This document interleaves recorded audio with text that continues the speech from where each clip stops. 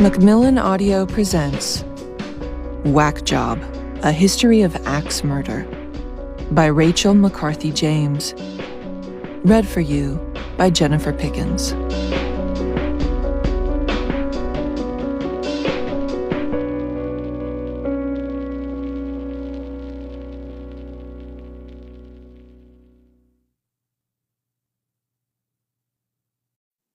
As an axe leaves its mark in the speechless tree, so an evil deed leaves its mark in the evildoer's consciousness.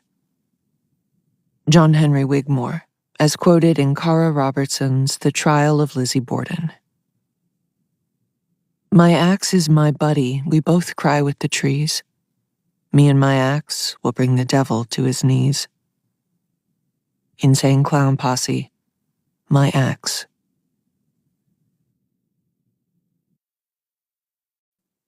Introduction. Nothing could be simpler. Early on in the process of writing my first book about axe murder, I took a job working in an after-school program. I was 26, and I'd recently figured out a new answer to the 100-year-old mystery of the murder of 8 people in Villisca, Iowa. I needed a day job, and the children at the nearby elementary school I had once attended myself were a bright counterpoint to the grim work of researching true crime. Mornings spent mired in awful murders were balanced by cheerful afternoons in sunny playgrounds and colorful classrooms, mediating disputes over nothing more serious than iPad time. At Pinckney Elementary, my job working in after-school care with the Boys and Girls Club was both more and less important than my work unearthing major connections between horrific tragedies. These kindergartners had real struggles too, but I wasn't a teacher or their parents. Anything major was above my pay grade. I had to make sure that the kids didn't die, but only in the 2 or 3 hours they were in my care. One day, a little boy said something that struck me. The setting was the gym, a routine safety assembly. Fire was banal as a threat, routine, done to death. But in 2013, the possibility of a mass shooter was still novel and exciting enough to make the kids antsy, especially since we were talking about school shootings like they were some forbidden R-rated movie. Barricading doors, running away, hiding, all of those things were covered, but we avoided mentioning the actual threat, the weapon, the gun.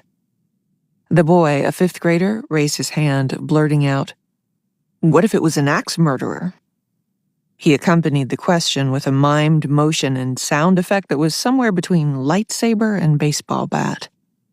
We just moved on without reacting. You can't rise to the bait that way when you're trying to get children to take something seriously. But the incident stuck with me. How did this child, born into the age of touchscreens, have a reference point for axe murderer? It makes sense that he wouldn't say, "What about a school shooter?" since that was the source of the very tension that the joke intended to relieve. Instead, he reached into his imagination and came up with a tool. Axes are a big deal in Minecraft, so I have no doubt that he understood that their primary purpose as a tool is to cut down trees. Axe murder, though, seemed a joke too dark for such a tender age. How was the violence of an axe murder remote enough to be funny, and yet familiar enough for a 10-year-old to invoke?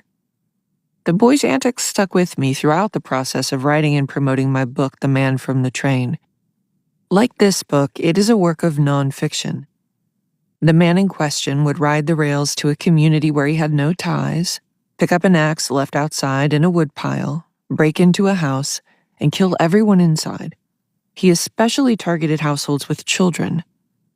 The book makes the argument that this pattern repeated dozens of times nationwide over about 15 years, and can be traced back to a man who evaded capture after murdering the family he lived with and worked for on a small farm in Massachusetts. From the beginning of my research process, the idea of the axe murderer as opposed to a murderer who used an axe was central to my understanding of these tragedies. Newspapers embraced the grabby, compound phrase slowly. In 1890, the term was almost never used, but by 1920 it was used frequently. Our fiend and the man from the train killed perhaps as many as 100 people beginning in 1898. He began relatively slowly, slaying 1 or 2 families a year, choosing rural communities and leaving geographic distance between his attacks. We believe that he was following work opportunities, especially the chance to use the axe to fell trees as a lumberjack. In 1909, he ramped up the bloodshed, and the events became more frequent and more tightly spaced. Though the idea of serial killers wouldn't be formalized for decades to come, awareness of them was dawning among the crime-obsessed public. After the man killed 2 Colorado Springs families on a September night in 1911, headlines about the axe murder began to take root in newspaper pages, especially in the Midwest. The coverage of that event died out, but the phrase took hold with the trial of Clementine Barnabet. She was a young Black woman in Lafayette, Louisiana, a troubled 18-year-old obsessed with cults and true crime who confessed to a series of murders in Louisiana and Texas. Horrible crimes she, in my firm opinion, did not commit. Her vivid court statement involving voodoo rituals grabbed headlines across the country. White journalists found it easy to exploit their readers' racism by placing exaggerated and obvious rumors into print. By the time the man from the train made his infamous trip to Villisca in June 1912, the phrase axe murder was a well-established part of the crime-writing lexicon, never to exit it again. It stuck to the Villisca event so firmly that when I first started research in 2012, the Wikipedia page for it was the first Google result for the phrase axe murder. I once believed that the emergence of this wording in newspaper headlines also mirrored a surge in the use of axes themselves as a weapon. But now, having tracked the axe over so long a period throughout human history, I don't think that's true. Axes are at their core utterly common, and so they have been as ubiquitous as weapons as they have been as tools. They are everywhere in our story of violence, so much a part of the texture of our conflicts that they become banal, unworthy of note. What made the phrase axe murder so charged in the 1910s was a clash of cutting-edge technology with ancient traditions in toolmaking over the previous 60 years. Industrialization would eventually make the axe fall out of daily use. But for a moment, the new machinery made the humble axe omnipresent. Battle axes were thoroughly outdated by the Civil War, but in military and domestic settings, there were more axes than perhaps at any other point before in history. Steel tool use proliferated after 1856, when a man named Henry Bessemer devised a new method of purifying iron quickly and inexpensively by oxidizing iron with pressurized air to remove carbon and other impurities. This one-step method was discovered in the process of producing cannonballs that could be fired in the manner of a rifle. Bessemer was driven to problem-solve after the British Postal Service stole his fiancée Anne Allen's idea to modify the dates on embossed postal stamps, a grudge he held even after his steel foundry made him wealthy. Steel had previously been quite precious and rare, but unlike lab-grown diamonds, its new availability and cheapness did not temper demand. Skyscrapers and trains and paperclips alike flowed out of the foundries, along with a flood of hand tools. Hammers, shovels, hoes, and others were suddenly much more common and inexpensive. In the 1866 Fyodor Dostoevsky masterpiece Crime and Punishment, the anti-hero Raskolnikov murders an elderly pawnbroker and her sister with an axe, grabbed from the kitchen in his apartment building. In the depths of his absurd and monstrous plans, in the chaos of St. Petersburg and his own head, he settles upon the convenience of the axe. Nothing could have been simpler. As electricity and plumbing and cars and telephones became increasingly accessible, the axe seemed all the duller. Guns supplanted the axe as the convenient weapon of choice, Chainsaws were used for a larger and larger share of forestry applications, though they weren't yet in use in the home. Axes were becoming an object of slight kitsch. At the 1893 World's Fair, a small glass version of George Washington's axe was a popular souvenir. Carrie Nation, a leader in the temperance movement of the early 20th century who raided and destroyed bars and speakeasies, remained an object of derision long after the repeal of Prohibition, her tiny hatchet no equal for the country's thirst. One brand of tobacco in the form of a plug, a brick of compressed tobacco leaves to be cut off and chewed or smoked in a pipe, called itself Battle Axe, recalling a now firmly extinct era of violence to flatter male customers who want to think of themselves as rugged, not unlike the logic behind Axe personal care products today. The axe was still around, but becoming antiquated. By 1922, the phrase axe murder appeared in U.S. newspapers hundreds of times each year, always used to describe actual crimes. But like all grabby phrases, it became tinged with the grime of exploitative newspaper coverage through overuse. As the chainsaw took more and more of the axe's main occupation, the axe became an anachronism. The contrast between the axe, boring, and murder, exciting, gave the phrase a darkly comic tinge. By the 1950s, axe murder was still a staple of newspaper headlines, yet the phrase, and indeed violence with axes itself, was becoming a stock joke. In Shirley Jackson's light-hearted book of domestic essays, Life Among the Savages, she writes of a sleepy domestic scene perked up by violence. I finally found an account of an axe murder on page 17 and held my coffee cup up to my face to see if the steam might revive me. In 1955, Charles Schulz killed off unpopular character Charlotte Braun in an illustration that parodied the gentle humor of Peanuts by putting an axe in Charlotte's head. In the 1964 hagsploitation movie Strait Jacket, Joan Crawford campily raised the axe for B-movie thrills to theatrical success.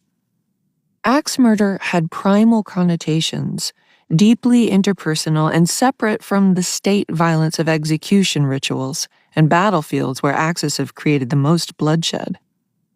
These associations came in handy in 1976, when North Korea and the United States nearly got into a war about a tree. In the North Korean axe murder incident, Captain Arthur Boniface and Lieutenant Mark Barrett of the U.S. Army tried to trim a poplar tree that had created a surveillance blind spot.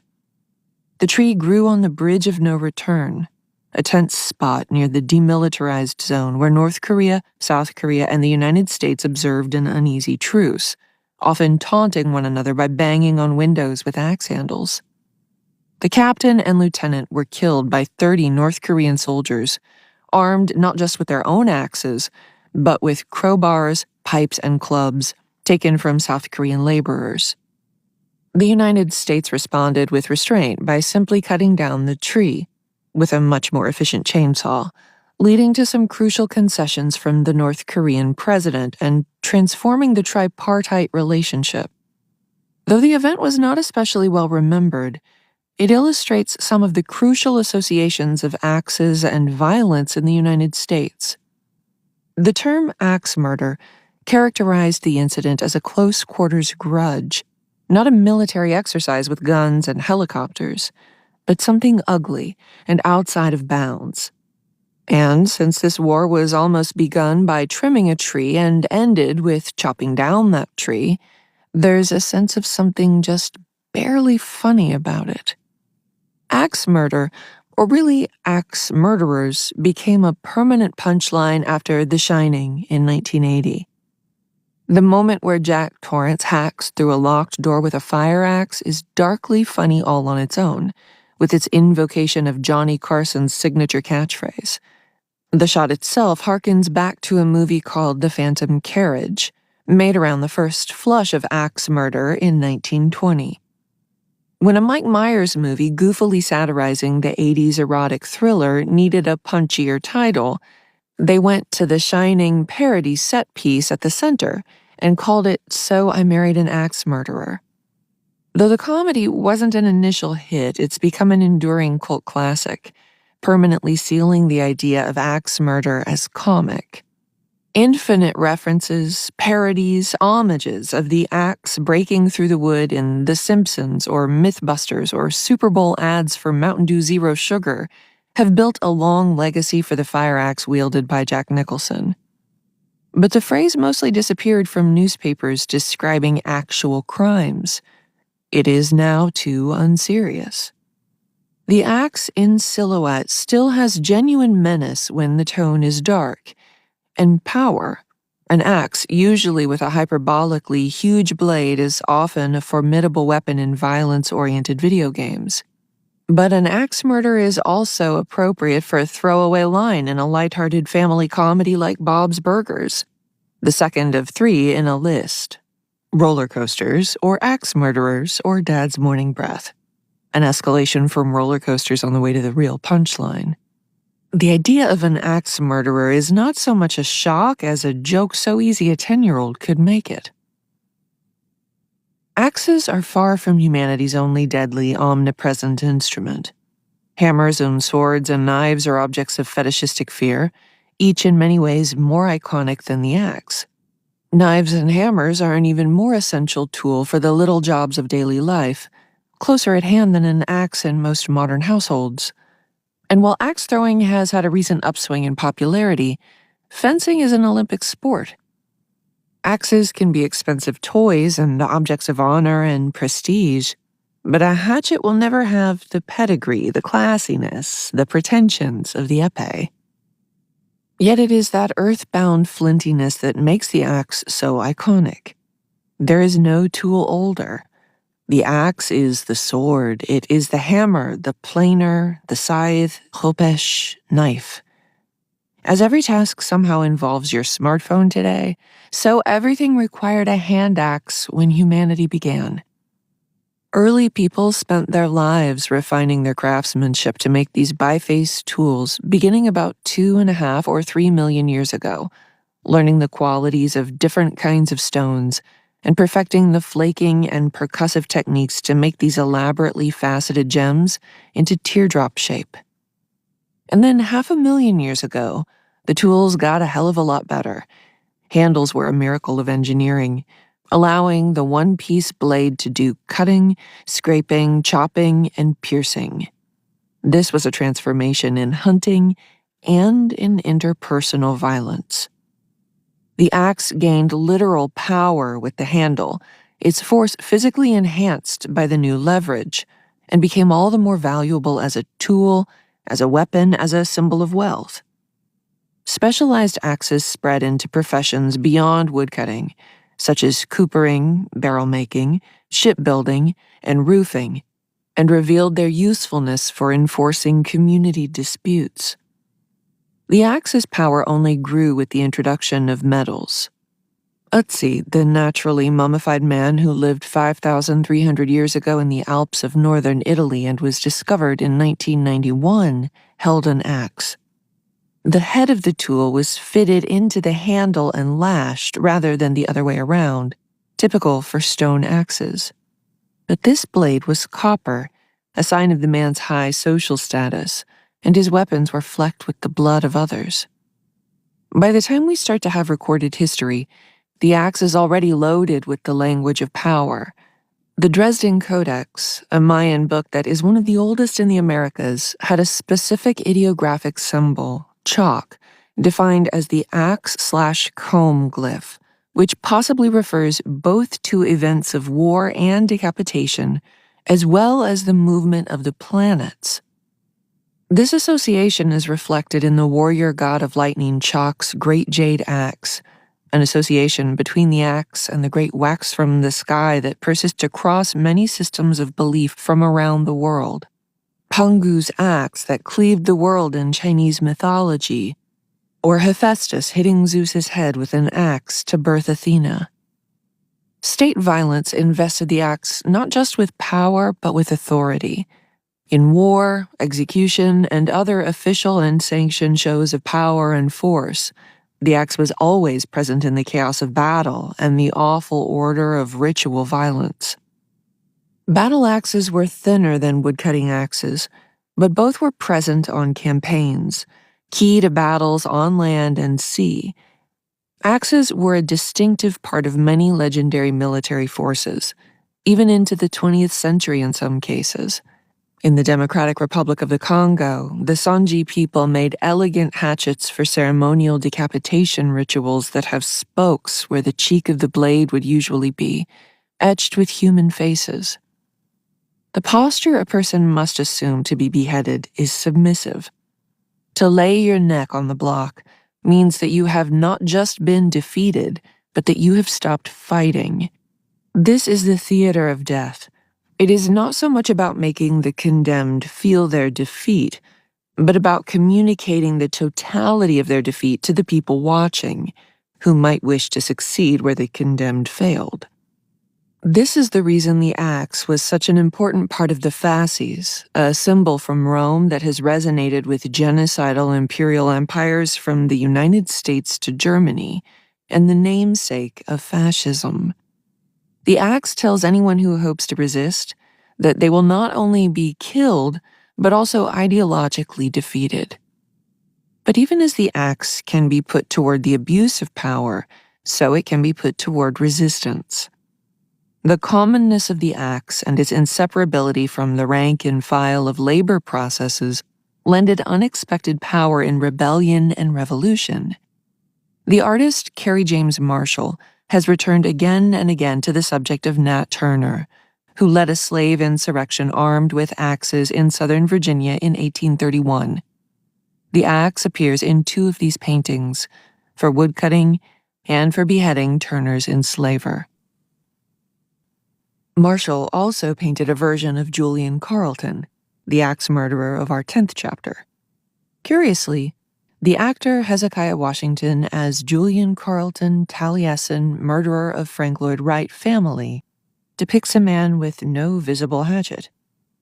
Perhaps this relates to Carleton's silence in the days between the murders and his death, while Turner's confession reverberated loudly. In the establishment and westward expansion of the United States, the axe became pivotal. Early on, it was heavily taxed as an import, making it a scarce and valuable tool in trade. Demand only grew. This was once a heavily forested country, full of unimaginably huge trees, and there were homes and farms and railroads to build. Even non-rural families like the Bordens found themselves with 5 different axes in their cellar. As the Bessemer method led to the explosion of steel tools in general, there were suddenly many more patterns of axes to fit different needs: roofing, woodcutting, firefighting. The Pulaski, an axe with a hoe on the back of the pole invented in 1911, endures especially as an essential firefighting tool. But by 1965, the axe was no longer the default choice for so many of the tasks it once handled. Chainsaws took its truest purpose, woodcutting. Electric heat reduced the need for firewood cut in the home. Grocery stores made it easier and easier to buy meat that was already butchered. Cars meant there were no more carriages to repair or horses to shoe. Today, you only have 5 axes in the basement if you really like axes. It's not that the axe is no longer useful.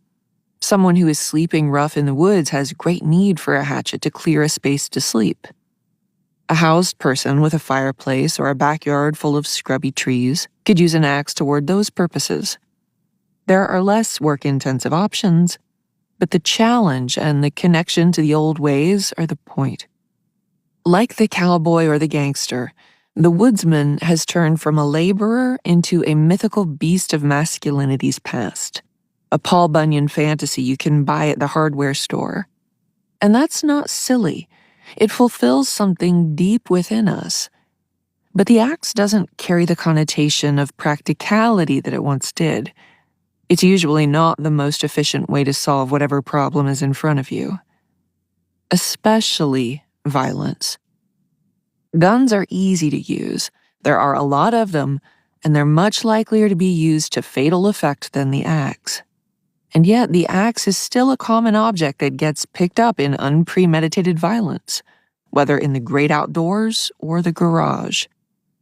Though gun purchase laws are nowhere near tough enough, it's still much easier to buy an axe than a gun.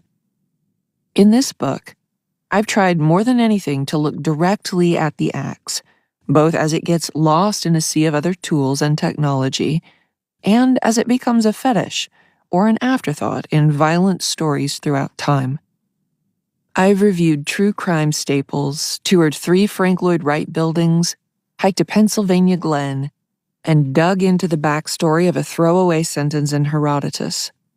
The kind librarians at the University of Kansas sent scores of books about everything from handles to sex crimes to Vikings, right to my office at my day job, and let me renew them for years. Lost one summer on a college campus in Memphis, Tennessee, I found a huge mural of Ramses II smiting his people with a circular axe. And I've learned to see human sacrifice rituals everywhere. Each story in this book is prefaced with a brief explanation of one specific kind of axe, and how each new blade reflects the axe's evolution as a piece of technology, weapon, and cultural symbol. There are hundreds and sometimes thousands of years between many of these murders. The events in these books take place at such disparate moments in history, but they have commonalities beyond the tool central to each: revenge, guilt, entitlement, exploitation, shame, spite, war, greed, madness, and occasionally freedom, resistance, redemption, community, even.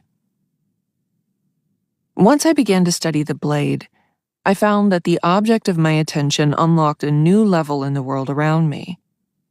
When I watched television, any appearance of an axe was cause to exclaim, doubly so if it was an actual reference to axe murder. When I saw an axe-throwing place in a little middle-of-nowhere town, obviously it was a sign. When I went to art museums, I made a scavenger hunt of finding all the axes I could, in the weaponry room or in the background of bucolic landscapes. My friends started sending me axe stuff, and I've started collecting axes and related tchotchkes, the way my mom collects little elephant statues. It feels as if every axe is a reference to me. The reason it felt like a secret new language, the reason I felt like no one cared about it but me, is because most people take it so much for granted. We take for granted that which is everywhere, inextricable from the landscape of the forest, of the utility shed, of violence. Like anyone who declares a #1 hit to be their song, the axe is not actually my thing. It's a popular hobby, and a lot of people know a lot more about how to use it than me. Collecting, using, and maintaining axes can be an expensive hobby, and a lot of the people who are very into it are into it for better reasons than me. I love the axe as a symbol, but they understand it on a deeper level, not just as an intellectual pursuit, but as a physical and practical application. Even after several years working on this project, there are a ton of details that I can't retain, but that seem to be second nature to the Redditors on subreddit Axecraft. I care about the difference between tomahawk and a Hudson Bay hatchet, but the difference between a Baltimore, Kentucky and a Delaware, Jersey pattern axe head is not so important to me. Axes are a fun hobby because there are thousands of minute yet important variations, but also because they're just fun. Fun for collecting, fun for exercise, fun for sport. Axe throwing seems dangerous, but not to the point where you won't have a beer and joke around while you're doing it. A sharper thrill than bowling. No one has died in an axe-throwing accident yet, though it seems inevitable. One time in a hotel room, I came across an axe-throwing competition on cable in which all the advertisers were insurers holding their breath. The axe's simplicity is armor against the worst-case scenarios. No trigger, no bullet, no rotating set of teeth. Just one moving part, as the U.S. Forest Service titles its loving and detailed manual of the axe. And yet the axe is so sharp and it needs such maintenance that it becomes a tool of accidents, missing toes, lost fingers. That's the scenario in a verse in Deuteronomy that has fascinated me since I found it near the beginning of this project.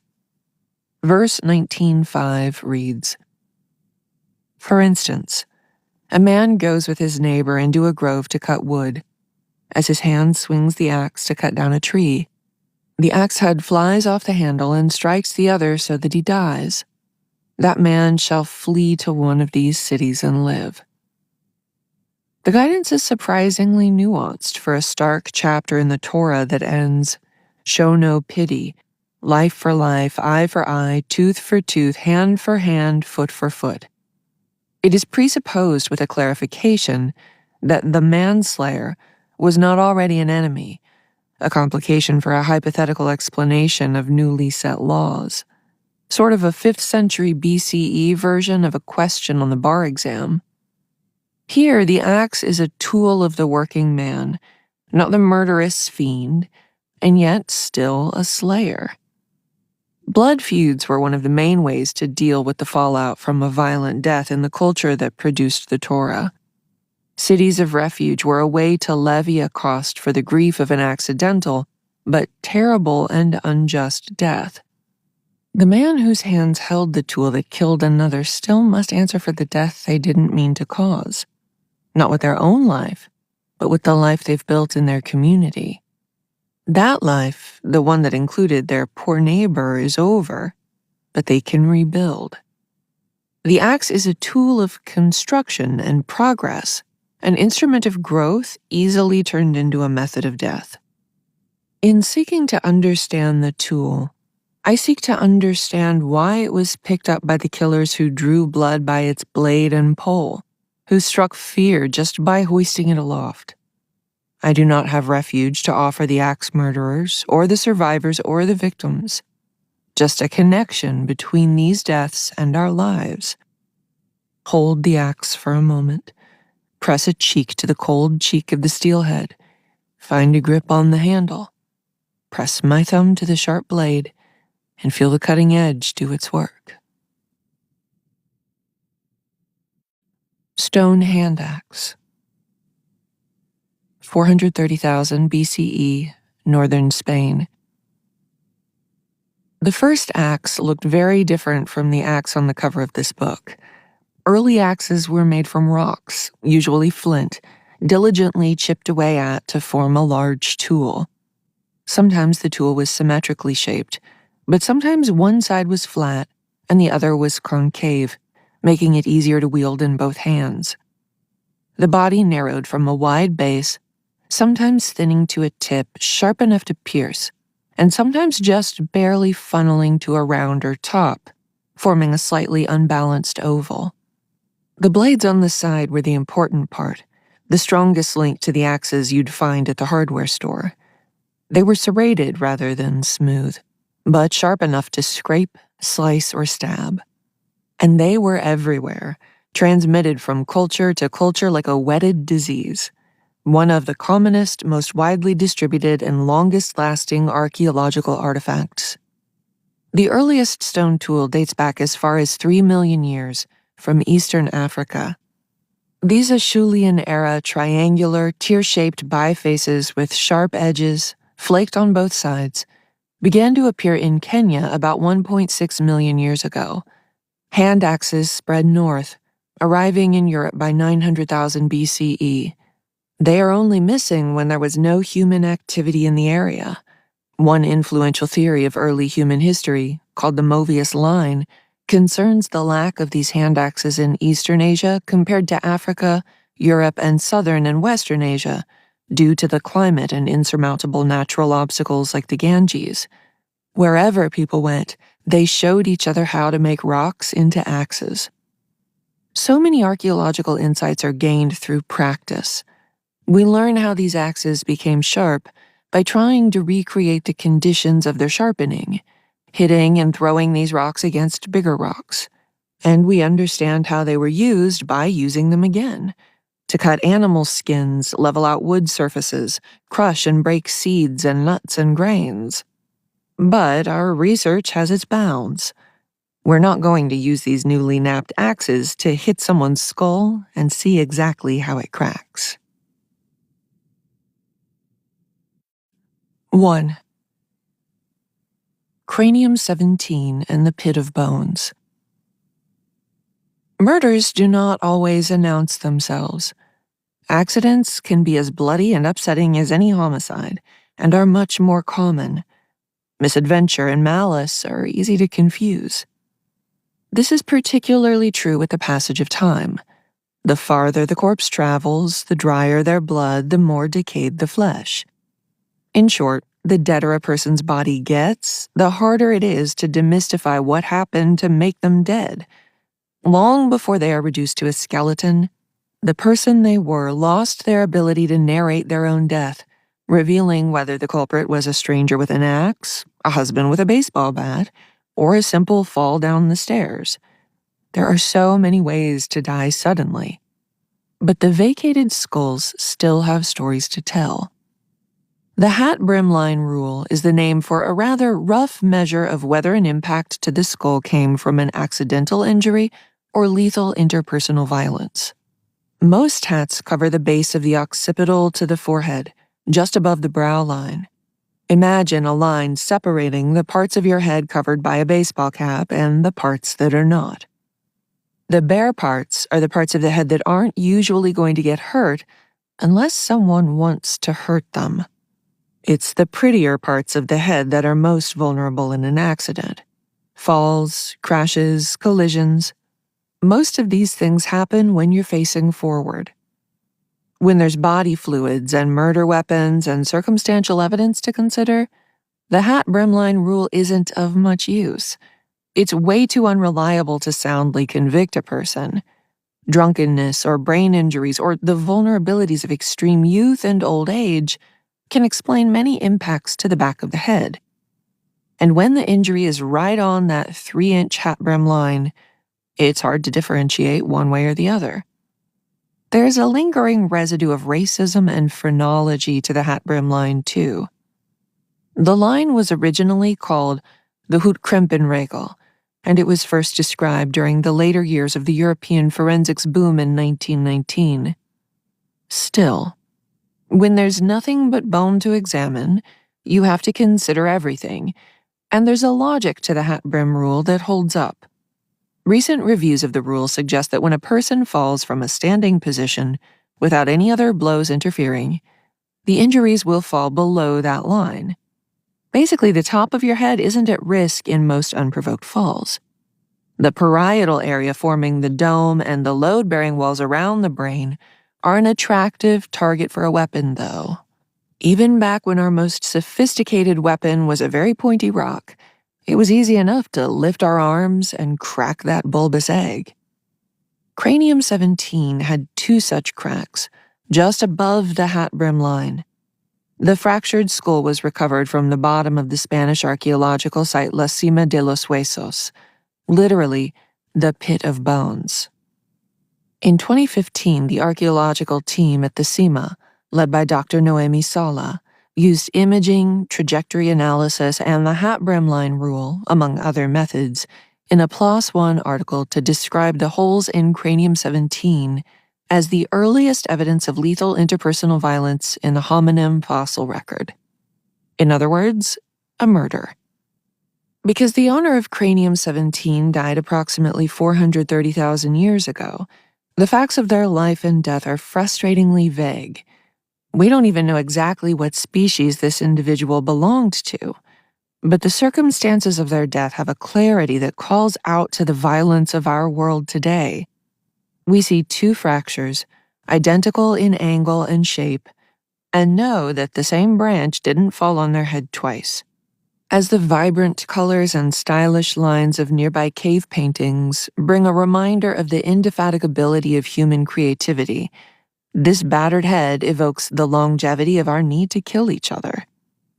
Axes were not made for murder, but they were made in part for violence.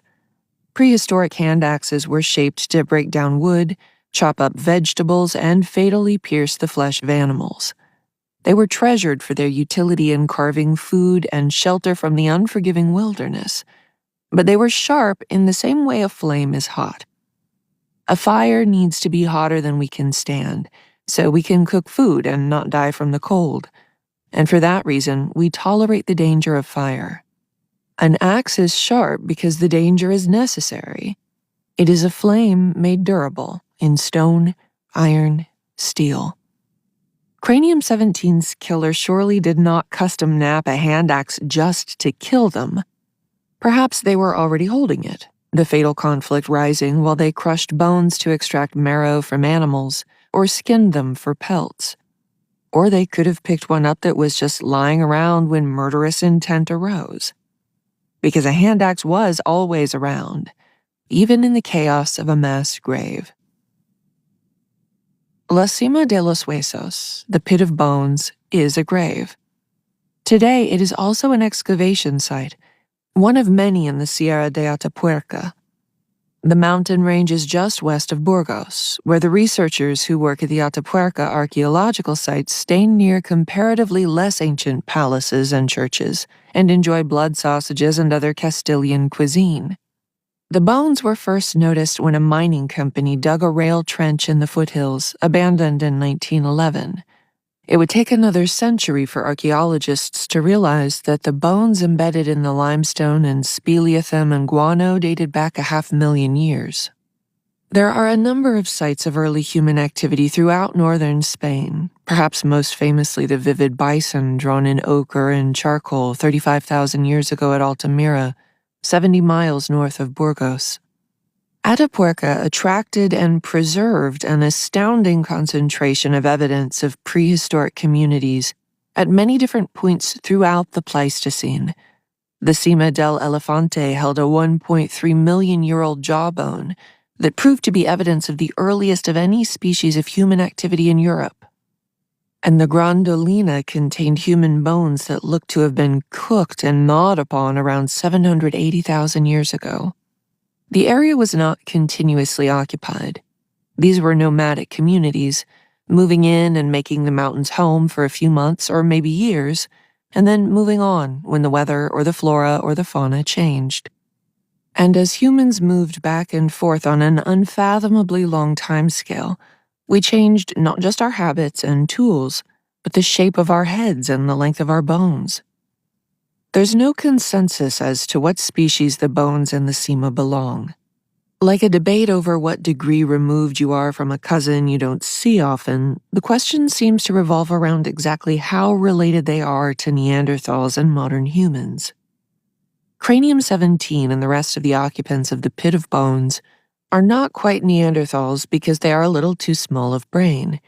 The people in the Cima had not much in the way of the occipital chignon, the bone at the back of your head that keeps the brim of the hat in place.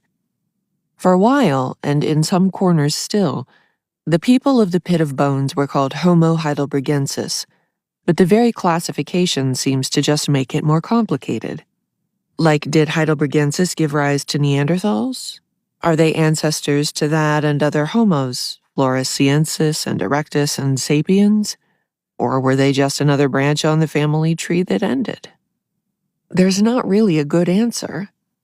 It's kind of a mess taxonomically in the field right now. Dr. Rolf Qualm, co-author of the 2015 study that classified Cranium 17 as a potential murder victim, said to me in a 2020 interview, "If you ask 3 different anthropologists who work in the field what heidelbergensis is and which specimens go in, you get 3 different answers.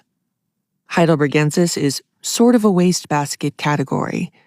Basically, any human remains older than 200,000 years and younger than 800,000 years that aren't clearly Neanderthal, aren't clearly Homo erectus, and aren't clearly modern humans might get called Homo heidelbergensis.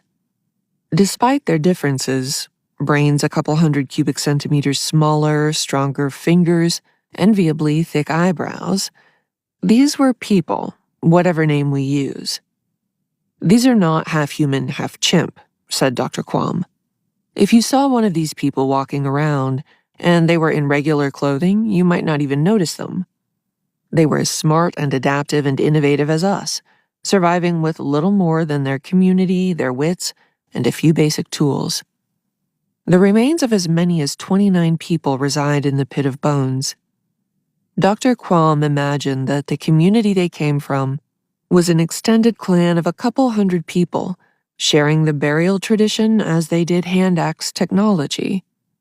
There are many places, of course, where a lot of bones are collected in one place, but they're usually inhabited sites, where people obviously gathered and worked and ate and slept, leaving behind hearths or animal bones or tools and the little pieces of flint carved away.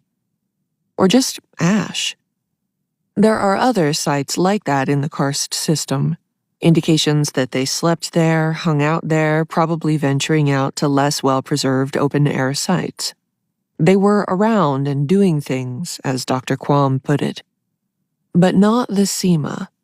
It was inaccessible then and now, tunnels and caverns tucked deep beneath the rugged surface of the low-slung foothills.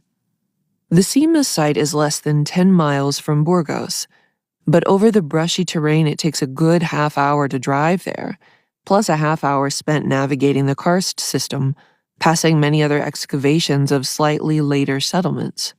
All-day excavations are impossible because of the lack of oxygen. Once they're at the Sema, archaeologists are rewarded with the promise of the finds that might never come for other researchers.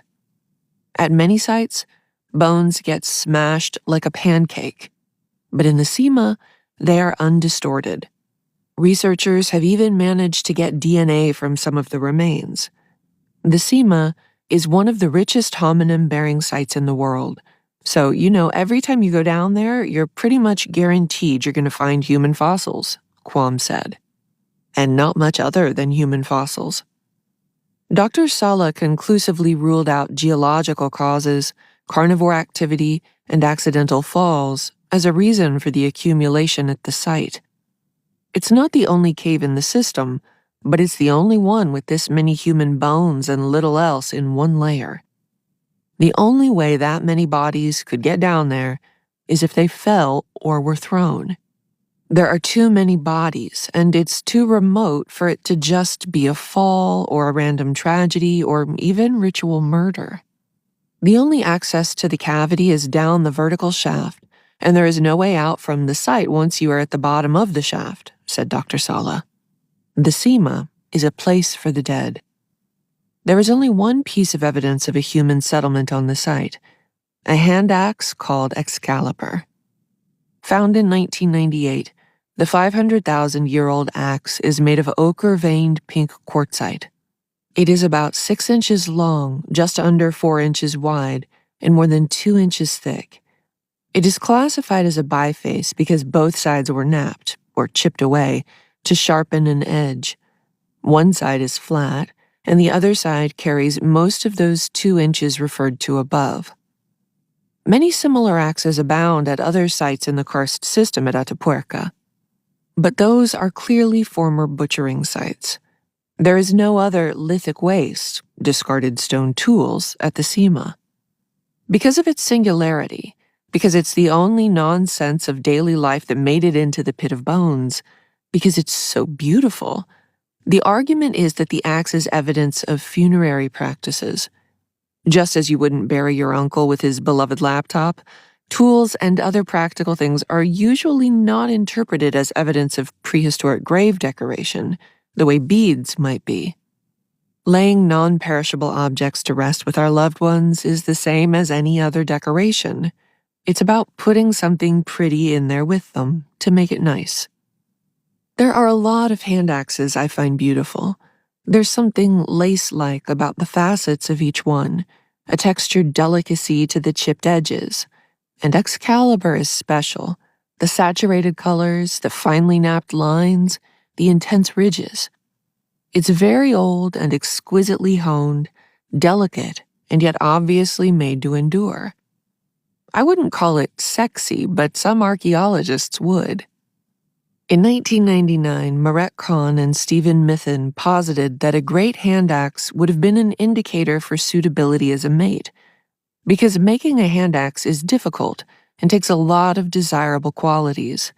Knowledge of local resources, like where to find the right rocks, the physical prowess required for the percussive technique of knapping, hitting or throwing rocks against other rocks to get them into the right shape. Ability to work with others, since hand axes may have been shaped from flats of stone prepared by others for more standardized shape, thickness, and size, so they could be formed to better suit the intended tasks. The intangible benefits of good character may have mattered even then. Possession of an axe could serve as proof of the ability to plan and coordinate and possess the determination to actually finish the thing. I'm imagining a lot of half-made axes abandoned like novels. The symmetry and power of these tools act as a sort of plumage. Hand axes, like Excalibur, were not axes in the sense that the term axe murder invokes. In violence or firewood production or the cooking process, a person's arms would have to do the work of the non-existent handle in applying force and leverage behind the sharp edge, though some hand axes had wood or bone handles, wedged or attached with twine as early as 500,000 BCE. Even without a handle, Excalibur is still dangerous, pointy and sharp, capable of stabbing a skull. Her edge comes to a single point, a little like a pickaxe or the sword she is named for. Really, Excalibur has as much in common with a noble sword as it does with an executioner's axe. Dr. Sala mentioned that the weapon could be something else.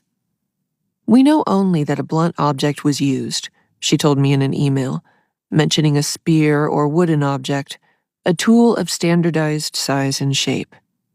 Hand axes this early were sort of stem cells for future tools and weaponry. The stabbing tip, the whetted edge, the crushing heft. In this form, they were ready to become many things. A broken axe might become the tip of a spear.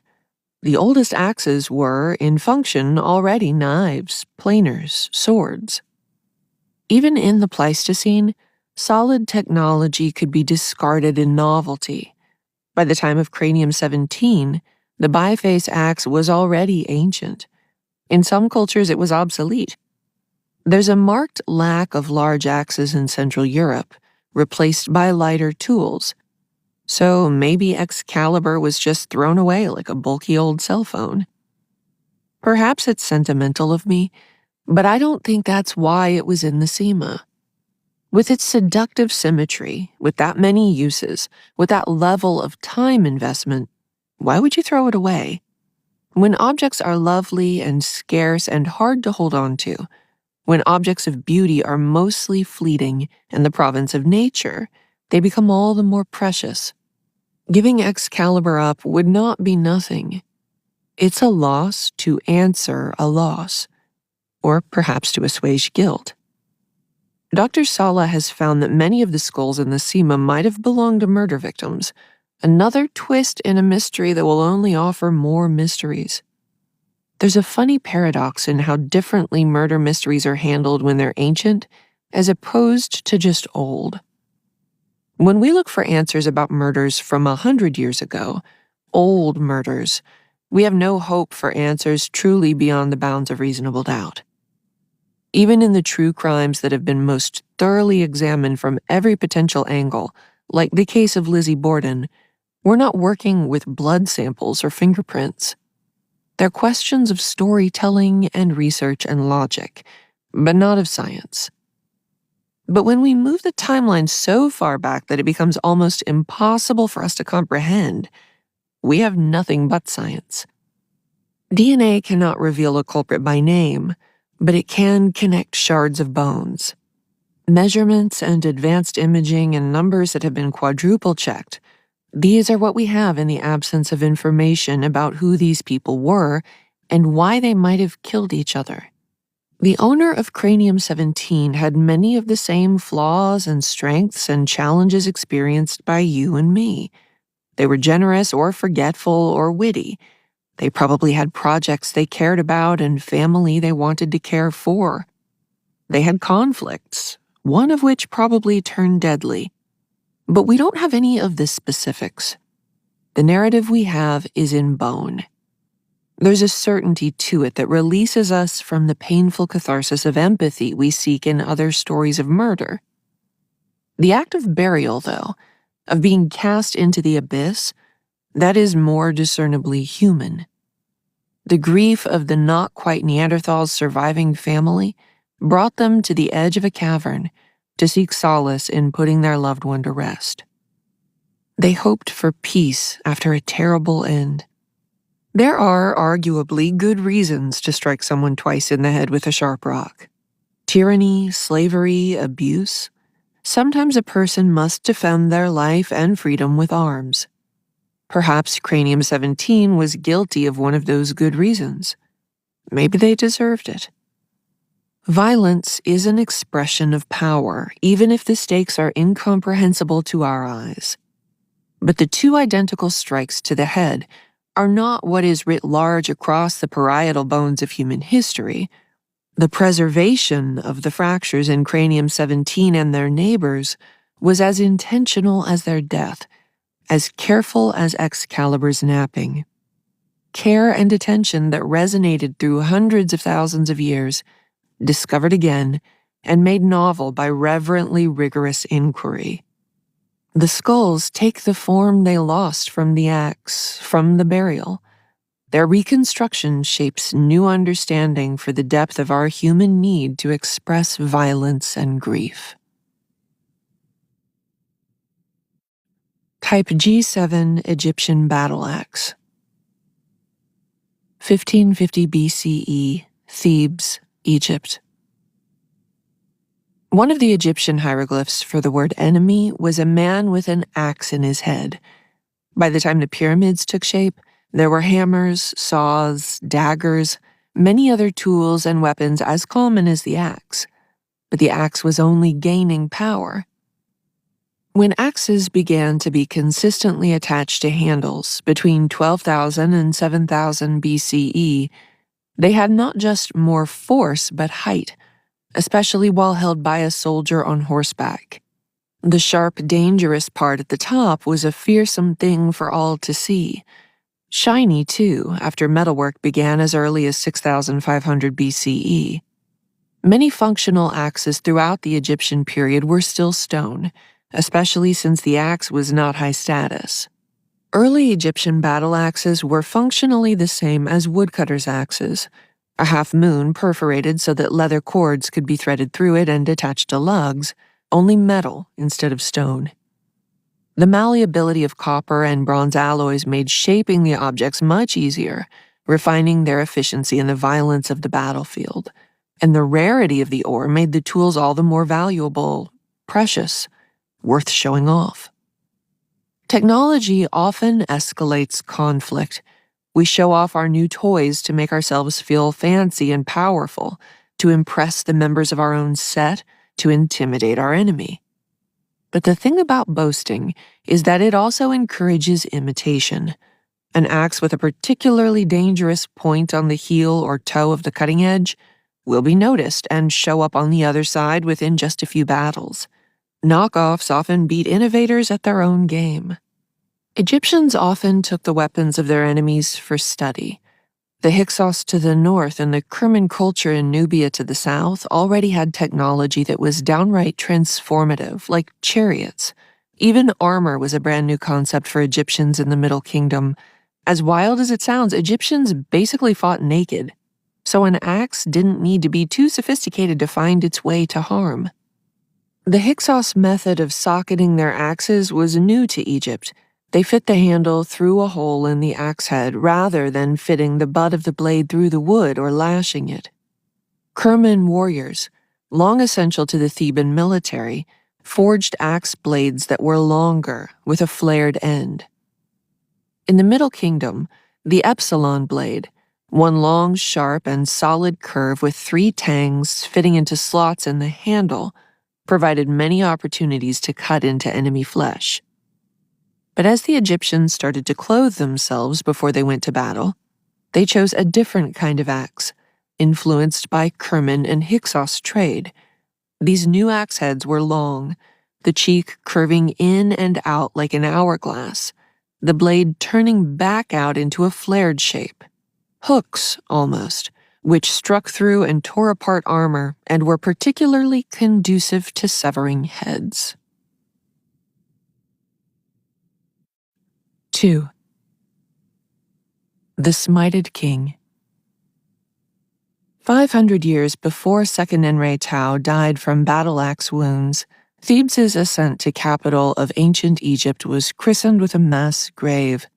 60 bodies, experienced soldiers of Lower Egypt, killed in a civil war by arrows and daggers and simple clubs. Their crushed skulls were left out to be eaten by vultures before being wrapped in linen, with no other preservation. Effective propaganda for the brutal power of the new pharaoh, Mentuhotep II, who had been just a regional king until he reunited the two lands of Egypt and began the 11th dynasty in the mid-20th century BCE. So the Middle Kingdom was brutally begun, one of the most glorious times in ancient Egyptian history. Thebes was all of its greatest qualities wrapped into one city, the political, religious, cultural center of Egypt, until a vizier named Amenemhat I took the top job from Mentuhotep IV, maybe in a coup, and moved the capital closer to Memphis. In the 11th dynasty, the new royal family doubled down on internal security and border control. But the tighter the hold a state has on its people, the greater the power vacuum it creates when it finally loses its grip. 50 pharaohs shuffled through power in the 150 years after the 11th dynasty died, with the woman king Sobekneferu in the early 18th century. These were elder statesmen who felt that they had waited their turn and now wanted their glory, all while making no more impact than your average William Henry Harrison. Viziers kept the country running, but Egyptians could feel the relief of lower expectations for kissing the king's ass. People stopped wedging mentions of the current pharaoh into their funerary monuments.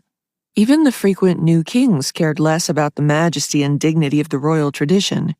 The pharaoh Sobekhotep III, circa 1680, bragged about his commoner parents, branding himself as a humble outsider, a breath of fresh air, a contrast to those fat cats down in Memphis. But he didn't last long either. Egypt's border security began to lose its grip as the royal court slid into a gerontocracy shuffle. Unpaid bills started to pile up, a betrayal of the Egyptian veneration of order. When the region of Avaris, then called Hutwaret, declared independence, the central government could barely muster a response. But the new state didn't last long either. Everything was a mess. And then Hyksos seized the moment. It's hard to say much of anything definitive about who the Hyksos were. They weren't compulsive note-takers like the Egyptians, nor were they around long enough to accumulate a ton of monuments to themselves. They were active for about 100 years, from the mid-17th to the mid-16th century. Hyksos literally means rulers of foreign lands. Over 1,000 years later, Egyptian historian Manetho called them shepherd kings. Shepherding was not a high-status profession in Egypt. They had roots in coastal Lebanon. To the xenophobic Egyptians, the Semitic-speaking coastal elite, as Toby Wilkinson described the Hyksos in his book, The Rise and Fall of Ancient Egypt, were among the miserable Asiatic. Egyptians revered their former glories. With a view like the pyramids, who wouldn't want to look back? But the Hyksos had no such fixations on the past. As the top-heavy Egyptian administration toppled, the Hyksos moved forward, focusing on practical issues, keeping the supply chain going. Lower Egypt was in chaos, and the Hyksos were the people trying to do something about it, trying to stop bad things from getting worse, while the administrators went through a king a week. And for over a century, they ruled the Nile Delta and more, ruling Thebes for a short period. The Hyksos were not tyrannical. There was some degree of cooperation between the Hyksos and the locals. Egyptians were able to own and profit from their lands for agriculture and animal husbandry, for one thing. When you weren't facing their newfangled chariots, the Hyksos weren't that bad to deal with. And the Hyksos weren't the only rivals for the red and white crowns of Egypt in the mid-15th century. The Kush region of Nubia had a coalition of fierce warriors ready for the fray. Some Thebans wanted to play it safe and simply adapt to the Hyksos' presence in Egypt. But others in Thebes believed they were the true Egyptians, and that they should rightfully own the country. Avarice was becoming a thriving trade port with a distinctly Asiatic culture, a hub of fresh ideas and heterogeneous energy. Egypt was in many ways a melting pot, and these Thebans didn't like that. They wanted a real Egyptian on the throne. Seqenenre-Tao came to the throne shining with the promise of a future that looked more like Theban's glorious past. Tao didn't rely on simply riling up the base and going into a chaotic war. He made orderly choices in fortifying the area around Thebes. Nor was he a coward. When the time came for battle, he did not stay in his new strongholds, but joined the front lines. He was easy to believe in, not just for his lineage or his bona fides in planning and executing war, but for the same reasons politicians succeed today. He had the right look, tall, handsome, great hair, and a formidable wife, Ahotep. The reunified and triumphant Egypt that he promised would come to pass, but he would not live to see it. For many years, Seqenenre-Tao's death was almost as much of a mystery as Cranium 17's. Because he was found with the likes of Ramses II in 1881, it took years before anyone figured out who he was. Everyone was so busy with the other mummies in his cache, like Tao's son Akhmosa and the Thutmoses I, II, and III, that it was 5 years before anyone actually took him out of his coffin and took a good look at him. Or, well, a good sniff of him. Most mummies smell pretty good for being dead that long. Not great, but better than decomposition. Definitely musty, but stuffed with oils and perfume. So it's more like stale beef jerky than anything truly stomach-turning. Seqenenre-Tao stank. His spicy, sort of foul smell was the first clue that something was different about him when he was finally examined by Gaston Maspero in 1886. And the body was in no better shape than his shroud. The head and bones were loose and misplaced. As Maspero unrolled the greasy, worm-infested linen ribbons, Seqenenre brought him layer after layer of horror unbefitting the careful standards of royal Egyptian embalming. Mutilated head, caked with brain matter, beetle larvae in the once glossy hair, a head completely separated from his body. Maspero imagined an axe from the very beginning, but for more than a century, researchers poked at Tao's royal anomalies, suggesting different theories of his death. Since the wounds came from above, and none were defensive, he could have been assassinated while asleep, maybe with a dagger. For others, the position and multiplicity of the wounds suggested a battlefield melee, chariot-borne, axe-wielding Hyksos soldiers descending upon Seqenenre-Tao like a sudden plague.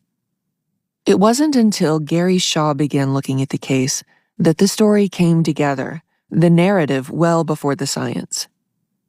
"I'm not a technology specialist. I'm not a mummification specialist," he told me via Zoom. "I class myself as more of a historian of ancient Egypt, and so I was just synthesizing all the information I could possibly find and pulling it together." By understanding the political context of the king, he was able to envision his death in a way later verified by physical evidence like imaging. Not every scholar agrees with his interpretation, but a consensus of sorts settled around Shaw's version of events. The exact cause of the fatal conflict and many other precise details like its scale and length are gone. What we do know is that the Prince of the Southern Realm braved the battlefield himself in 1533 BCE, probably not on the front lines, but he was with his men in Hyksos territory when he was captured. His army was not around him when he met his end. When he was executed, Seqenenre-Tao was a prisoner in the realm of his enemies, the rulers of foreign lands that he thought were still his. His hands were tied behind him, and he was forced to face his final defeat on his knees before a power he could not displace. Likely first was a wound just above the hat brim line, high on his forehead. The axe was the newfangled kind with the splayed blade, wielded by a high-ranking member of the Hyksos army, Perhaps a Pepi who appears with Tau in an incomplete piece of Egyptian literature in which the Hyksos Namarch complains about hippos, often a slur of sorts in Egypt, though in which direction I'm unclear, to the Thebes ruler. Second Enre Tau fell to the ground as his Hyksos assailant continued their blows, cutting his right eyebrow and left cheek. They used the butt of the axe, or perhaps a mace, to smash the king's nose. Someone else jumped in then, spearing his ear so deeply that the sharp, thin tip of the weapon reached Tau's foramen magnum, a small opening in the occipital sphere where the spinal cord lives. The pharaoh was definitely dead after that. Someone kicked him to his side, then stabbed the right side of his skull several times. Then they left him there to decompose. No linen or anything, less care and reverence than even the 60 soldiers killed by Mentuhotep 500 years before. The choice of the battle axe was probably not an active consideration, but an instinctive practicality. The axe was a bit lower status, a bit more common than a fine dagger or knife or sword, but it was the instrument of that war.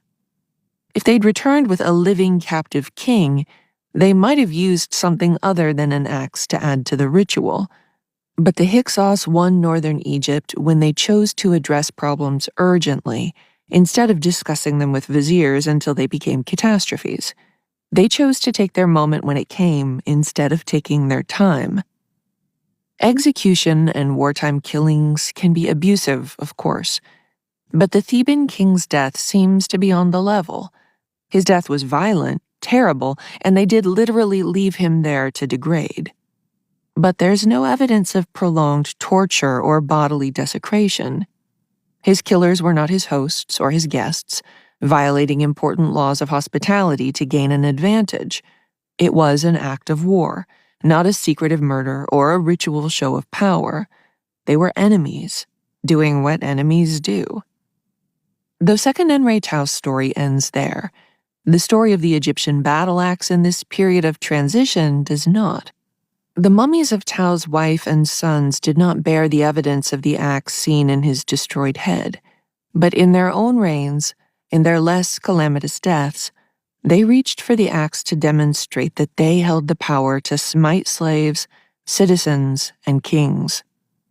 The nature of Second Enre Tau's relationship to the next pharaoh, Kamose, is unclear, because Egyptian royal family trees are extremely difficult to figure out in the best of circumstances. Ahotep was an ideal queen because she was Tau's sister, after all. Son, brother, whatever, Kamose certainly had the kind of chip on his shoulder you'd expect from an underdog substitute king. He liked to see himself as someone who went against the entrenched wisdom of his snooty advisors, who wanted to stick with the three-state status quo. Kamose's kingly ego wasn't satisfied with quietly thriving. His wish was to revive Egypt. After blasting Hyksos-supporting towns, he intercepted a letter from the Hyksos pharaoh Apepi to the ruler of the Kush, offering to split Egypt between them. He sent the letter back with a message of his own. "I will not leave you alone. I will not let you walk the earth without my bearing down upon you." This was no empty threat. Soon he was in Avaris, within sight of the royal compound, their women peeping out like baby mice inside their holes. He raped them and cut down Apepi's trees and took his precious goods: gold, lapis lazuli, silver, turquoise, bronze axes without number. But when Kamose died a couple of years later, he wasn't buried like a conquering king. There was so little drama around his death that it feels like a rebuke. Kamose was stuffed in a grave suitable for a private person rather than one made with a king in mind. As soon as Akhmosa reached adulthood, he hit Lower Egypt with full strength, taking back first former capital Memphis, then Ra's cult center Yunu, and finally, after 2 extended aquatic assaults, the Hyksos stronghold Avaris. The army of Central Egypt plundered the city, killing the Hyksos, and then hunted down and killed anyone they could find who fled. Then he took over a little of Palestine too, just for good measure. Apophis was defeated, and the Hyksos rule of Egypt was over. Holding the center in the midst of all this Kamos and Ahmos chaos were the queens. In the years between Kamos's death and Ahmos's assumption of the throne, Seqenenre's widow Ahotep led the country and kept it stable, maintaining trade and military ties and keeping out the Hyksos in Lower Egypt and the Kerman in Upper Egypt. Seqenenre's mother Tedisheri, Ahotep, and Ahmos's queen Ahmosa Nefertari were as powerful as pharaohs, their long lives accumulating public glories. Ahmos's esteem for his mother Ahotep was recorded in one stone monument, especially her accomplishments in having pacified Upper Egypt and subdued its rebels. Between this and the many axes in her makeshift tomb, you can see why early Egyptologists thought of Ahotep as a warrior queen. Her mummified remains were discovered in 1859, but her sarcophagus and earthly remains were confusing because she was moved thousands of years ago from her original resting place to avoid grave robbery. Her necklace of golden flies was instantly iconic. It was reproduced in Elizabeth Taylor's Cleopatra and was the basis for the idea that the golden flies represented tokens of military accomplishment. More recent research suggests that these flies were not badges of military honor or persistence, but personal totems with a variety of meanings: beauty, health, nature, life, death. Flies became not a persistent annoyance, but the manifestation of the things we value most, made into wood, bone, metal ornaments to become an element in one's personal style. Ahotep had a total of 12 axes buried with her. 8 were little things, 3.5 inches or so, made of gold and silver. They are plain except for a little embossing in imitation of cords lashing the head to the handle. Possibly they were game counters, like the thimble in Monopoly. The big axes seem to be from the reigns of Kamos and Ahmosa, because keeping old stuff at your mom's house is an ancient practice. They are all of the type that killed Seqenenre, hourglass-shaped with a broad cutting edge. 2 praise the name of Kamos, son of Ra in hieroglyphs. Identical blades, but only one with a handle made of horn.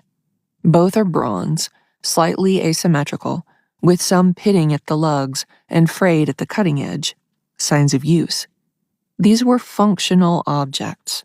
Whether they were used to make ceremonial furniture or cut ceremonial wood or cut off heads ceremoniously is unknown, but they were tools in use and not just something to behold. When the state was weak in Egypt, functional axes and daggers were much more common in mortuary contexts. When Egypt was strong, the axes in graves were much weaker. They were abstractions, symbols of power, tokens. Ahotep was the power behind a weak and a strong state in her long life. She got the country through the failures of Seqenenre and Kamos, into the victories of Ahmosa, and so the life-size axes of Ahmosa in the tomb of Ahotep are not fit for battle. Their waists Barbie narrow, their gold and silver too soft to sever. They are just for show. But what a show! There are 2 of these beautiful axes, but we only need to talk about the fancier one. Shining gold offsets images inlaid in lapis lazuli, turquoise, carnelian. There is a man kneeling with palm branches to represent eternity, a vulture and a cobra, both wearing the 2 crowns of a united Egypt, a crouching sphinx. On the other side is Ahmos's names, and below them a scene of royal violence. Ahmosa stands tall, holding the frizzy hair of an enemy. Hair shape was often a way to mark the other in ancient Egypt. They were all about style, but what culture isn't? This doomed person was probably not a Hyksos warrior, who were signified by a distinctive mushroomy cut, but a Nubian or perhaps a traitor Egyptian. Ahmosa wears his royal kilt and holds a khopesh. A khopesh is the most uniquely Egyptian weapon, somewhere between a battle axe and a sword. It is one long piece of sharp metal, curved into a sort of C shape, which is most often compared to a sickle, but reminds me more of an epsilon-shaped axe. The pharaoh is seen in the act of smiting. As he sinks the khopesh into the frizzy head, he holds his victim's elbow to stop them from fleeing. They are crouching or kneeling, perhaps. It seems a scene of war and not ceremony, like Second and Ray Tao's end.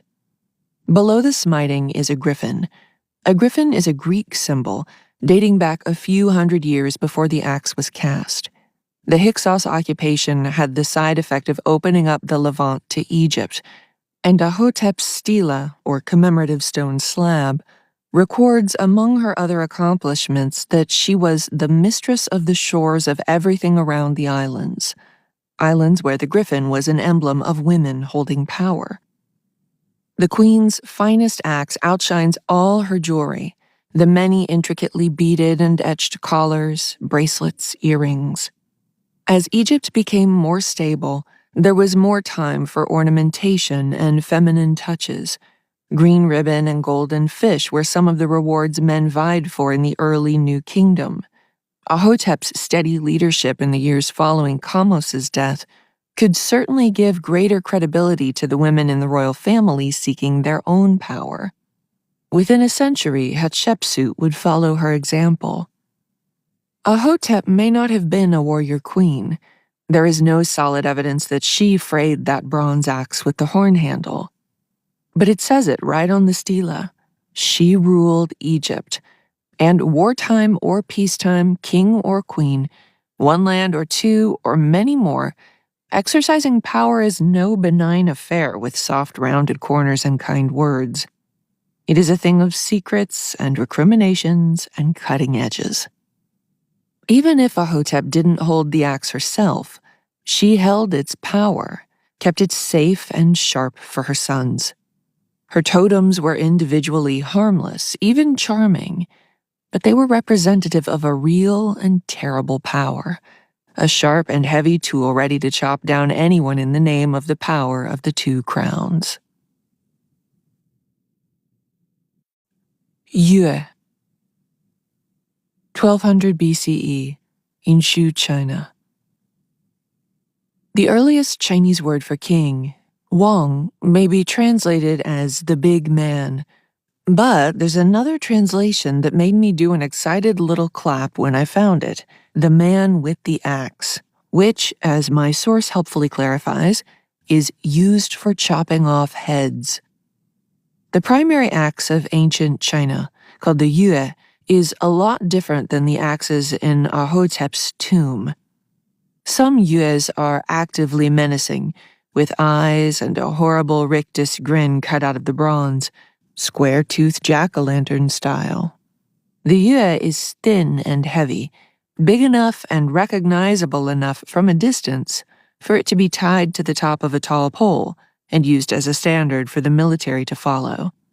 These were bespoke weapons, each tailored to the particular danger of the carrier. The process of design and casting would take a lot of time and resources, creating the kind of object meant only for the highest of high, kings and generals, and maybe a queen. For a time after we began to understand metal, the axe remained the symbol of power and military prowess. As we started to record our own existence on papyrus and clay tablets and bits of bone, we used axes to communicate something more primal. Far from a tool taken for granted, an axe raised high on a pole was a provocation, an expression of might. China was one of the greatest producers of bronze in the ancient world, and in the Shang dynasty the axe was its totem, weapon of the executioner in the battlefield, a canvas on which to show off artistic and technical excellence, and a flag for warriors to follow into combat. Shang dynasty warriors didn't use battle axes in their hand-to-hand combat. The yue was more authoritative than that. It was only bestowed upon generals who had the right and power to levy war. kings displayed the axe to remind their subjects of the consequences of disobedience. Executions were not reserved for lawbreakers. Enslaved people were frequently executed as a part of ritualistic violence. State violence, performed with an axe, is not necessarily the same as axe murder as an act of interpersonal violence, which is not to say that they're any better. Few righteous processes end with an axe in the head. But in many cases, they are decisions made not by one person, but by the community. War and execution and even human sacrifice have to consider customs, ritual, circumstance. The Shang dynasty king Wu Ding hung an enormous axe with the face of an eager, terrifying beast behind him on the wall when he met with his subjects. This wasn't a functional thing, this yue. It was certainly sharp enough to chop off a head, but it was massive. The proportions are like those of a fantasy axe in a video game, technically capable but simply too huge to pose a practical threat. Yet it was certainly a threat. The axe was power itself. The Shang axe embodied the fear and might that underpinned Wu Ding's relationship to his subjects. The axe and the menace of execution, the implicit force that made the king's will be done, were so internalized that he didn't need to actually wield it. The axe went straight from the wall to their hearts. 3.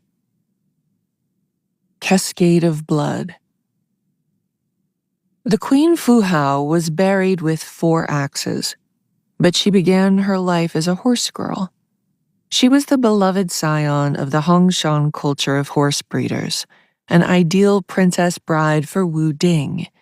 He had a habit of marrying women from tribes and communities at the edge of his kingdom, presaging the harem of the rear palace system with his living symbols of Shang diplomacy. Like his other wives, she was not just an ornament from his travels, but a formidable ally who spent her childhood in military training to prepare for a life of power. The Zhi dynasty must have seen her marriage to Wu Ding, then a prince, with great pride and love leavened by the sorrow of losing her. Wine vessels from her maternal line that may date back to before her wedding address her as the smart and lovely girl. Not long after her wedding to Wu Ding, her father-in-law, the king, died, and the family was obligated to formally mourn and abstain from courtly life for 3 years. The young couple used the time to get to know their country. Encountering other communities on a non-warfare basis could have been a rare opportunity even for these most privileged leaders, and the couple took the time to learn about the local landscape, the crops, the irrigation methods, the terrain. It was a time of agricultural scarcity, and Fu Hao and her husband tried to mitigate the pressures of hungry times by holding meetings with local officials and the public. Once the mourning period was over and the royal couple had returned to the capital city Yinshu, they encountered immediate military trouble in need of a creative solution. There was a boundary dispute at the northern borders, but all their best men were already deployed in the south to address a separate conflict. In this crisis, the new queen volunteered for service. Wu Ding was conflicted. The Shang dynasty was certainly not a matrilineal society like the Yang Shao culture of the Neolithic era, but it wasn't as patriarchy fixated as the next society. Only in the Zhou period did the axe become clearly a symbol of male authority. Fu Hao was raised with the entitlement of royalty and the assurance of military training, but her rise in the fighting ranks was far from predetermined. She held a unique position, distinct from the courtly responsibilities of other wives, garnering the kind of respect enjoyed by few others in her milieu, women or men. Thanks to her high-status family of origin and the diplomatic experience of her royal honeymoon, she was becoming a political force of her own, and she was ready to turn soft power into sharp bronze. When Fu Hao got her axe, she raised it high so her soldiers could follow behind her and brought it down against threats to her empire. Sometimes she acted as the advance team for Wu Ding, finding lodgings, spying, tending to wounded soldiers, scouting the battlefield.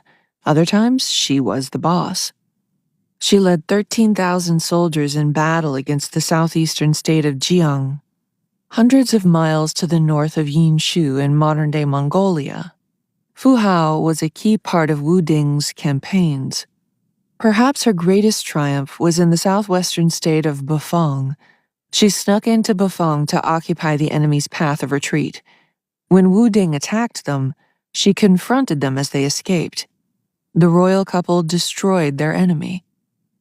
Fu Hao's life is attested to in oracle bones, shards of ox bone and turtle shell that were burned until they cracked, and then interpreted for news of the future. The predictions, question, divined answer, and outcome were written upon the bones, leaving some of the earliest writing in Chinese history. Fu Hao appears frequently in the bones to mixed results. One of Fu Hao's pregnancies was incorrectly predicted to be a boy, which would have been a disappointment.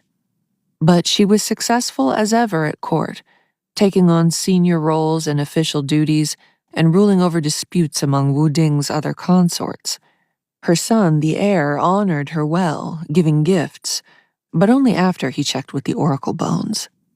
But soon after she returned to Yinshu, she got sick, and then her son did too. The prince died first, followed by Fu Hao, followed by as many as 16 other enslaved people sacrificed to her afterlife. When Fu Hao's tomb was discovered in 1976, it was a landmark in ancient Chinese archaeology. But what made her grave so significant wasn't really the axes. Most of the things in her tomb weren't unique, not the jade parrots or the beauty supplies or even the people buried alive with her. Her military service is deeply fascinating, but we'd have no idea about it if it weren't for the thing that truly sets her story apart from her royal peers. Fu Hao's tomb is different because it was never robbed. Fu Hao's unmolested crypt may be directly related to her secondary status. Wu Ding and his top wife, Fu Jing, were in the main tomb complex. Fu Hao's smaller tomb was apparently harder to find. Since her son predeceased her, she wasn't the heir's mother at the time she died. She's clearly an important figure, but the world of the Shang dynasty hereafter is deeply competitive. As powerful as she was on the battlefield, she was a woman, and even though she was the first wife chronologically, she did not die as the top woman, perhaps because of her early death. Still, she was prepared to live the afterlife lavishly. There were 200 bronze vessels for food and wine offerings, some from her life on Earth and some from her mourners, many almost 2 feet tall, depicting unique and fanciful birds with dragons coming out of the back of their heads. The tomb also held 27 knives and over 100 other weapons. One jade dagger axe had an inscription indicating that it was one of 5 daggers given as tribute by an outlying tribe. This isn't the sort of thing that showed up in the tombs of other consorts. This was Fu Hao flexing her martial power, not her marital power. Fu Hao had 4 axes in her grave, 2 of them weighing over 17 pounds. The most famous of the 4 features an expressionless, bald face projecting from the center of the yue, menaced from both sides by stylized tigers. The others feature dragons and owls, all bear Fu Hao's name. The axes set her apart from other royal women, suggesting a power withheld from other consorts. Because the axe is present in her grave, that means that she wields the power over life and death. Dr. Karen Wang, a scholar of Chinese legal and intellectual history at Emory University, told me.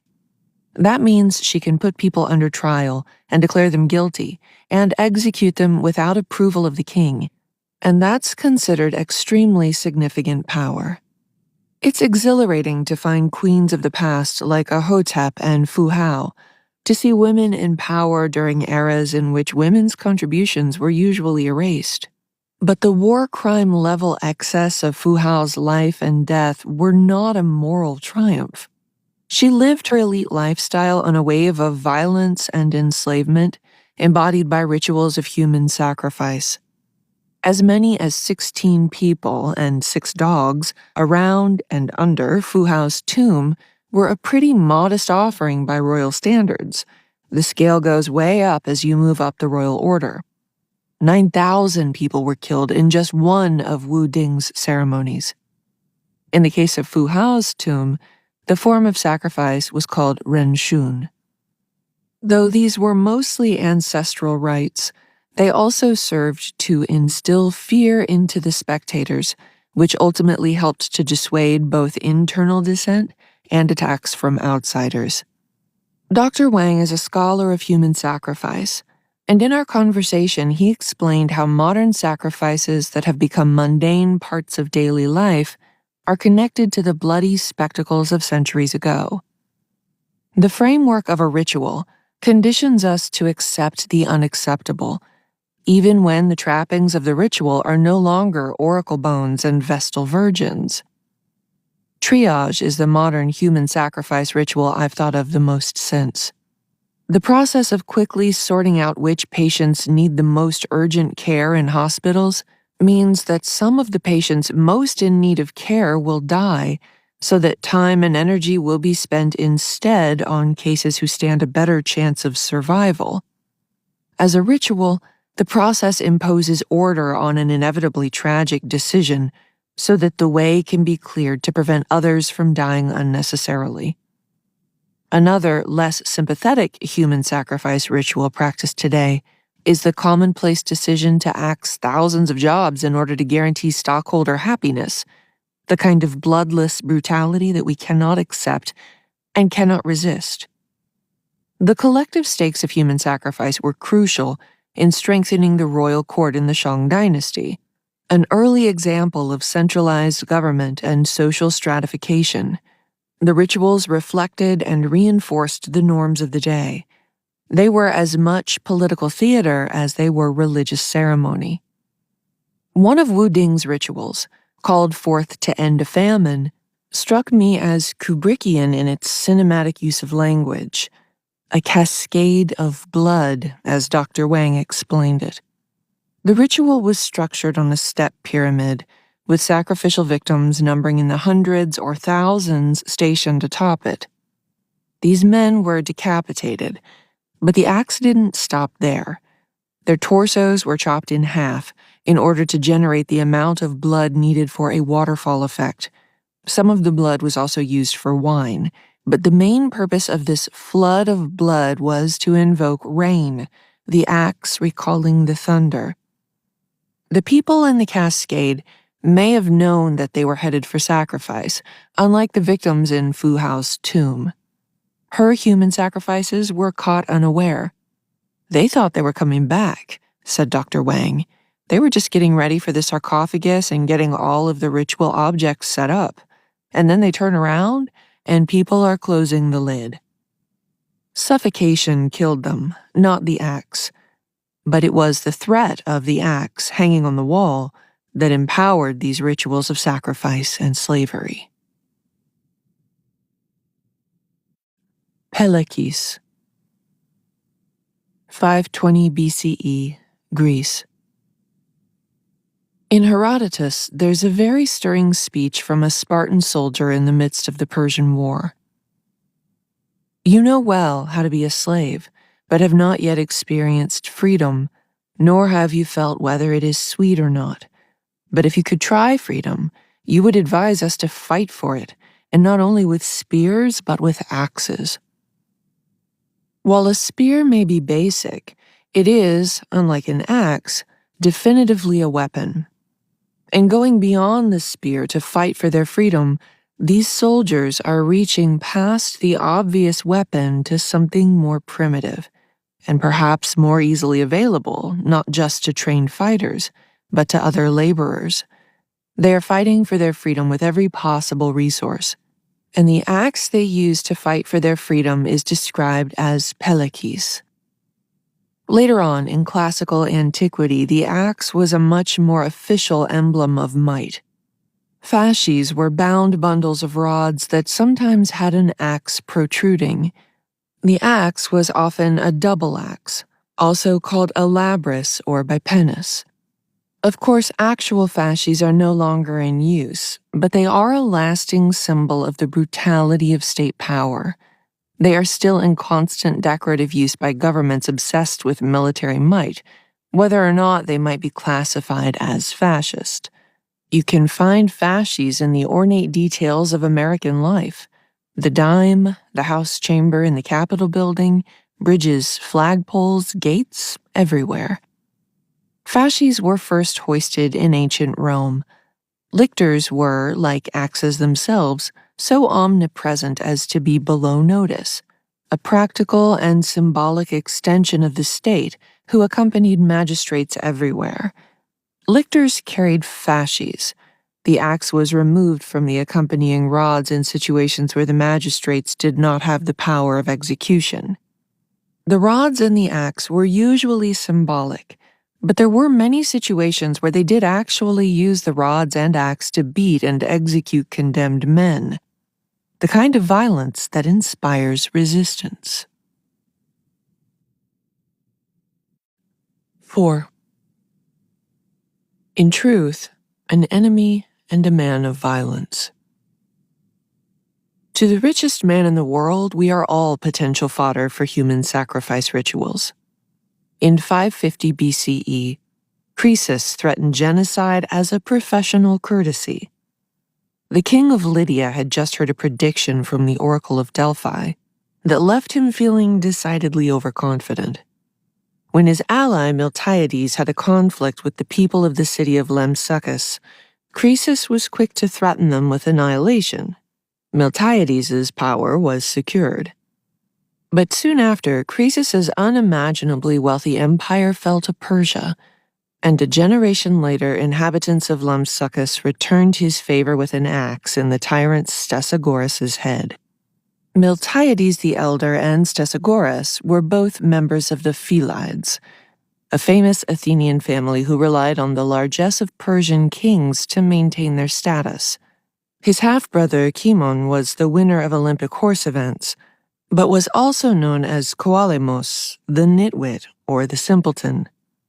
This probably wasn't so much because he was actually stupid as it was his exaggerated folksiness. He was a sophisticated man who projected an aw-shucks kind of air to offset the thick stench of aristocracy in his life, as David Studdart explains in his book on the family, Phoenix, A Father, a Son, and the Rise of Athens. One day during Croesus's reign, Miltiades was relaxing on his front porch in Athens when the Chersonese tribe walked by on their way to the Gallipoli Isthmus.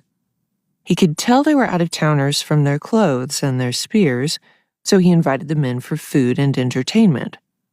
As it happened, according to Herodotus's telling of the story, this act of hospitality had been foretold. The wandering tribe, part of the larger Thracian culture of Persia, had recently been informed by the oracle at Delphi that the next person who gave them hospitality should be their ruler, not their king or oligarch or archon, as they were calling it in Athens, but their tyrant. Tyrants could be almost beloved in the 6th century BCE. The word once meant a ruler who isn't exactly a king or an archon or chief magistrate, yet is very definitely in charge. Force was usually a part of it, but persuasion too. Miltiades was currently under the supervision of the tyrant Pisistratus. Pisistratus is remembered well, a ruthless but also effective leader who managed to maintain peace while guiding Athens into maturity as a financial, political, and cultural center.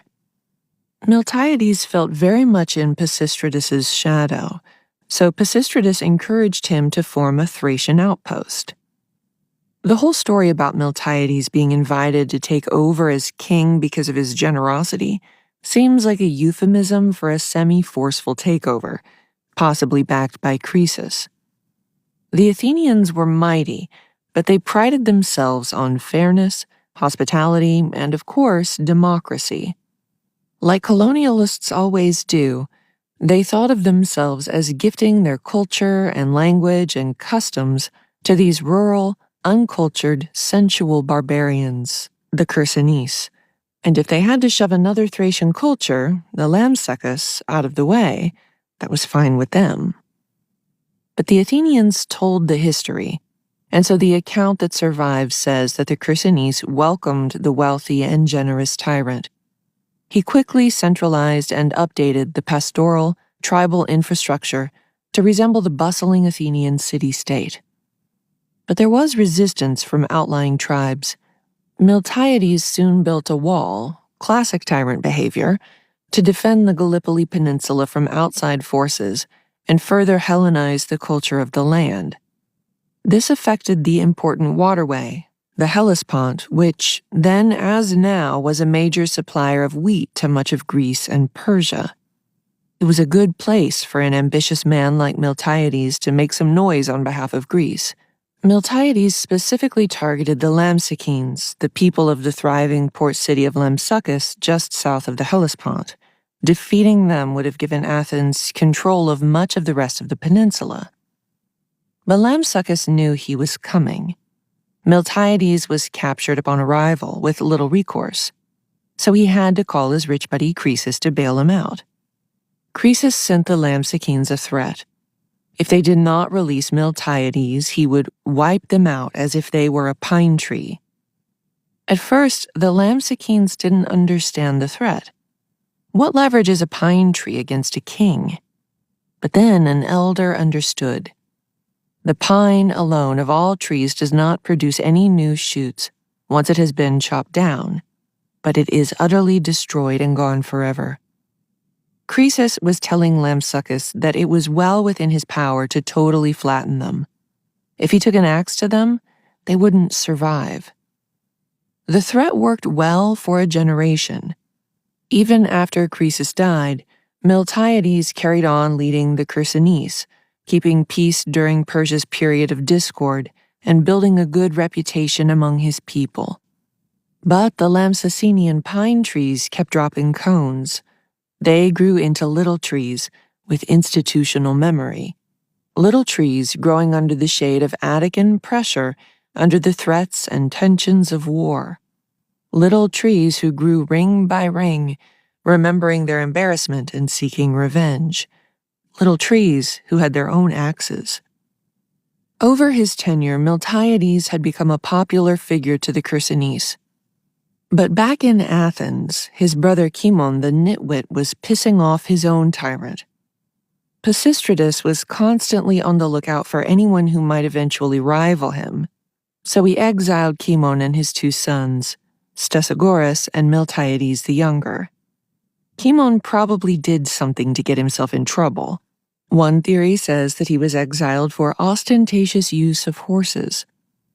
Cimon bounced around for a while, Stesagoras and Miltiades the younger in tow. David Studdard suggests that Miltiades the elder did not host him in his Chersonese home because Miltiades didn't want to piss off Pisistratus. But it's easy to imagine Cimon, the lovable simpleton, charming his brother into housing him for long enough for young Stesagoras to get the lay of the land. Wherever they ended up, it was certainly in the luxury necessary to keep several horses groomed and to maintain dwellings decorated with fabulous art, like a vase finely wrought in black figures against the red clay that depicts a teenage Stesagoras draped in himation, a special kind of wrapped cloak, and attending to one of those all-important horses. Ostentatious or no, Cimon was pretty good at using those horses. He dominated the 536 Olympics. He used the occasion of his second win at the 532 Games to ease himself back into Pisistratus's good graces. Not only was the victory dedicated to the good tyrant, Cimon declared Pisistratus to be the real winner of the race, and so Cimon was allowed back into Athens because sucking up works. But sucking up to a septuagenarian can be a risky prospect. The elderly Pisistratus died in 527, just a year after Kimon's final Olympic victory. The very fact that Kimon had recently made good with Pisistratus made Kimon a threat to the family once more, especially considering that the olive crown he won in the Olympics was still pretty fresh. Pisistratus's son, Hippias, was the bad kind of tyrant. He murdered Kimon Koalemos, the nitwit, in the town hall, right in front of everyone. The circumstances of Kimon's death, ambushed in a government setting, neatly foreshadow his son's entrapment and murder in a government setting a decade later. Stesagoras was gone by the time of his father's death, already in the Chersonese working with his uncle Miltiades, who would have been in his 60s by then. He had to do the advance work because they no longer had Croesus to fall back on. There was ample precedent for a nephew inheriting the throne from his uncle, but the childless Miltiades proved to be a tough act to follow. Tyrants in Herodotus's account tended to die without issue, and apparently it was a well-accepted truth in classical Greece that tyrants had disordered sex lives. I hardly know enough about Stesagoras to comment on the order in his sex life or lack thereof, but he too would die childless. When Miltiades died, Stesagoras kept the focus on horses by observing his death in the customary manner, instituting a contest of horse races and gymnastics. The Philides cannot be faulted for their branding. And luckily for him, Thracians loved horses too. I'm sure the Lampsacines probably also loved horses, because horse races were basically the soccer of the ancient world. Everybody loved them. Except the Lampsacines weren't allowed to participate. The tensions within the Lampsacines over the Hellespont had not healed, but festered. About a decade into Stesagoras' tyranny, the fight over the Hellespont continued to dominate. The tyrant convened a meeting of the War Council. In attendance was a nameless member of the Lampsacines. Stesagoras was assured that the man was a valuable deserter, but in truth he was an enemy and a man of violence. Pausing among these scarce facts for a moment here to wonder, who was tricking Stesagoras, and who was being tricked? Was the Lampsacenian man concealing his identity from everyone? Or was there someone on the War Council who knew what was going to happen? Herodotus doesn't say, so I can't either. In any case, the hot-tempered foe did not approach wildly. He did not barge into the city hall like an axe murderer from a child's imagination, with a maul raised high like a lumberjack splitting a great pine. His true intentions were as well hidden as the weapon beneath his robes. An axe, in the original Greek, pelekis. A hatchet is an axe, a maul is an axe, a pelekis is an axe. The exact kind of axe was not specified by Herodotus. Stoddard imagined a hand axe in his book, but the word pelekis isn't specific. Pelekis means just an axe. Writing in 2005, the scholar Lionel Scott interpreted the pelekis as specifically not a battle weapon, noting that the axe didn't have the implication of beheading that it would later on in the classical era. The weapon used to kill Stesagoras more strongly recalls the ritual sacrifice of animals, not man. And maybe not man is what the pelekis is about. The implication is that the assassin was no soldier and killed Stesagoras with a woman's weapon, writes Scott. Herodotus exaggerates most things, David Stoddard told me in our conversation. Herodotus may have simply recorded the kind of weapon used, or he may have used poetic license. Herodotus is considered our earliest historian, but he was no neutral observer. He wanted to put his stamp on events, make them a little grabbier. Croesus threatened to wipe out the Lampsacines as if they were trees, and so when the Lampsacines had the chance to get revenge, they used the tree's natural enemy. I think the axe was highlighted for literary reasons. In many ways, Herodotus initiated the tradition of writing true stories down for both the sake of posterity and for the entertainment of a popular audience. Despite the former and because of the latter, he was also a bit of a bullshit artist. history's sketchy uncle, as Evan Allgood described him in a New Yorker humor piece. He was our earliest historian, this writer who invented many of the customs of the genre whose survival you, personally, contribute toward by reading this book. You're only reading this because you hope it's a good story. And as a sophisticated reader, you know that any good story is bound to take a couple of liberties. Not intentionally, of course, or mostly not intentionally.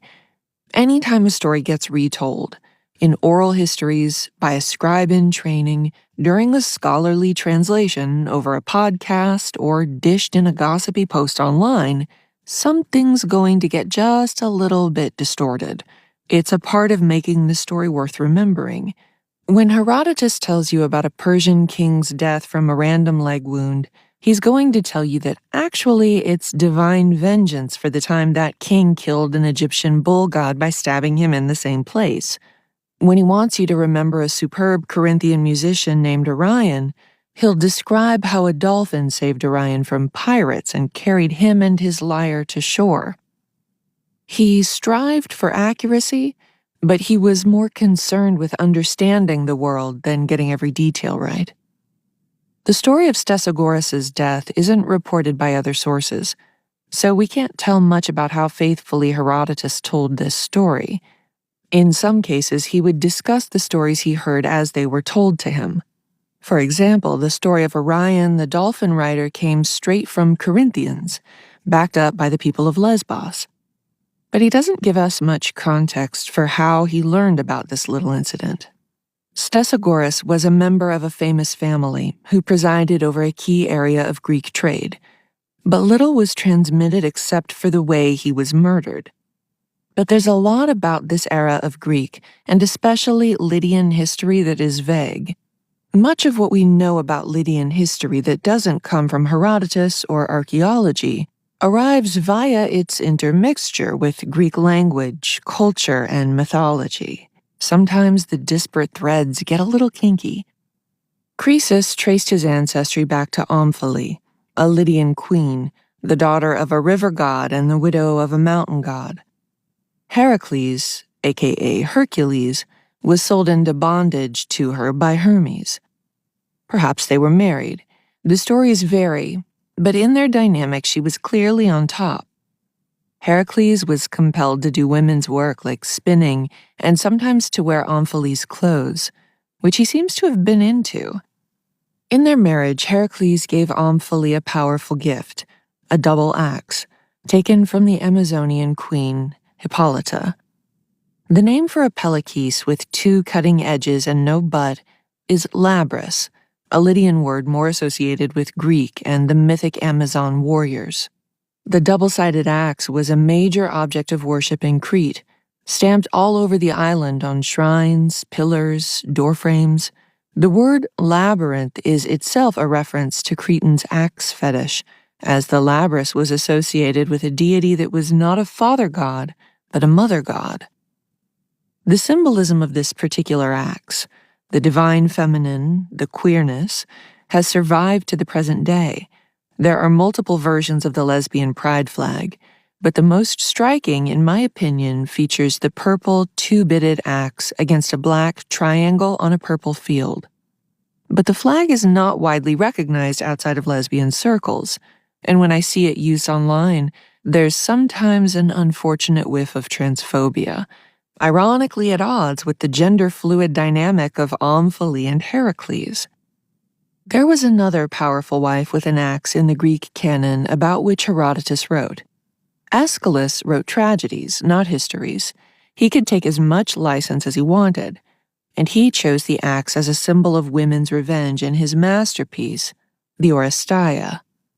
Agamemnon was another king, brother to Menelaus, whose wife, Helen, was abducted by Paris, launching the Trojan War.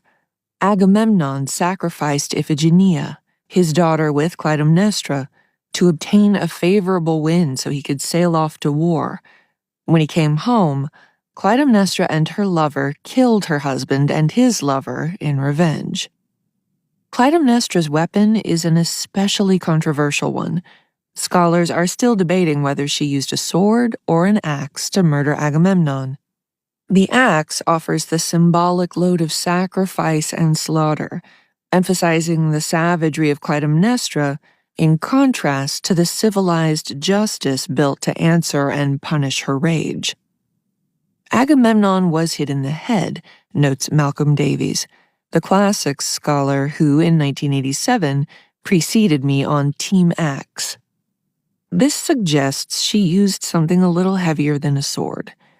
And the sword is rarely attested during the Trojan War, some argue, but it definitely was by the time of Aeschylus. These characters are most real not in histories, but in poems and plays. Whatever the weapon was, it was chosen for its dramatic effect. When Sophocles retold the story a few decades later in Electra, Clytemnestra split his head with murderous axe, just as woodmen chop an oak. If this axe is used to chop trees, it must be hafted. And this axe, too, is Pellicis, providing further evidence that Stesagoras' assassin also used a hand axe. The violence that brought Stesagoras' life to an end was not fable, but fact. There is no major lesson to be learned from his assassination, besides maybe that Croesus's power had limits. But the Pellicis is what has made the story worth telling for thousands of years. Axes in ancient Greece were visible symbols of force, but in this case, the power of the axe was concealed. A hand axe or hatchet is a weapon for the underestimated and ignored, whether Persian discontents or abandoned royal women. The axe was small enough and common enough not to register as an actual threat, but it was as sharp as the blade in any fasces. The assassin chose a weapon whose power is generative and destructive, ubiquitous because it can do so many necessary and awful things. In the end, I do think the weapon used in Stesagoras' assassination was a hand axe or hatchet, a small axe to be concealed. They are the most portable, the easiest to pick up and carry. They are easy to grab when simple conflicts sprout into complicated violence. One or two sharp and practical edges equal to the brutal task of revenge. Iron shipbuilding axe. 1000 CE, Lanceau Meadows. Vikings weren't as into axes as you think. Of course, they had tons of them, valued them, hoarded them. They certainly fought with them often enough. The necessity of the axe in daily life meant that more yeomen knew how to use an axe than a sword, so it was a tool that was often pressed into war with the average guys who made up the bulk of Viking raiding forces. And the Vikings used their own battle axes, flared Dane axes, a higher status Viking axe favored by wealthier warriors, and Francisca throwing axes, the emblematic weapon of the Franks of medieval Western Europe. But despite the fact that we might consider axes a classic Viking symbol, they didn't have much more prestige than a hair comb. Unless an axe was made of precious metal and stunningly enameled, like the axe in Ahotep's tomb, they weren't objects of great honor and pride like a fine sword. Instead, the axe was every day, everywhere, part of making everything. Shipbuilding was one of the most vital Viking occupations for the axe. Seafaring was central to the Viking identity.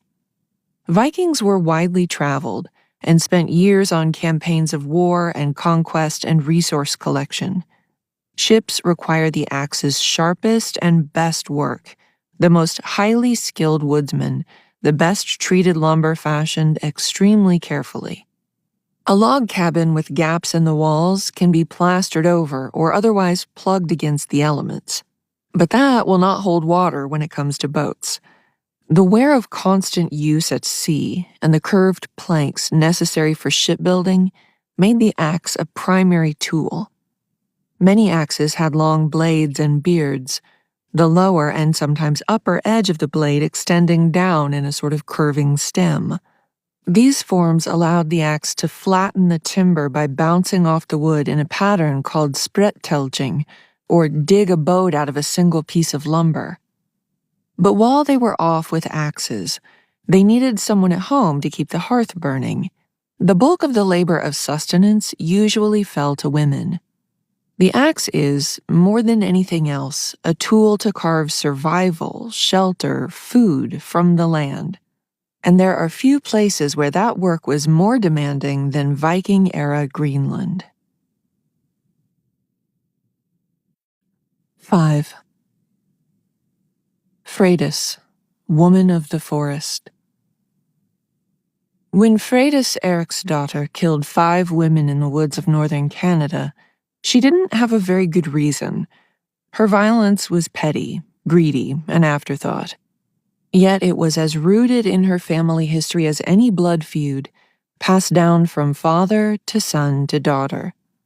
She slayed to show that she was as full a participant in the violence of the wilderness as any man, and that she deserved the same respect accorded to her bloodthirsty male relatives. Her privileged position as the daughter of Eric the Red and sister to Leif Erikson brought her the ego to enact the fantasies of a terrible temper. But unlike her father, she could not get away with it. Iceland in the Viking era was tribal and isolated, but they did have a system to deal with people who killed their neighbors. Viking law in Iceland specified 3 degrees of punishment in response to killing. In the 3rd degree, you were confined to certain areas for a period of time. In the 1st, the full outlawry, you were declared a man of the forest, compelled to live apart. Your property was confiscated, your friends were forbidden from sheltering you or helping you leave the country, and if you did manage to escape, you could never return. It didn't take too long for Eric to merit the full outlawry. Freydis's father was brought to an undesirable part of Iceland as a child, because his dad killed someone and got them kicked out of Norway.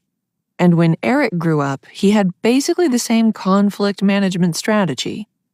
He killed 2 neighbors in a dispute over some damage from a landslide, and when that got him banished to another part of Iceland, he promptly killed another neighbor over an unreturned pillar. He managed to escape Iceland with his life and some compatriots, but Greenland is a harsh place to be in exile. He was a man of the forest in a land without trees.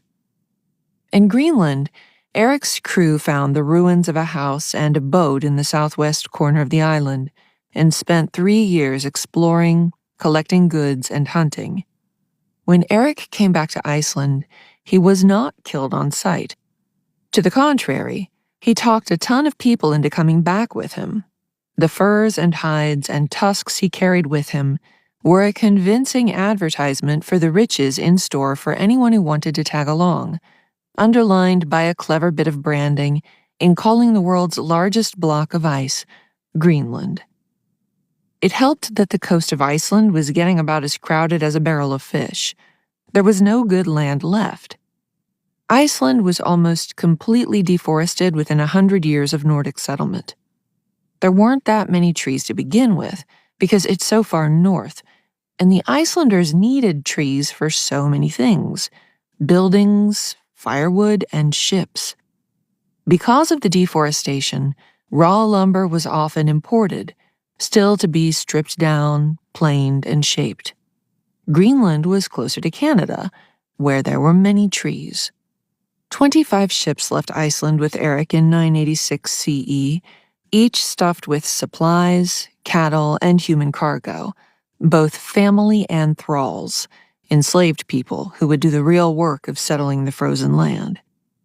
Only 14 ships made it to Greenland. Some of them may have just turned around and gone back to Iceland, but others were trapped in a terrible and unique oceanic disaster.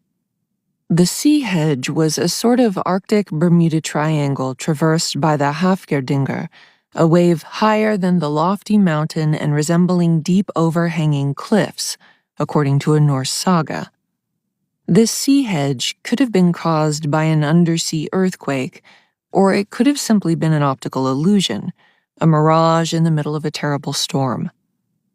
The Greenlanders who made it over didn't exactly know how to deal with going from tundra to ice sheet.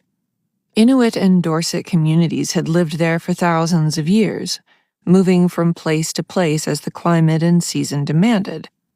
When the Norse arrived, they were on the opposite end of the island. The immigrants tried to grow the staple pastoral crops that they had grown in Iceland, but it was mostly too cold for that. They eventually copied the Dorset and started hunting. Caribou, walrus, hare, seals, and narwhal, whose tusks they took back to Europe to sell as unicorn horns. The realities of their barren, scrubby land necessitated many trips back. The Vikings were quite a well-traveled people, cosmopolitan in a way that much of the rest of the world could not match. You might think communities at these small scales situated on an island would be insular, but historian Elizabeth Ashman Rowe told me that early Vikings made voyages as far as Baghdad and Russia. Eric's people weren't going on such grand adventures, however. They were making trips to import basic supplies from Europe, like iron and wood for their axes. Eric's son Leif was converted to Christianity by the Norse king Olaf Tryggvason on one of these trips to Norway in the late 10th century, and when he got back to Greenland, he set upon converting his family and the rest of the small community, only a few thousand strong. Leif was a charismatic leader, and most people were an easy sell, except Eric the Red, who was attached to his pagan religious traditions. Eric's wife, Theodhild, became rather evangelical, though, withholding affection from her heathen husband and building a church for the other converts, of whom there were many. The zeal of Eric's converted sons was such that one of them, Thorstein, became the subject of a resurrection story. Thorstein's neighbor, Sigrid, had a vision of Thorstein holding a whip before a horde of undead. Then Sigrid took ill and died. But she did not stay dead. She rose up and left her home to go to the neighbor's house, where she tried to get into bed with Thorstein. Sigrid's husband tried to end this supernatural, messianic, erotic thriller story by driving an axe through his wife's breast, but not before she infected Thorstein. He died and rose in turn with a message for his wife Gudrid. She must change the local burial practices so that he would be mourned in a church and buried in consecrated earth, and in recompense she will remarry well and travel the world.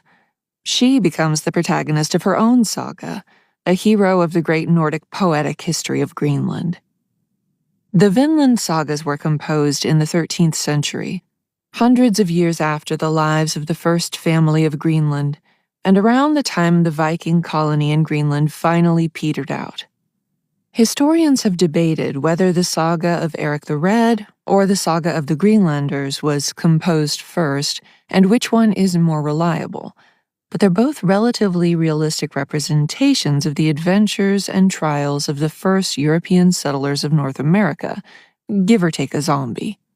The Thorstein anecdote is a work of art meant to entertain, and also part of a larger narrative that aims to keep alive the history of a society that did not keep a lot of records. It's not literal, but it's not a fantasy, more Herodotus than The Shining. Freydis, and to a lesser extent her axe murders, were probably real.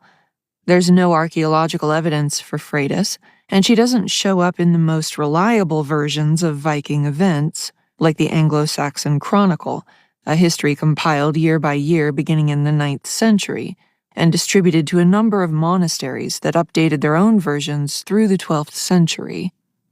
But none of the researchers I talked to thought Freydis or her murders were simply myth.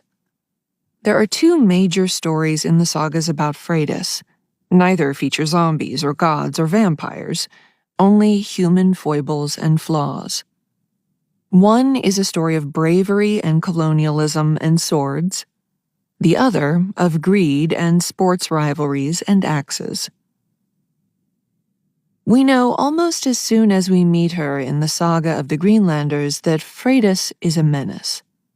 At first, she just comes off as a brat. Though she was illegitimate, she was an accepted daughter of Eric the Red, and so was basically a member of the first family of Greenland.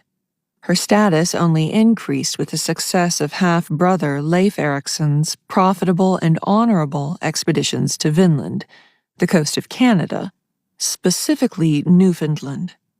There is a fairly well-documented Norse base camp in the area, Lance O Meadows, where as many as 70 people bunked on short-term expeditions. Freydis wanted some of that for herself. She approached two Norwegian brothers, Helgi and Finnboy, to join her on a voyage because they had suitable boats. Each party agreed to bring 30 men and 5 women, but Freydis went ahead and brought an extra 5 men. The daughter of Eric the Red is used to getting her way, the brothers probably thought. They'd put money in already. Too late to back out now. Helgi and Finnboy probably knew that they had made a mistake as soon as Freydis landed in Vinland. The Icelandic brothers got there first and set up in one of Leif Erikson's houses. When Freydis arrived, she took issue with that. "To me let Leif the houses," quoth she, "and not to you." They replied resentfully, "In malice are we brothers easily excelled by thee." But they had little choice except to work with her, so the brothers built a new house by the shore of the lake and moved in. Sports offered an opportunity to both work out and inflame tensions. Freydis and the brothers found a temporary camaraderie as winter set in. One of the games they probably played was with a ball and a bat, more like curling than baseball, and more violent too, the kind of amusement where people definitely got hurt or killed. There was also the popular autumn pastime of horse fighting, which is exactly the kind of animal rights nightmare that it sounds like. 2 stallions urged on by hitting them sticks so they would bite and paw each other. That would have been a terrible use of resources while on an expedition far from home, but I don't know if any of these people had the impulse control to resist. There could have been less violent delights as well. Storytelling, reciting of poems and myths, of course, but also sick burns. Another form of entertainment was a comparison, said Dr. Rowe, who is a professor of Viking history at Cambridge University. 2 men would take turns extolling a certain person, like, which of these 2 kings was better? It's an exercise in partly insulting and partly finding reasons to praise your man or whoever it is you're talking about above the other person. Between the horse fighting and the diss tracks, it's hardly surprising that the good vibes didn't last. Evil reports and discord sprung up amongst them, and there was an end of the sports, and nobody came from the one house to the other, and so it went on for a long time during the winter. One morning, Freydis put on her husband's cloak and walked barefoot into the dew, headed straight for the brothers' house. Someone had already gotten up and left the door half open, so she stood at the threshold until Finnboy noticed her. He asked her what she was doing there, and she asked him to have a heart-to-heart with her on a fallen tree outside the house. "How art thou satisfied here?" she asked him, like she hadn't been pretty pissed at him for most of their expedition. Walking on eggshells, he answered that he loved the land's fruitfulness, but hated the bad blood between them, especially since he didn't know why it happened. Freydis used the leverage of the moment to ask if she could trade her ship for Helgi's bigger ship. Finnboy had little choice but to say okay. Back in Leif's house, Freydis woke up her husband, Torvald, with her cold feet. He asked why she was cold and wet. She told him that she had gone to make an offer on Helgi's big boat, but they took it the wrong way and beat her soundly. Assuming this is a lie, Freydis gets little benefit of the doubt. It's worth wondering why she'd say it. She was getting everything she wanted, but perhaps what she really wanted all along was violence. Or perhaps the guilt lever was too hard to resist. She framed Helgi's fake assault as Torvald's fault. "But thou, miserable man, wilt surely neither avenge my disgrace nor thine own." She followed this up with an ultimatum. Avenge her fake honor or divorce. Once Freydis challenged her husband's manliness, he and his men had little choice but to murder. Accusing your husband of unmanliness and threatening divorce was a standard way to get him to be violent on your behalf. By the age of Eric the Red, Norse society was heavily militarized. Blood feuds were common. Violence was an expected part of masculinity, and there was little more important than masculinity. Freydis had enough status to let everyone know if Thorvald failed to defend her, which would have had real consequences, not least of which would be the loss of her wealth. Besides, the men on the expedition were the kind who were willing to kill. Thorvald woke his men and told them to get their swords and axes and daggers. They snuck to the houses of the sleeping brothers, binding them before they could wake.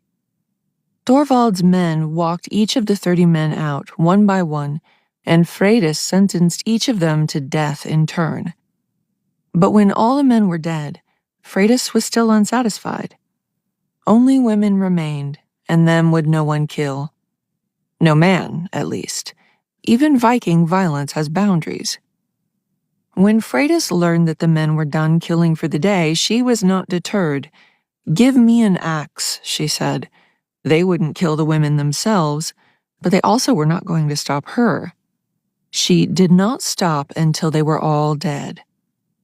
In the afterglow of her grim accomplishments, she told the 35 men she brought that if they made it back to Greenland, she would have anyone who tells of these events killed. We will say that they remained behind here when we took our leave. She had no attack of conscience later. The saga of the Greenlanders records that they went back to their house after this evil work, and Freydis did not appear otherwise than as if she had done well. Perhaps she thought she had done well. Maybe she was even pleased with how the day unfolded, like she'd been planning it since before she darkened Finnboy's door to see if he wanted to make some money. She returned with her ships loaded with goods, one of the most valuable cargoes ever seen in the Greenland Bay. Everything went fine at first. Freydis's farm had prospered in her absence, and she paid out her men handsomely, hoping to enlist them as conspirators. She stuck to her farm, avoiding the glory of her profitable and honorable haul. Perhaps people would simply forget about the nearly 40 men and women who didn't return and accept it as another harsh consequence of a rough land. Mass murders never stay secret, especially in a place like Greenland, only a few thousand strong. It was basically a small town. Before long, Leif had heard about it. He did a little Law and Order Greenland by torturing 3 of the men to find out what had happened. Their stories agreed in every detail. "I am not the one to deal my sister Freydis the punishment she deserves," said Leif, who, it should be pointed out again, had just tortured a bunch of people. "But I predict that her descendants should not get along well in the world." There would be no more profitable adventures in North America. Once the truth was out and her brother deserted her, her reputation was gone. No one expected anything but evil from her. Freydis's reputation wasn't completely ruined for all time. The saga of Eric the Red, the one with the zombies, features a story about her that makes her sound brave and heroic, a protector of Greenlanders rather than someone who would murder her own. One winter in Canada, the Greenlanders were trading with the native inhabitants, probably from Beothic or Mi'kmaq tribes. Suddenly, a bull belonging to the Norse emerged from the woods and scared them off. Some weeks later, these warriors came back and began thoroughly kicking Viking ass. One projectile, about the size of a sheep's gut and black in color, made a very threatening sound when it landed, and the men all fled. Then Freydis came out of her tent to see what was going on. She was heavily pregnant and in no mood for any of this. Her first move was to goad the men for their lack of manliness, but the men ignored her. Perhaps she used this particular tactic too often. They left the expectant mother to fend for herself. She tried to keep up, but could not. As she tried to hurry, she came upon the body of a man killed with a stone. his sword lying beside his body. Freydis turned around to face the indigenous warriors chasing her. Taking the sword from the dead man, she turned and exposed her breasts. She smacked the broadside of the sword against her chest, and the men retreated to their boats to row away in fear and confusion, allowing for the men in her party to enjoy a later triumph. There the story ends, and Freydis does not come up again. The arresting image of a woman taking her nakedness and the heft of her pregnancy and turning it into something to be feared is deeply rooted in multiple religious traditions.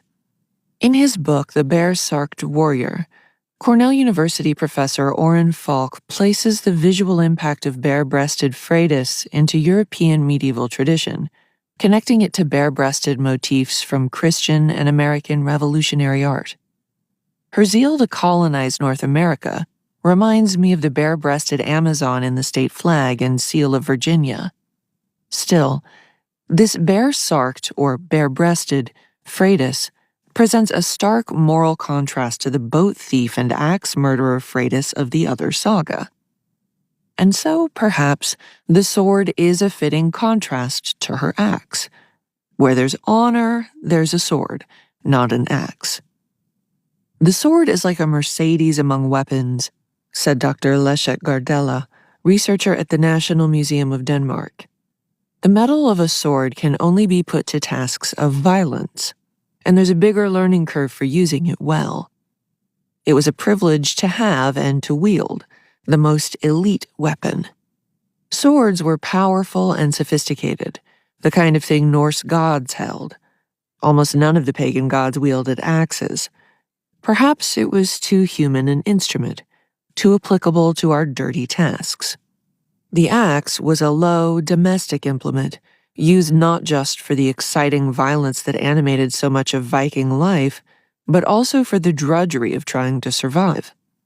For a long time, researchers assumed that any Viking skeleton found with an axe or a sword or a dagger was a man, and that women's graves were marked by brooches and other ornaments. But that wasn't true at all. Many Viking women were buried with axes. Some of them were warriors. But others were simply engaged in the daily work of life in cold and sometimes inhospitable lands. The domestic axe, an everyday implement with immense value, was as powerful as the battle axe. It was a tool of survival, and there's nothing more powerful than survival. Survival comes with its own kind of magic. Dr. Gardella told me about a Nordic tradition practiced into the early 20th century, in which a person with a leg or foot ailment placed their limb upon a tree stump while an axe was slowly brought down around it to symbolize amputation. This was used not just for physical ailments, but the concept of bad luck. Where the sword's ability to piece and lacerate is powerful, the axe's power lies in its ability to chop and cleave one thing from another. The axe is a tool that defines things, said Dr. Gardella. The Vikings defined themselves not so much as savage colonizers than as fearless travelers. That occupation depended on their ability to build and launch huge ships, and each part of the process demanded not swords, but axes. Freydis's ships were launched just to find more of the trees they needed to make more ships. Great trees then had to be split into many long planks and curved to form a ship's keel and hull. Once the planks were cut down, they had to be whacked into shape with a long-handled hatchet and shaped with a bearded axe. The axe had many parts to play in the life cycle of the ship. In Freydis's story, that extended to the conflict over the ship. Freydis asked for an axe because she didn't need to intimidate her victims as she did her attackers. The axe underscores the domesticity of that violence and how her violence comes into conflict with what we expect from women. These stories of survival and domestic life and adventure include a whiff of the soap operatic sexual intrigue that has powered popular fiction since before Clytemnestra. Eric's wife refusing him in the name of Christ, poor undead Sigrid trying to climb into bed with another woman's husband. Freydis's breasts, bare and struck by the steel phallus of the sword. The very presence of those 5 women with the brothers' 30 men. Freydis slipping out of her own home and into another man's, barefoot, silent, provocative. Her wet feet waking her husband. The text's description of her fabricated ill treatment at the hands of her business partners did not imply sexual violence, but part of the basic tension in the Vinland sagas is sexual. Conflicts are caused by too many men and not enough women. Freydis was in a unique position. Her violence did not come from a lack of power. She was under the protection of her father and brother, and held power on her own. She was the leader of the trip, not just financially, but through the force of her personality. A woman alone in the forest with a man has an inherent vulnerability. But Freydis seemed not to feel it, on that day or any other. Yet she was willing to invoke that vulnerability to goad her husband, a weapon she held as easily as axe and sword. She is the catalyst for events, but as Dr. Falk wrote, the actual triumph belongs to those of the correct sex. In her Bersarked saga, she is permitted to be the exception because she faces an enemy that is also an exception, a despised outgroup who nonetheless are capable of soundly defeating the fearsome Vikings and proving to be the one society they cannot raid and conquer. The story is not so much evidence of an individual woman's bravery as an eroticized distraction. Her transgression is so intense that it becomes salvation, at least when it comes to the sword. As Falk points out, the Greenlander saga, by leaving her lost in Newfoundland forever, makes her into a woman of the forest, a murdering outlaw. This outcome could not have been a surprise to anyone who knew Freydis. She's very much her father's daughter, with a kind of bloodthirsty, aggressive tendency, said Dr. Rowe. And so just as her father was exiled twice for killing people, she apparently has that same kind of personality. Like her father, she was frozen out of the land of her birth. Unlike her father, there was nowhere she could go to redeem herself. There was no great hall of furs and timber to sway her small world of Greenland back on her side. Neither axe nor sword had the power to redeem her reputation. Executioner's Axe. Circa 1510, London, England. The axe is a timeless choice for the status-conscious condemned. For the innumerable aristocrats sentenced to death in the Tudor era, a sharp axe used by a practiced executioner was a stately way to die, though not as stylish as a sword. And there were reasons, aside from fashion, to wish for the axe. After all, decapitation is less painful and humiliating than hanging, burning alive, or being torn apart. Henry VIII unconsciously echoed the Shang approach to the axe as the ultimate display of his power. In the Tower of London hung a roughly made heading axe, its head almost obscenely long, 16 inches. There is a resemblance to the Dane axe, with its broad edge splaying from a thin butt. Its blade curves down, with a span wide enough to cover most necks, 10 inches. The axe on display was neither sharp nor polished, and looked as if it could crush better than it could cut. In a highly stratified court, a person's status could save them from being drawn and quartered, but it could not always buy them a sharp axe and a steady hand. The doomed men and women knew that the man holding the axe was responsible for the accuracy and sharpness of the axe, and they were doing a kindness to the person whom they were beheading by doing their work with as much brutal efficiency as they could muster. 6. Pigmen, gargoyles, blundering youths. Reputation is everything in a small community, whether it's a few thousand farmers trying to survive a harsh and isolated life on the coast of Greenland, or a royal court enjoying the finest luxuries that Tudor England could provide.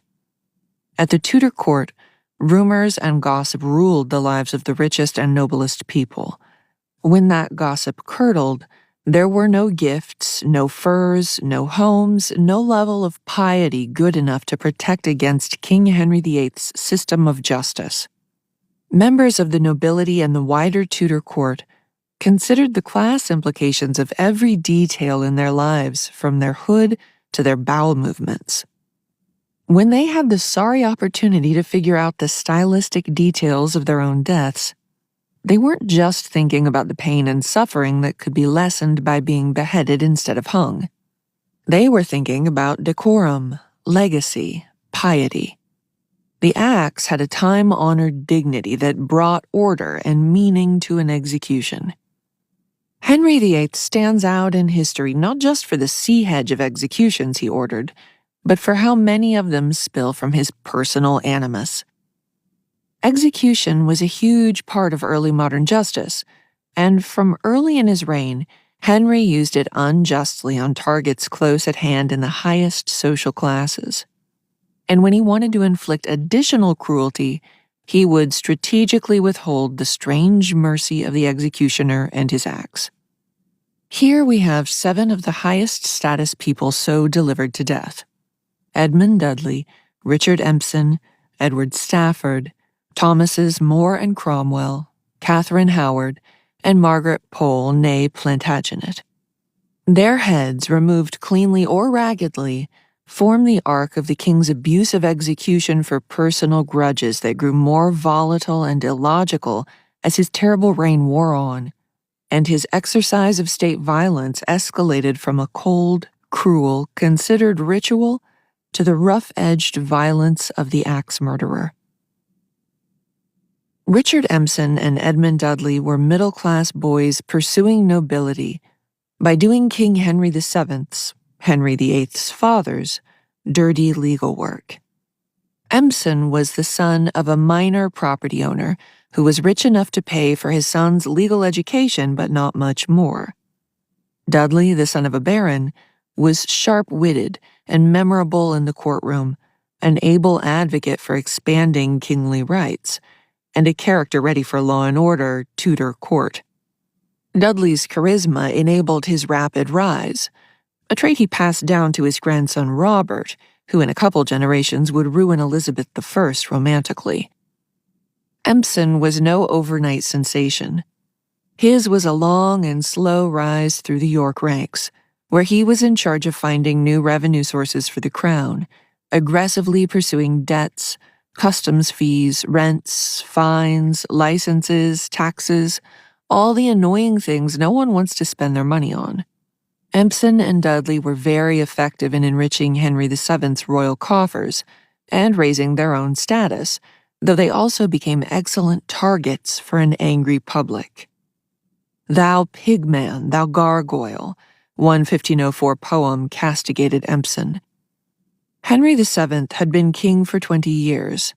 His reign was never quite comfortable, but England was much more stable than during the War of the Roses. In the last few years before his 1509 death, as Henry VII grew paranoid and out of touch, Empson and Dudley forged a profitable and strategic alliance. Some of the debts that Empson and Dudley collected were not actually meant to be paid. They were threats, ways to make gentry do what Henry VII wanted, perhaps a bit like student loans. Dudley, especially, was good at using his knowledge to give himself real estate advantages. They weren't the only middle managers making themselves rich in the dotage of Henry VII. But while other acolytes of Henry VII's aggressive fundraising were more or less seen as men of their word, Empson and Dudley were both seen as archetypal low-born men on the make and smooth-talking deceivers. Dudley's charisma, Empson's extravagances, and both men's greed put targets on their backs basically the moment Henry VII finally expired. Only 3 days after the old king's death, they were arrested. The primary charge against these administrators was, bizarrely, that they had tried to influence the order of succession to their own advantage. Henry VIII was only 18 years old, soon to marry a 23-year-old Catherine of Aragon. There was no reason whatsoever to worry about the fecundity of his union. He had decades to produce an heir, and yet it was already an existential struggle for him, a preview of a life obsessed with furthering his dynasty.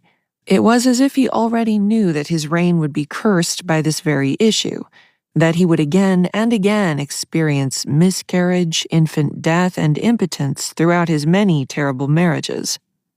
Whatever their pretext, the arrests had the effect that they needed to.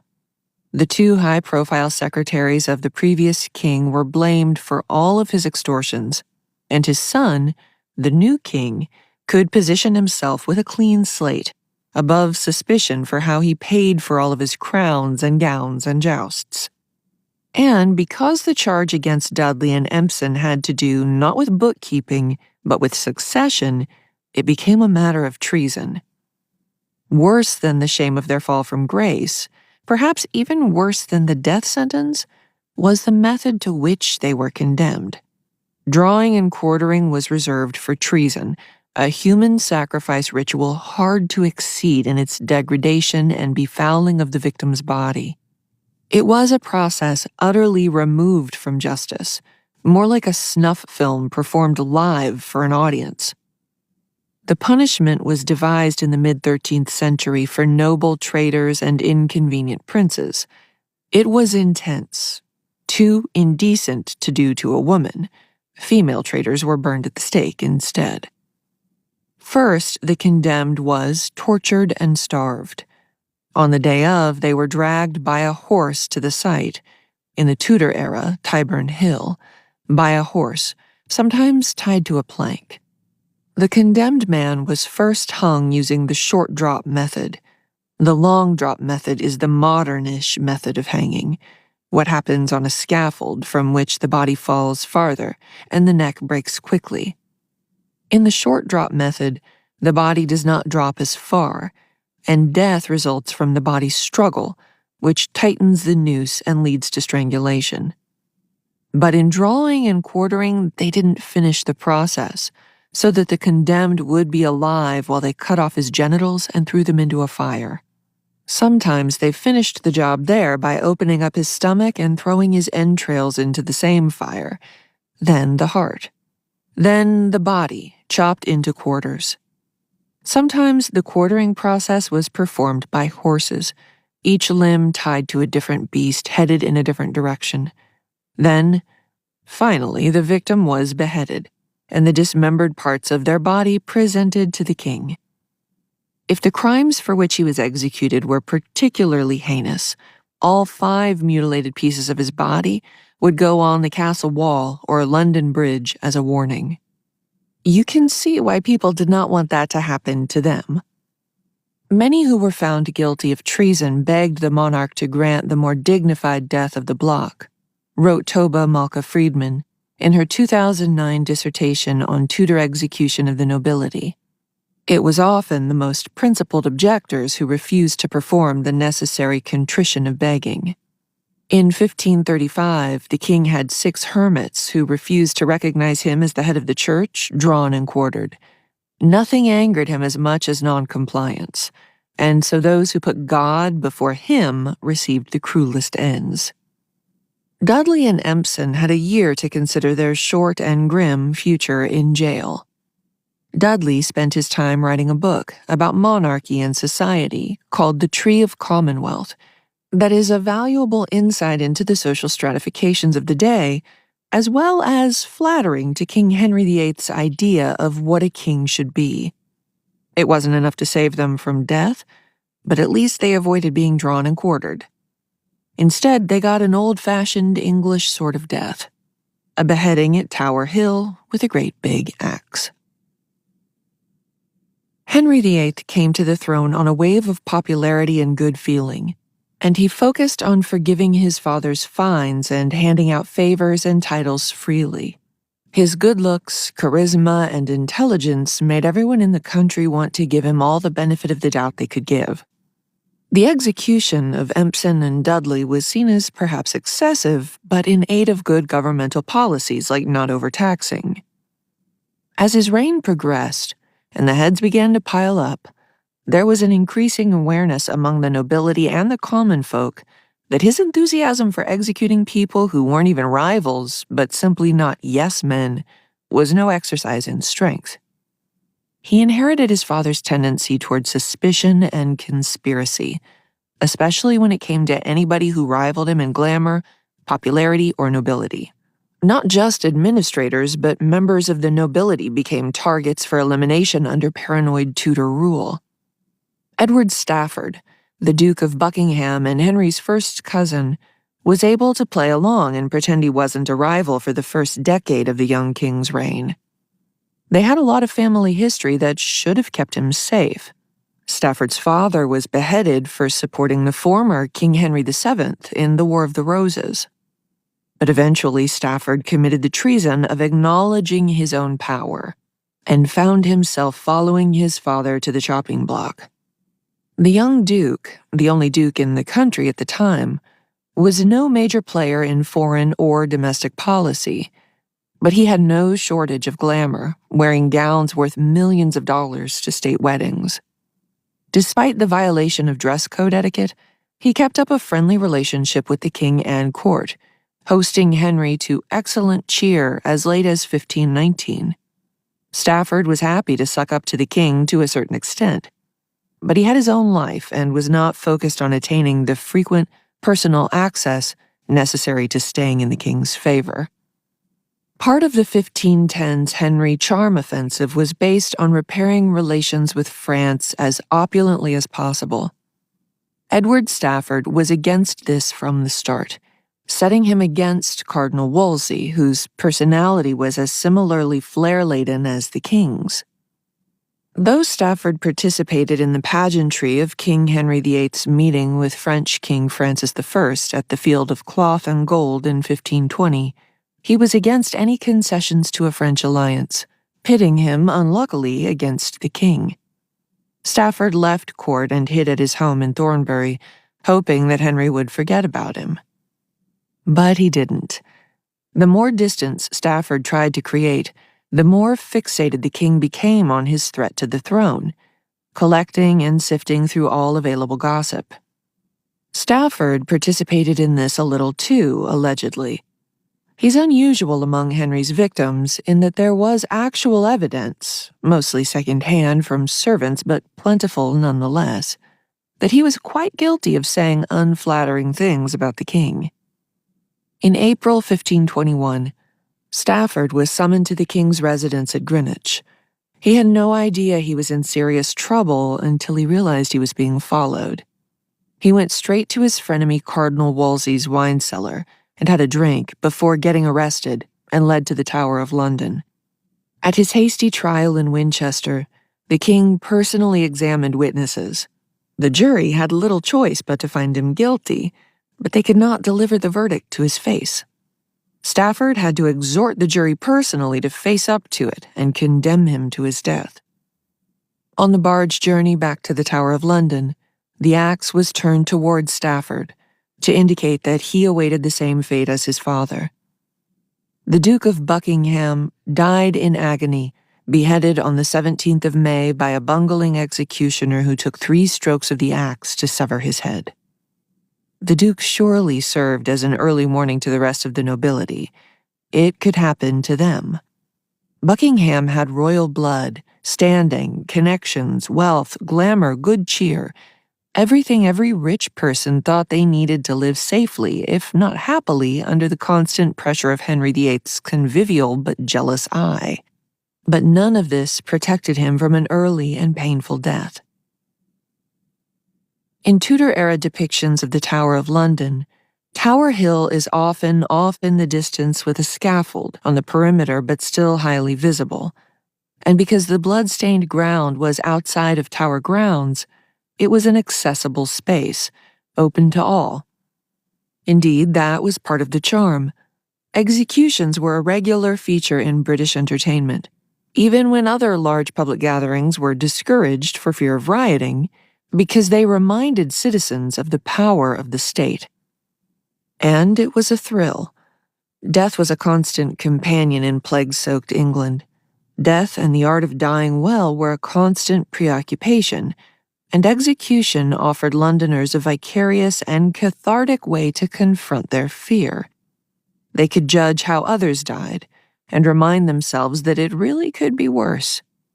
At well-attended executions, there was a crowd participation element. At a 1596 execution of a Jewish doctor, his proclamation of his love of Christ drew gruesome laughter. Post-execution coverage and commentary could be deeply detailed, down to the length of time bodies burned or the number of axe strokes. And the lessons did not end with death. After execution, heads and limbs were placed on pikes at the gates of London, a gruesome, rotting show of power.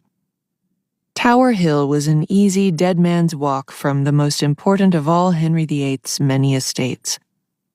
The Tower of London was like Buckingham Palace crossed with the Tyburn hanging tree. Its fanciest, most glamorous lodgings, hospitality, and entertainment grimly caked with the dust of thousands condemned. The castle has been a symbol of brutal grandeur since the 11th century Norman invasion, making it almost as ancient to Henry and his victims as they are to us, but it was in constant use. Henry prized the comfort and luxury of his personal surroundings, and he was constantly seeking novelty by renovating or acquiring new domiciles. In the Tower, he refurbished the Great Hall and extended the private quarters and kitchens. A stay in the Tower was a mark of a life lived successfully enough to personally piss off the monarch. The nobility of the Tower condemned, and especially their submission to a decorous execution, was an important part of the morality play, showing that even the nobility had consequences to face when they came into conflict with the king. And there was reputational benefit to the executed.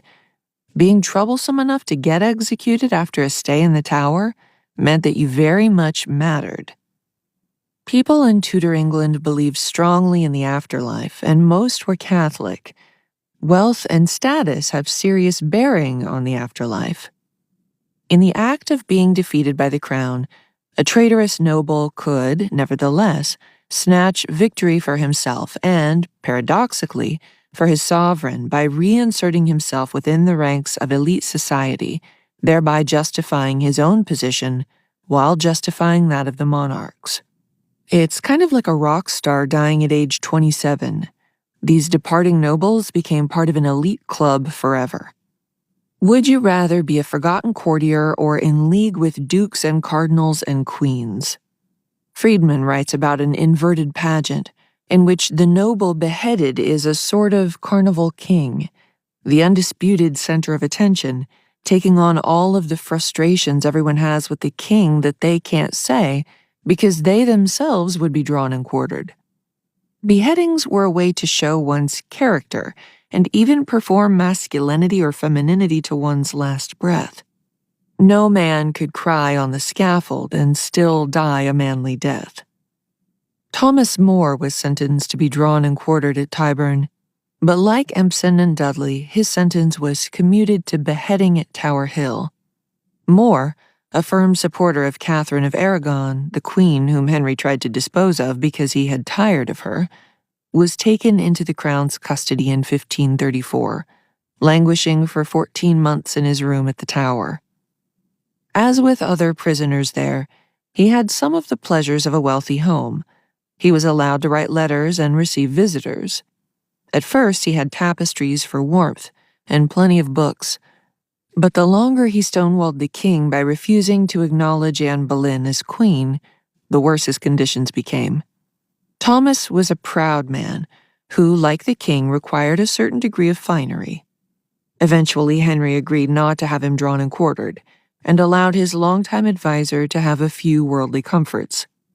In his last weeks, an Italian merchant friend sent more wine and meat and a fine silk suit in which to die. and Moore's daughter and wife were allowed to bury him, as long as he promised not to give a barn burner of a speech in his final moments. The final earthly comforts, the assurance of his burial, and the beheading allowed Thomas More to keep his mood light in the last 30 minutes of his life on July 6, 1535. Is there really any difference between dying, one's head on a block under the axe, and dying, pining in bed? Biographer Daniel Sargent wrote in 1933. More was confronted to the end with administrative tasks, telling a woman who demanded some papers of him, "Good woman, have patience but for an hour, and the king will rid me of the care I have for those papers and everything else." He met a distressed, suicidal man on the way to the gallows, who came to him in desperation, and More told the man he would pray for him if he returned the favor. As he climbed the rickety ladder to his death, he asked for help from a lieutenant, but assured the officer that he would be able to get down himself. More kissed his executioner and blindfolded himself. He said, "Pluck up thy spirit, man, and be not afraid to do thy office. My neck is very short." More had a lot of forgiveness in him. He also didn't blame Henry, the man actually responsible for his impending headlessness. But he did not blame the man who held the axe for his death, closer to administrator than murderer in some ways. Kindness to the executioner was a part of the pageant of execution, as well as a good way for the condemned to limit their own pain with a sharp and accurate axe. "Take heed that thou strike not awry," as More put it. As he laid his short neck on the block, he had one last joke, one final vanity from a man who loved fine things. He swept his beard out of the way and asked his executioner to pardon his whiskers, as they were innocent of any treason. The blade was swift and true, needing only one stroke. Though a beheading at Tower Hill confirmed their standing, Henry's targets could not go to the block as noblemen. Execution is, of course, a human sacrifice ritual. Nowhere was this more true than in Tudor England, a world filled with intricate and symbolic markers. Part of the inverted pageant of execution meant divesting one's nobility, returning to the status of a common man, even as their treatment evinced that they were not. There was a whole ceremony for this shameful removal of rank, dating back to medieval execution practices, in which the condemned was humiliated and dehumanized in the lead-up to their execution. The condemned man's crimes were read aloud, and then a herald would take down the offender's crest, throwing it violently to the floor, followed in like manner by his banner and sword, and cast them into a ditch. Having gotten that out of the way, their time on the block itself was not meant to be a moment of degradation, but rather an occasion for renewal. The execution could be an elevation, a restoration to full status.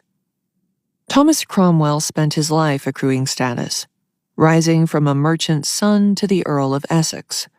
Cromwell had been Henry's greatest ally during his quest to make Anne Boleyn queen, but after her beheading, which we'll discuss soon, he fell from the king's ever more capricious favor.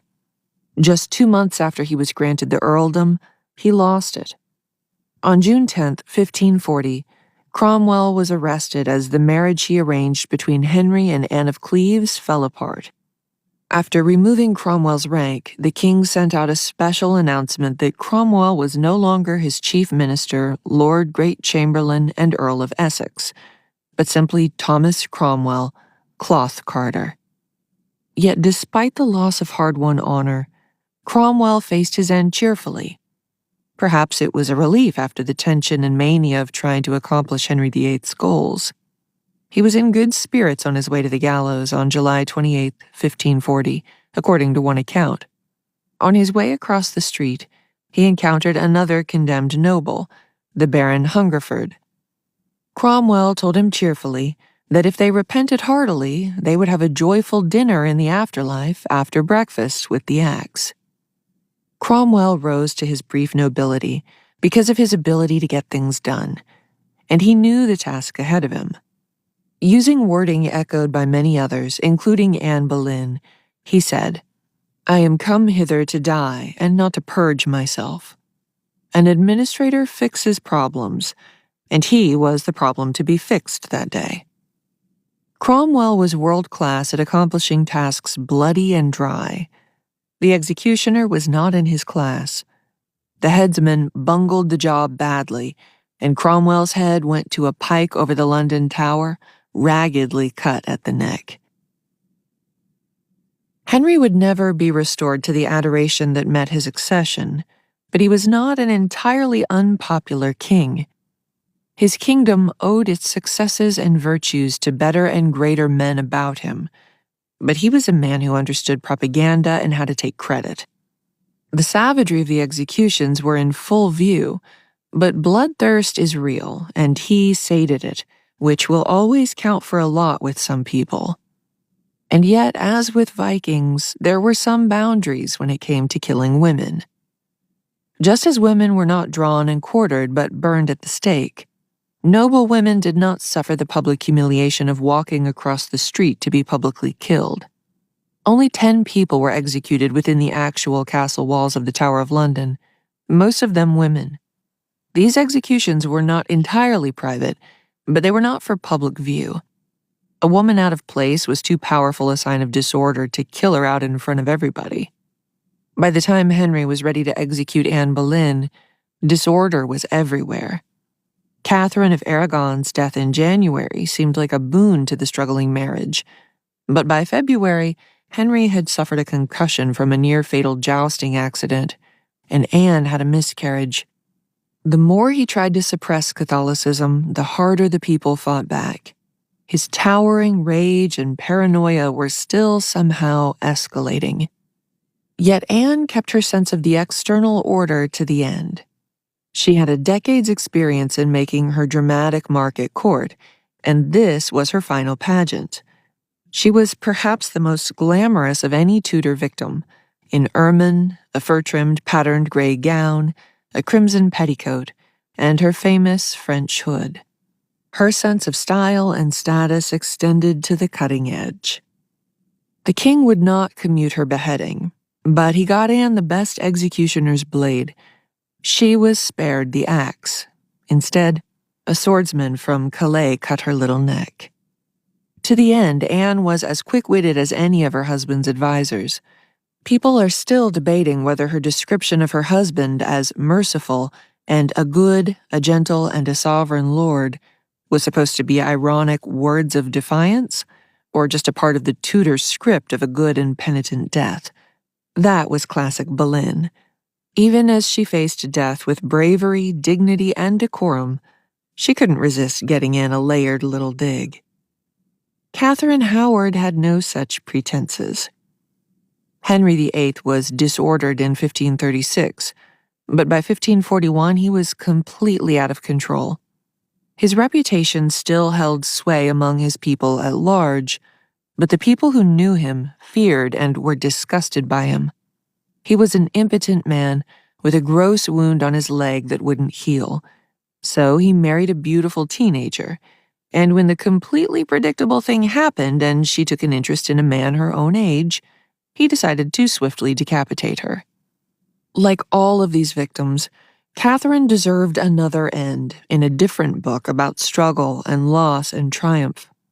Catherine belongs in a teen drama, planning outrageously glamorous outfits and plotting secret hookups. She was a sweet girl, but definitely not a woman. She was not older than 21 when she was executed. Her life was so brief, and we know such intermittent details, but she is clearly a teenager in my mind. A polite, polished if slightly spoiled child, someone who needs time to mature and figure herself out, someone with peaks and disappointments ahead of her that do not require her to practice flinging her hands out for the executioner's block.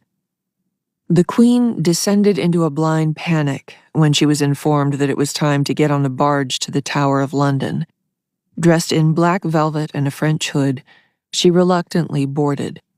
On the way to the Tower, she passed the heads of her alleged lovers, Francis Derham and Thomas Culpeper. Once she was settled into Anne's old room at the Tower, She was able to calm down and think about how she wanted the next morning to go. Catherine was a person who always wanted to follow the correct etiquette. She was very concerned about process and protocol, striving to carry out her rituals flawlessly. She also gave thought to her outfit, though she didn't have time to be the fashion plate that Anne was. Nor did she insist upon the sword instead of the axe. She didn't have the standing to make many additional requests, and there was something else she wanted. From her cell, she asked the staff to bring her the executioner's block. Again and again, she practiced how prettily she could lay her lovely neck upon the block. The next morning brought a typical February chill. Catherine had requested a private death, but the relative privacy of the tower walls was all she would get. She wore a dark dress. Her speech was not recorded except to say that it well expressed the expected emotions about the Lord, the Church, and the King. There is a persistent rumor that she said she would rather die as the wife of Culpeper, misinformation that confirmed a romantic narrative rather than corresponding to the etiquette of the day, as Catherine always sought to do. She wanted to be remembered as a perfect queen, not highlight her rumored infidelity. It was a good death, someone told her brother a few weeks later. Catherine performed to expectations, and the executioner responded with a single swift stroke. The pageantry and rituals of death were of great importance to the condemned as they approached the most solemn and important moment of their lives. But not all women went gently, pretty like a scrap of lace cut in two. Some women fought like hell. Margaret Pole was one of the richest landowners in England in the early 16th century. Like Edward Stafford, she was royal enough to threaten Henry, a Plantagenet by birth, niece to two kings. When she was finally awarded her father's estate in the 1510s, she owned 4 different estates, castles, manors, and palaces, one of which had a moat. Women couldn't hold public office, but in private law they could have as much authority as anyone else, and so she managed the staff, inventory, books, and other major tasks as her husband would have done if he hadn't died. She had to engage in conspicuous consumption served to overawe those under a noble's authority. She was even expected to turn out resources and muster men for military obligations, much like her dear friend Catherine of Aragon, who rode out into battle while heavily pregnant in this same time period. Margaret was the Countess of Salisbury, the only woman in the country to have a peerage title by her own right of descent, until Anne Boleyn was made Marquess before her coronation. Margaret was very Catholic. The Poles and the Plantagenets were against the new teachings of Protestantism, but she wouldn't say anything to the king's face. Even as rich as Margaret was, she couldn't afford it. The atmosphere was not as utterly terrifying as it would be in the 1540s, but in 1533 everyone in royal circles was beginning to be quite reasonably worried after how thoroughly and furiously Henry turned on Catherine. Catherine was a Spanish princess, hard to execute without upsetting diplomatic relations, and a beloved queen with all the gravity and charisma and magic that came with the role. Before it was conceivable that a queen would ever be executed, Margaret certainly didn't approve of the break with Rome, but she kept quiet about it. It was her loyalty to the queen and the princess Mary that doomed Margaret. Margaret was a governess to the sole heir to the throne from 1520 to 1533. Obviously, this was a position of huge trust and prestige, and an enormous responsibility. Margaret strove to support and help Mary through some of the most traumatic years of her life. And when the king wanted to bring Mary back to court, Margaret was resistant to give the position up. Margaret promised to house Mary in the style of a princess, out of her own pocket, but she had no luck in convincing the king to let her keep Mary. She was also evasive about returning certain of the princess's household goods, her jewels and fine plates, to the king when he was trying to starve out Catherine of Aragon and her child so she would abdicate. And she made the unwise choice to not immediately give the king anything that he looked at longingly, like one of her lovely castles. After Anne's execution, the king's paranoia was gaining momentum and intensity. He'd already killed so many: friends, relatives, lovers, wives, his most trusted advisors and loved ones. All the Poles the crown could get their hands on were arrested, including Margaret and her sons Henry and Reginald. Henry was executed, Reginald released, and Margaret was held in the Tower, where Henry kind of forgot about her for 3 years. Sometimes maniacs get distracted. Her confinement was strict, but he did not leave her in there cold and hungry. She had servants and fine clothing and food, and sometimes she got the chance to go outside. She was an old lady by this point. Contemporary witnesses to her death thought that she was in her 80s, though she was not even 70 yet. Just 2 months before her death, the king spent a bunch of money on new clothes for her. There was basically no forethought to her death. When the day came in April 1541, there was not even a proper scaffold. She was not told the month or the week or the night beforehand. She was told that morning, and she was hustled out to the Tower Green at 7 a.m., so it couldn't have been more than a couple hours before she died. Just as Margaret did not accept Mary's reduced circumstances, she didn't accept her own death. She did not give a sober speech at the end of her life, sucking up to Henry VIII one last time. She did not have time to game it out, think about how the consequences might shake out for her sons and grandchildren. She wasn't thinking about the possibility of being burned alive. She didn't even know what she was accused of. There was no time to have last conversations. There was no time to consider the appropriate and ladylike way to approach the scaffold. There was no time to plan out an outfit. There was certainly no time to have the conversations even an imprisoned woman puts off, to make the necessary apologies and seek the forgiveness necessary for a good death. She was not given any time to talk to a religious official to get her soul nice and clean and ready for God. She approached the block with dignity and made a request for prayers for the royal family, especially Mary. But she lost it as it came time to put her neck on the block. At that moment, it became clear that she would not get the time that other members of the nobility get to prepare a few final words. She would not get to present herself to the 150 assembled people in that corner of the Tower as a lady of high birth. Most devastating to a future Catholic martyr, she could not prepare her prayers and ready herself for heaven. After so many years at the Tudor court, Margaret would have known what a usual execution for a member of the nobility looked like. This was thrown together at best. Usually a person climbed up on a scaffold and knelt before the block, with a pillow at their knees. There was no such nicety for the countess. And the executioner. The axe.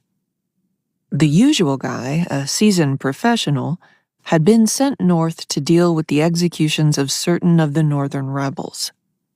The executioner was a trembling child, a wretched and blundering youth.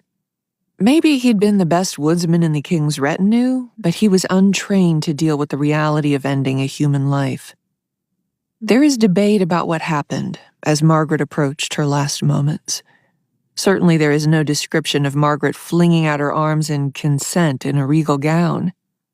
There were some accounts that had her refusing to set her head on the block, saying, "So should traitors do, and I am none." Once restrained, she refused to set her head still. She bid him, if he would have her head, to get it as he could, so that he was constrained to fetch it off slovenly. Apparently, she struggled so much that her wig came up and revealed her gray hair. With the opportunity for prayer comes the opportunity to speak one's piece. An intact body is a chance to make one final sartorial statement, too. As we come to Henry's beheaded queens, we will hear about the care they took with their final outfit. But more important are the last words. In most cases, a person who is to be beheaded has the chance to say a few words and pray as they climb the scaffold and await the blade. The individual who suffered the stroke of the axe had his posterity and his immortality to orchestrate as he faced human society for the final time, Friedman wrote. The composure needed to die well by the axe marked an achievement of self-control and indicated the dignity of the beheaded. But their greatest concern was God. Their last words were a prayer, a hope that they might find the mercy their king withheld on the other side. A body neatly cleaved and comprehensible, a holy relic worth burying, and not a headless, quartered horror. Which is what Margaret became. Most accounts agree that the executioner botched the job. He whacked away at her frail body, making whatever pain she experienced excruciating and probably messy. The young man literally hacked her head and shoulders to pieces. Tomahawk. 1754. Western Pennsylvania. In execution, Henry VIII favored the axe, but on the battlefield, firearms had already started to take over by the Tudor era. Cannons, culverins, and other artillery were becoming more determinative than the pikes, swords, axes, and other bladed weapons still carried by most of the infantry of the day. Then the gun got smaller, more convenient, more portable. Then it took over the world. Firearms in the 7 Years' War were about as different from guns today as flint is different from steel. But from the beginning, their power to quickly and totally destroy a body was incredible compared with the swords and arrows and axes that preceded. In the 1750s, novel flintlock mechanisms meant that hunters and soldiers didn't have to carry around an already burning match, nor did they have to wind a wheel before pulling the trigger. They just had to add a little powder and cock the gun. But getting the ammunition ready was still a multi-step process that took precious time and could easily go badly. The gun's power is great, but in 1754 that power was not accompanied by convenience or easy access. The axe has always had that going for it. The axe was a crucial tool in the English and French colonization of America. Much of Europe had been deforested by centuries of consistent occupation. Early colonists came from cities where they didn't have to do a lot of labor of basic survival. On this side of the ocean, the forests were unimaginably thick. There was not just the usual work of chopping down trees for lumber. Vast stretches of land had to be cleared, so colonists could build their versions of habitation and agriculture. The indigenous people who were already living in North America had their own methods to build and grow, working with the bounty of the land instead of raising it. They had stone hatchets and other cutting tools, which they adapted to the availability of British steel, creating the tomahawk. This small axe was a symbol of war and diplomacy at once.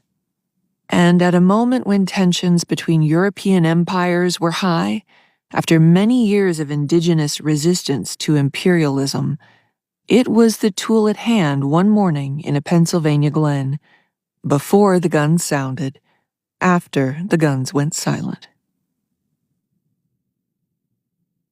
7.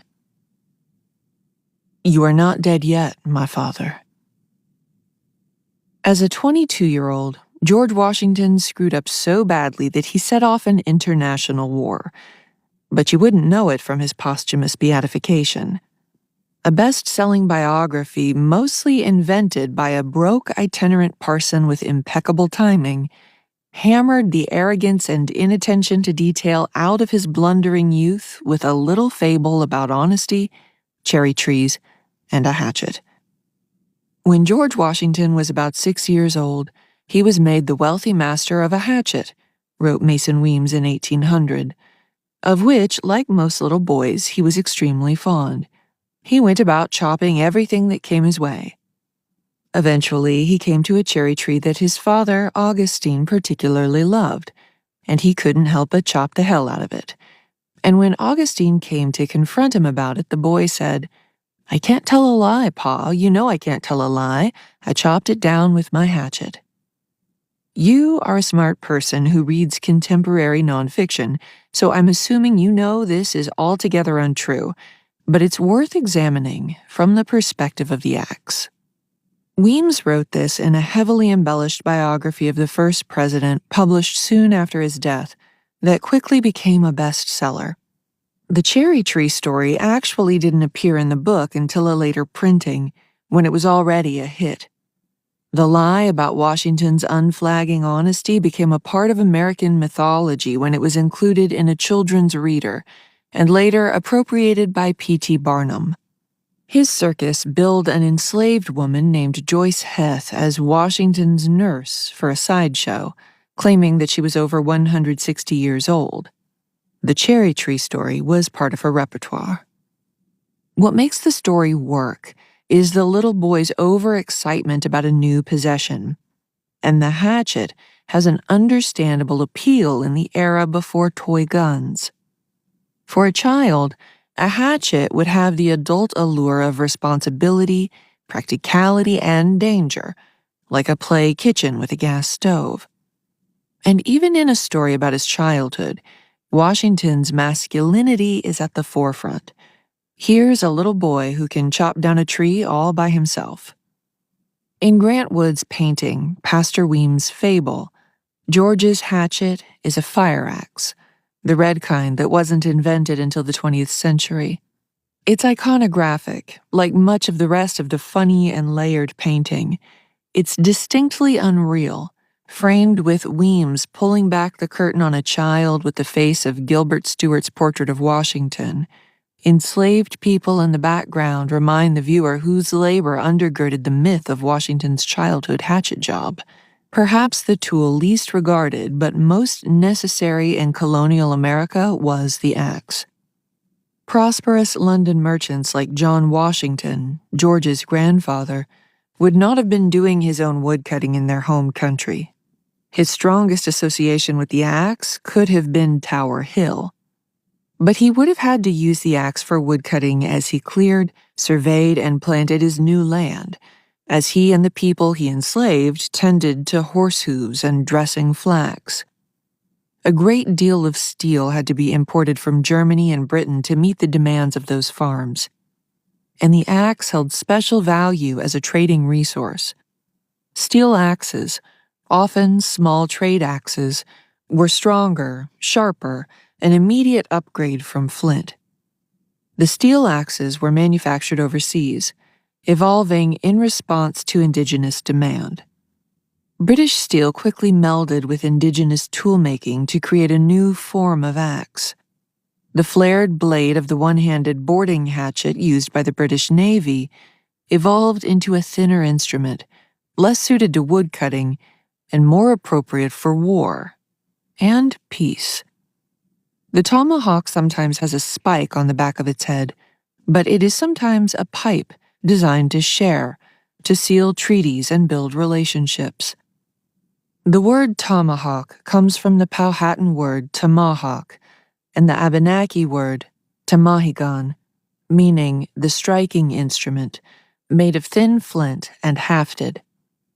Tomahawk is an indigenous word, and as such has a special ability to evoke notions of bloodthirsty savagery, writes Dr. Scott Manning Stevens, Akwesasne Mohawk, Associate Professor of Native American and Indigenous Studies and English at Syracuse University. The tomahawk remains the most Indian of weapons, even if not of our manufacture, an object introduced by Europeans and indigenized by my people. So often we see it sink into the skulls of its victims, a tool transformed into a weapon, one that blurred the distinction between simple utility and excessive violence. The small hatchet was the most feared weapon to the settler colonial imagination, but also a powerful assertion of native sovereignty when held in restraint. Though the tomahawk was a symbol of butchery in much of the American imagination, it was also understood as a visual signifier of peace internationally. European portraits of Mohawk diplomats placed a tomahawk at the subject's feet to symbolize their peaceful intentions.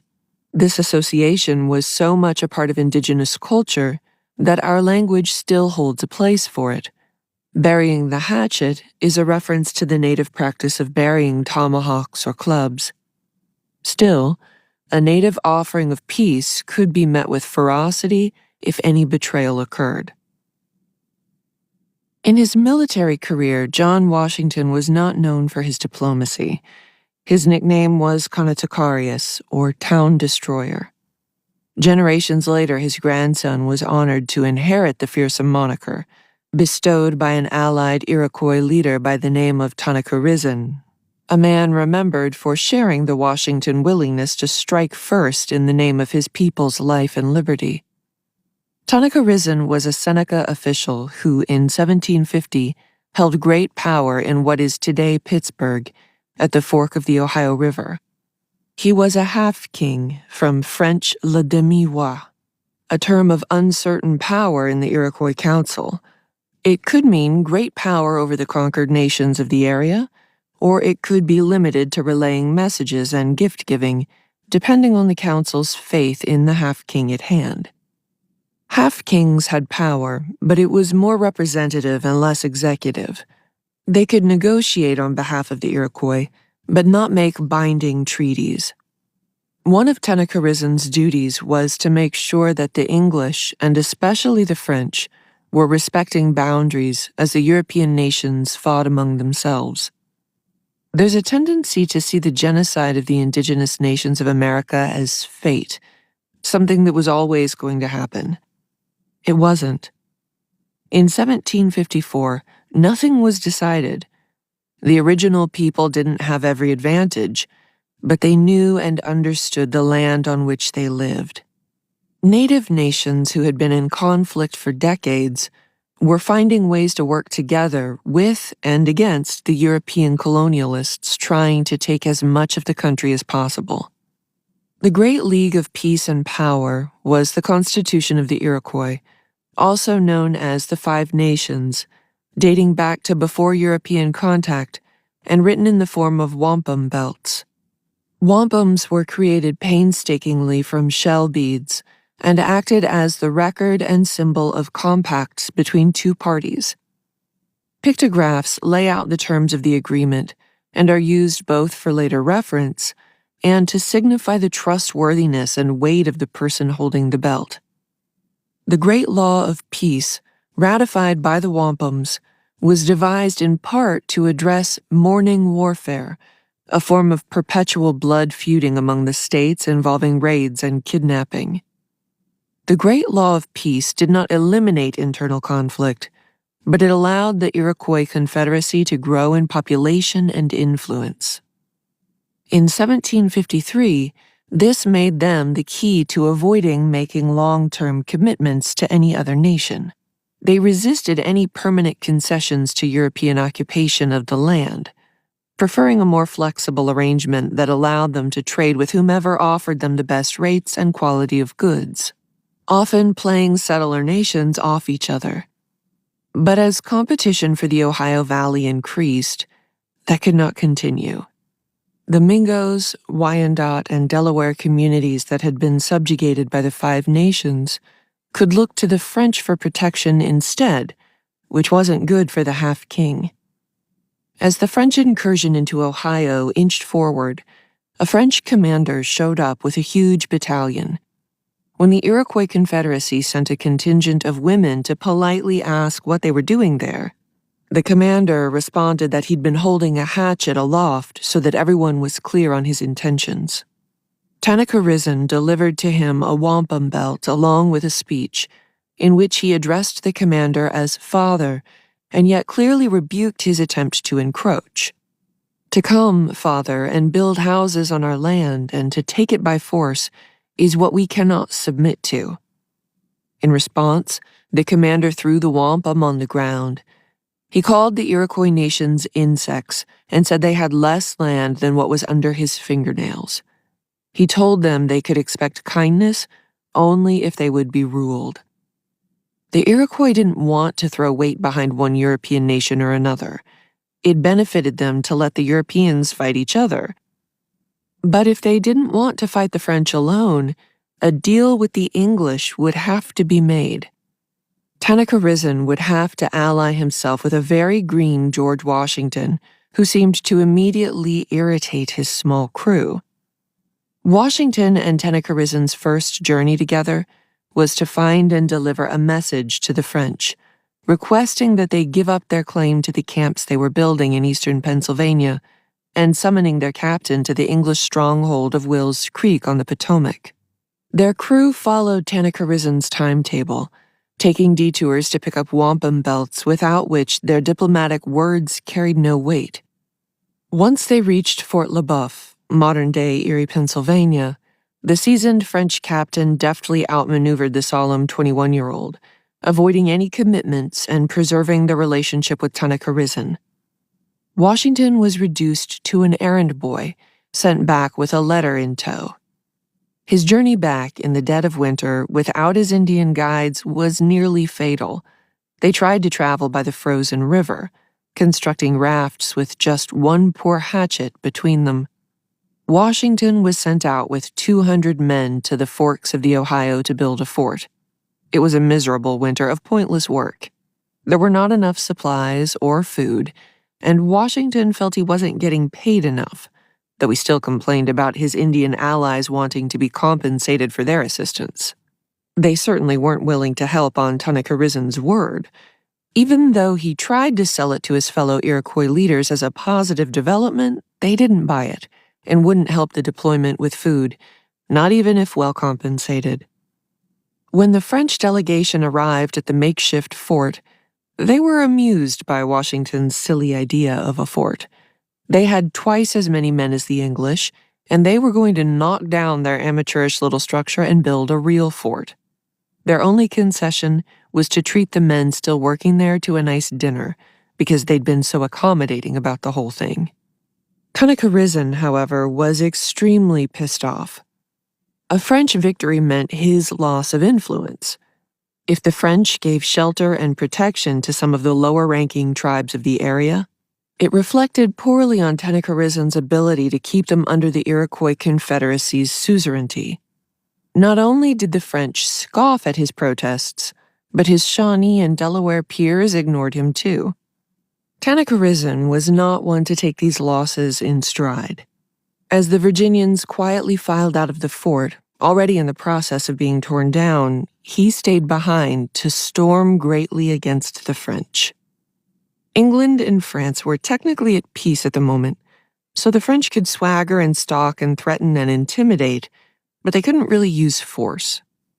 As Washington and his soldiers made their slow and noisy way southwest, the job of tracking them fell to Ensign Joseph Coulon de Jumonville. He was the scion of a distinguished military family, but his force was small. They couldn't do much more than spy and maybe politely ask what the British were up to. Tanaquerizin, far better at tracking, was intent upon following the French. He sent Washington an alarmist message about a fictional potential attack with the location of the French unit, right after Washington had sent most of his men in exactly the other direction. Washington set off in the rain at 10 p.m. with 47 thoroughly exhausted men in tow, reaching the Half-King's camp around daybreak. Tanaquerizin and Washington had a brief council, during which the older man manipulated the younger into a surprise attack against the French. Jumonville and his men were camped about 50 miles southeast of the fork of the Ohio, in a lush glen at the bottom of a small fern-laden valley. On the morning of May 28, 1754, after a few days of heavy rain, it would have been nearly steaming with precipitation. The French battalion was just waking up. There were no sentries posted. Washington told the native contingent to cut off escape routes and ordered his men to surround them quietly, but some kind of noise, perhaps a musket misfire, got the French wide awake. They scrambled for their guns, which were too damp to properly work, and Washington gave the word to fire. All was gunpowder for 10 to 15 minutes. The French tried several times to escape, but were driven back from the ravine nearby into the field of conflict. Jumonville was finally able to call a ceasefire, to try to communicate with Washington. He had a peaceful summons to deliver from his commanding officer, a message that indicated the French's intention to maintain the concord which now reigns between our two friendly princes. Washington couldn't understand the message, as it was in French, but Tanaquerizin did, and he was not inclined to take Jumonville in good faith.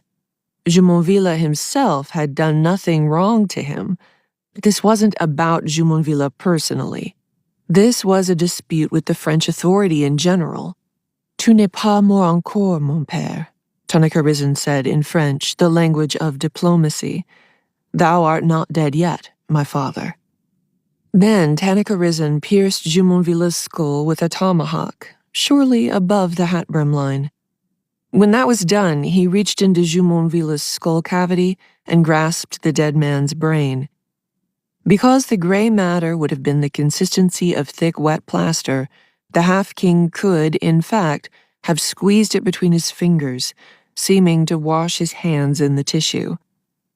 That is not the story Washington told to his superior after complaining extensively about his pay, or his diary, which was more a recitation of the most basic facts. Jumonville and 9 other French dead, passive voice. 21 captured, including the second in command. The native warriors took the dead bodies and scalped them. Washington was already a sober, serious fellow, savvy enough to not take credit for the win or the mess. He was certainly no elder statesman. He had never seen any kind of real violence. He thought the whistle of bullets was charming, so he set up a circular little death trap fort in a terrible tactical location, even though Tanaquerizin told him not to. But he did not know that he had won, and also that he lost control of the situation, failing to realize that Tanaquerizin might have a different agenda.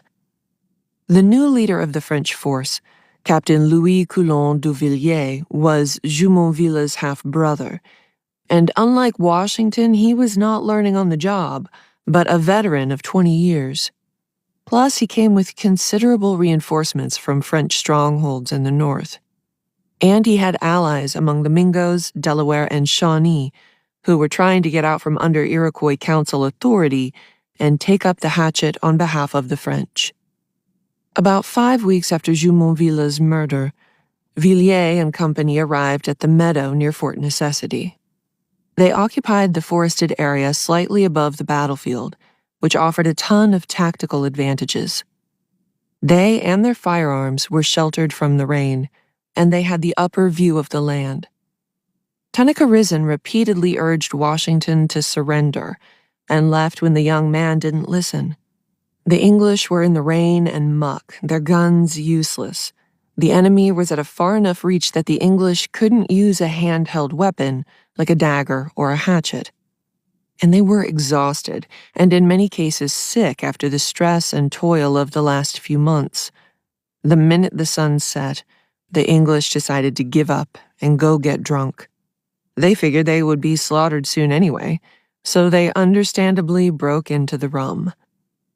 It was not an easy hour for young George Washington. His first skirmish had gotten out of hand immediately, and now this one was also going very badly on an even bigger scale. This was a confident young man, tall, handsome, and raised rich. He'd already started a successful surveying business. Now he was finding that managing supplies and men and enmity was a great deal harder than he thought. And then an out appeared. Villiers offered him a compromise. If they capitulated, gave back prisoners, and signed an agreement to leave the Ohio Valley, they could leave with their possessions and honor intact. Oh, and the other little detail? They had to take responsibility for Jumonville's assassination. Washington was working with a translator of questionable quality, or perhaps just a touch of illiteracy, and the French were drawing up the documents he signed. He knew about the capitulation, the leaving of the Ohio, all of that. But Washington and his advisors absolutely did not know they were basically pleading guilty to the French king. So he signed the agreement, thinking that it was a failure but not the beginning of a war. How wrong he was. It took another 1.5 years for war to be declared, but the conflict soon spread worldwide, lasting 7 years and encompassing most of Europe, South America, India, and the Philippines. The war itself wasn't his fault, and Washington was given an impossible task. But he chose the wrong place to make camp and do battle. He failed to realize what Tanaquerizan was doing, leading him to the French that day in May. Yet George Washington failed up. His disastrous performance on the frontier somehow turned out to be a social climber's dream. The governor who made the foolish choice to send the inexperienced young man into battle had Washington's journals published, and they were a hit. War stories are great propaganda, and violence is eternally saleable. Tanaquerizan's motivation for his vendetta against Jumonville and the French in general is as awful and brutal as his violence. In his telling, a French delegation killed and ate his father when he was a child, boiled him to be specific. This story is likely not about Tanaquerizan's literal father, but another man, Memeskia. He was a chief of the Piankashaw and the primary voice of resistance against the French. In 1752, a Métis man named Charles Langlade led a French-affiliated contingent of Ottawa and Chippewa in a siege of Memeskia's town. They quickly won and decided to send the message home with some ritual sacrifice. First, they killed a traitor and ate his heart. Then, with his people looking on, they killed, boiled, and ate Memeskia. Like Memeskia, Tanaquerizan was a leader, a proud man who was devoted to resisting the French. Most of all, Tanaquerizan wanted to recover his status and his power over his fellow people. What mattered to him was not so much the conflict among European nations, which he had tipped into war, but the esteem of his own nations. But, as he knew, he put his trust in the wrong person with Washington. Still, he worked to keep natives' support for the English. When the Delaware and Shawnee defected anyway, it was a sign that the reach of the Iroquois Council was weakening. The half-king was broken, heartsick, and physically unwell. He collected his family and friends and decamped to south-central Pennsylvania. A healer diagnosed him with having been bewitched by the French in retaliation for Jumonville, though it was probably pneumonia. He died in October of that year. At the National Park site for Fort Necessity, there were several axes among the leggings and muskets on display. The most striking was not made of metal, but shells, a beaded silhouette of a hatchet on a belt. It was a reproduction of a wampum that circulated to spread word of an impending conflict, composed of shell beads dating back to the time of Tanaquerizan. The background was red, representing diplomacy and friendship, surrounded by black beads symbolizing death. In the middle is the hatchet in white. The axe is the war. War, like execution, is a collective act, an act of the state. In this way, it is distinct from murder of an individual due to interpersonal conflict. Tanaquerizan did not negotiate or observe the usual terms of engagement when he killed Jumonville. He didn't hold the power to make that kind of statement anyway. Jumonville's killing was not performed on behalf of the Iroquois Council or the English. It was personal. And yet, the goals Tanaquerizan wished to accomplish by striking an unsuspecting man in the head and reaching in to grab his brains were not the petty motivations of Freydis or Henry VIII. His act was not careless, nor an act of tyranny. It was an act against tyranny, more like the force animating Stesagoras' assassin more than 2,000 years earlier. That day in the Glen occurred after a long period of French and English forces muscling their way into occupied land. Europeans were perfectly willing to use equally twisted and excessive interpersonal violence to attain their goals. Indigenous nations were certainly capable of great violence too, but they were also practicing a sophisticated system of government with well-established rules for resolving conflict. It's just that these strategies were of limited usefulness when the European occupiers considered them optional. The metal that transformed the tomahawk Tanacharison used that day was an adaptive response to the changing face of the old nation. In the face of guns and germ warfare and European arrogance, resistance could not always be nonviolent. Tanacharison's violence was his own choice, uncoerced, ordered by no one. He did not have to kill this man in this way on this day. Yet I see it less as murder and more as an act of war in response to an ongoing genocide. The 7 Years' War had yet to be declared, but the campaign of violence against indigenous people had already lasted centuries. Cooper's Side Axe. 1861, off the coast of South Carolina. The axe was out of favor as an implement of state violence by the 19th century. Guillotines were the stylish way to decapitate someone after the recent French Revolution, but American capital punishment never tended toward beheading. Hanging was the predominant method of execution in the States, and the firing squad was another frequent choice. Firearms were the preferred form of officially sanctioned violence, not just in the military and death penalty, but in the earliest formal iterations of police forces, slave patrols. Enslaved people had so many various forms of labor to perform that it would be inaccurate to say that the axe was particularly distinguished among their tools.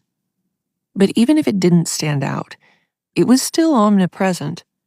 There were many specialized axes on a plantation, all sharp enough to be used in violence, like the tobacco hatchet, a one-handed tool with a short, squarish head specifically used to cut the tobacco plant at the base before it was hung to dry.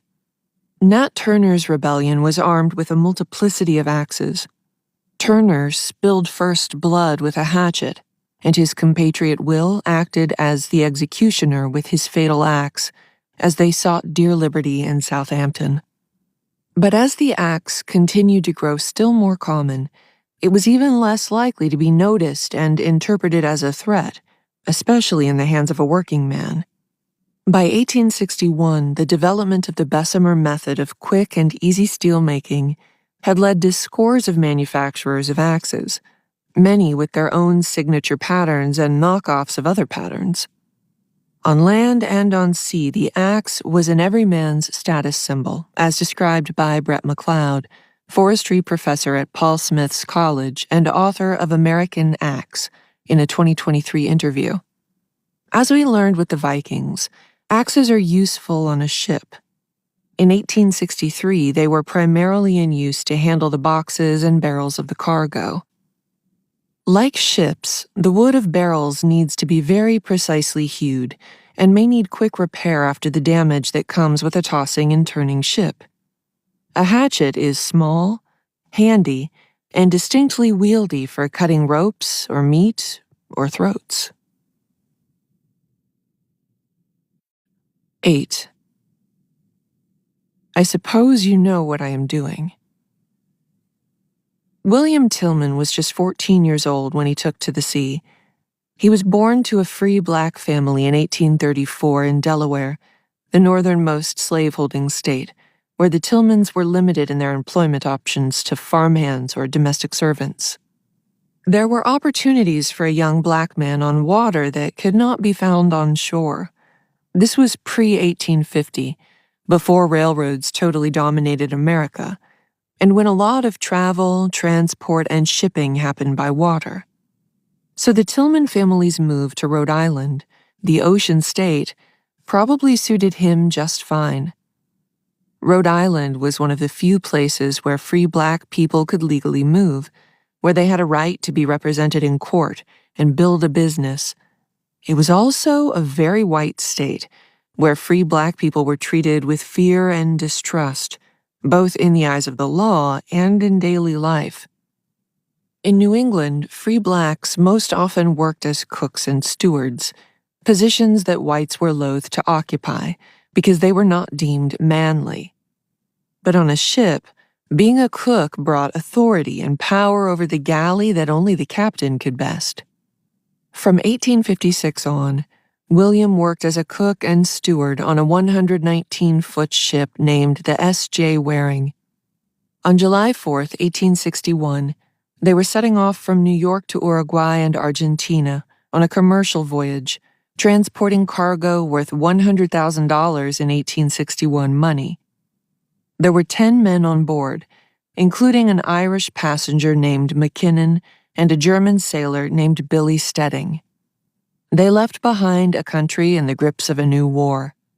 William had been to southern ports on the eastern seaboard, and he had seen enslaved people laboring and being sold. He was not going to have any part of that. He was headed to another continent. Until he got to New Jersey, and the war came to find him.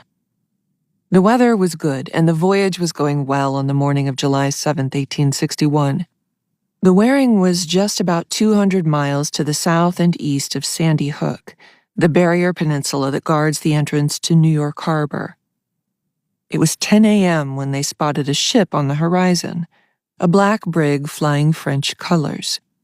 The first mate didn't like the look of it, but the captain refused to alter their route. Once it was too late to change course, the other ship pulled off the mast. As soon as the Waring got close enough to see the ship and their guns clearly, they fired a warning shot. It was the USRC Jefferson Davis, a schooner filled with Confederate pirates. The Confederates ordered the Waring crew to lower their flag. The Jeff Davis, as it was called, had already taken 2 ships on its expedition to make trouble for the Yankees. As it happened, the captain of the Jeff Davis knew the captain of the Waring, and the capture of the ship went pretty smoothly. They even had brandy together while the pirates stripped the place of firearms and many perishable goods. It only took about an hour. The pirates brought over most of the crew to their ship. Much of the cargo they left intact, to be unloaded when the prize crew they installed had sailed the vessel back to South Carolina. McKinnon, Stedding, and Tillman remained on board the Waring, tiptoeing around the prize crew. Tillman continued to expertly perform the duties of the trip, cooking and serving food, cleaning, and doing what was asked of him. He never spoke unless spoken to, and he addressed his captors with the same respectful formalities he would have his captain. The moment he decided to kill them was born quietly, too. After the flag was lowered, the privateers ripped it apart and refashioned it into that enduring symbol of hatred, the Confederate flag. Tillman watched as they sewed the scraps together into what passed for a rebel insignia and silently stewed. The flag was what William later described as his first incentive for revenge. First, but not greatest. The pirates had chuckled over their good luck, wrote a report on Tillman in Frederick Douglass's Douglass Monthly. They were planning to sell Tillman, whom they knew to be a free man, into slavery. The prize crew were not subtle about their plans, openly speculating about whether he would bring in over $1,000 at auction. "By God, he will never see the North again," one member of the prize crew said. Before the captain left with the Davis, he called Tillman to him and told him to report to his house in Savannah to be taken care of. In Tillman's telling, he tipped his hat and said, "Yes, sir." Tillman had to keep his countenance cool so his captors would relax around him. But he said to Billy Stedding, the German Waring sailor, "I am not going to Charleston a live man. They can take me there dead." Tillman hoped for rescue by the United States Navy for a while, but eventually those hopes faded. He began to plot a mutiny with Stedding, who, as a German citizen, could well be in danger of becoming a prisoner of war in Charleston, or worse, being conscripted to serve in the Confederate Army. The other member of the Waring crew, McKinnon, had befriended their captors. They also approached a Scottish member of the prize crew, but he refused to join them, though he said he wouldn't try to stop them. Stedding and Tillman had to somehow kill or detain the other 4 members on their own. Luckily, Tillman had stowed a hatchet in the corner of his room. The hatchet was an innocent instrument, wrote Brian McGinty in his excellent account of Tillman's escape, "The rest I will kill." It was used for routine tasks on the vessel, like trimming rope, cleaning fish, or cutting wood for the cooking fires. Enslaved people undertook all of these chores and more, and so it often made sense for them to be carrying a hatchet, even when forced into servitude. Tools would often be housed in enslaved persons' quarters, as it was usually their responsibility to keep them in good repair. In other words, having an axe in their berth was something you'd totally expect from a person whose job was to make the food and keep the ship clean and comfortable. It would have been fine to be caught holding an axe. But Tillman, like an assassin in Herodotus, kept it concealed anyway. On the night of July 16th, the Waring was beginning to approach Charleston through a series of inlets and backwaters. Tillman went to his room as normal. Stedding was at the wheel. He was supposed to give a small cough as a signal for Tillman to attack, but Tillman fell asleep or didn't hear it. Stedding went quietly to Tillman's berth. All of the doors had been taken off to improve circulation in the muggy air. Stedding put a hand on Tillman's shoulder. "Now is our time." Tillman went stealthily to the captain's room and hit the man twice in the skull with full force. On the other side of the cabin, McKinnon heard a faint scream and saw Tillman cross to the second mate's lodging, striking a kind of sideways blow. The man tried to defend himself, but soon fell to the floor. McKinnon and Tillman made eye contact. "Sir, you needn't be scared," Tillman said. "I suppose you know what I am doing." McKinnon agreed, and survived.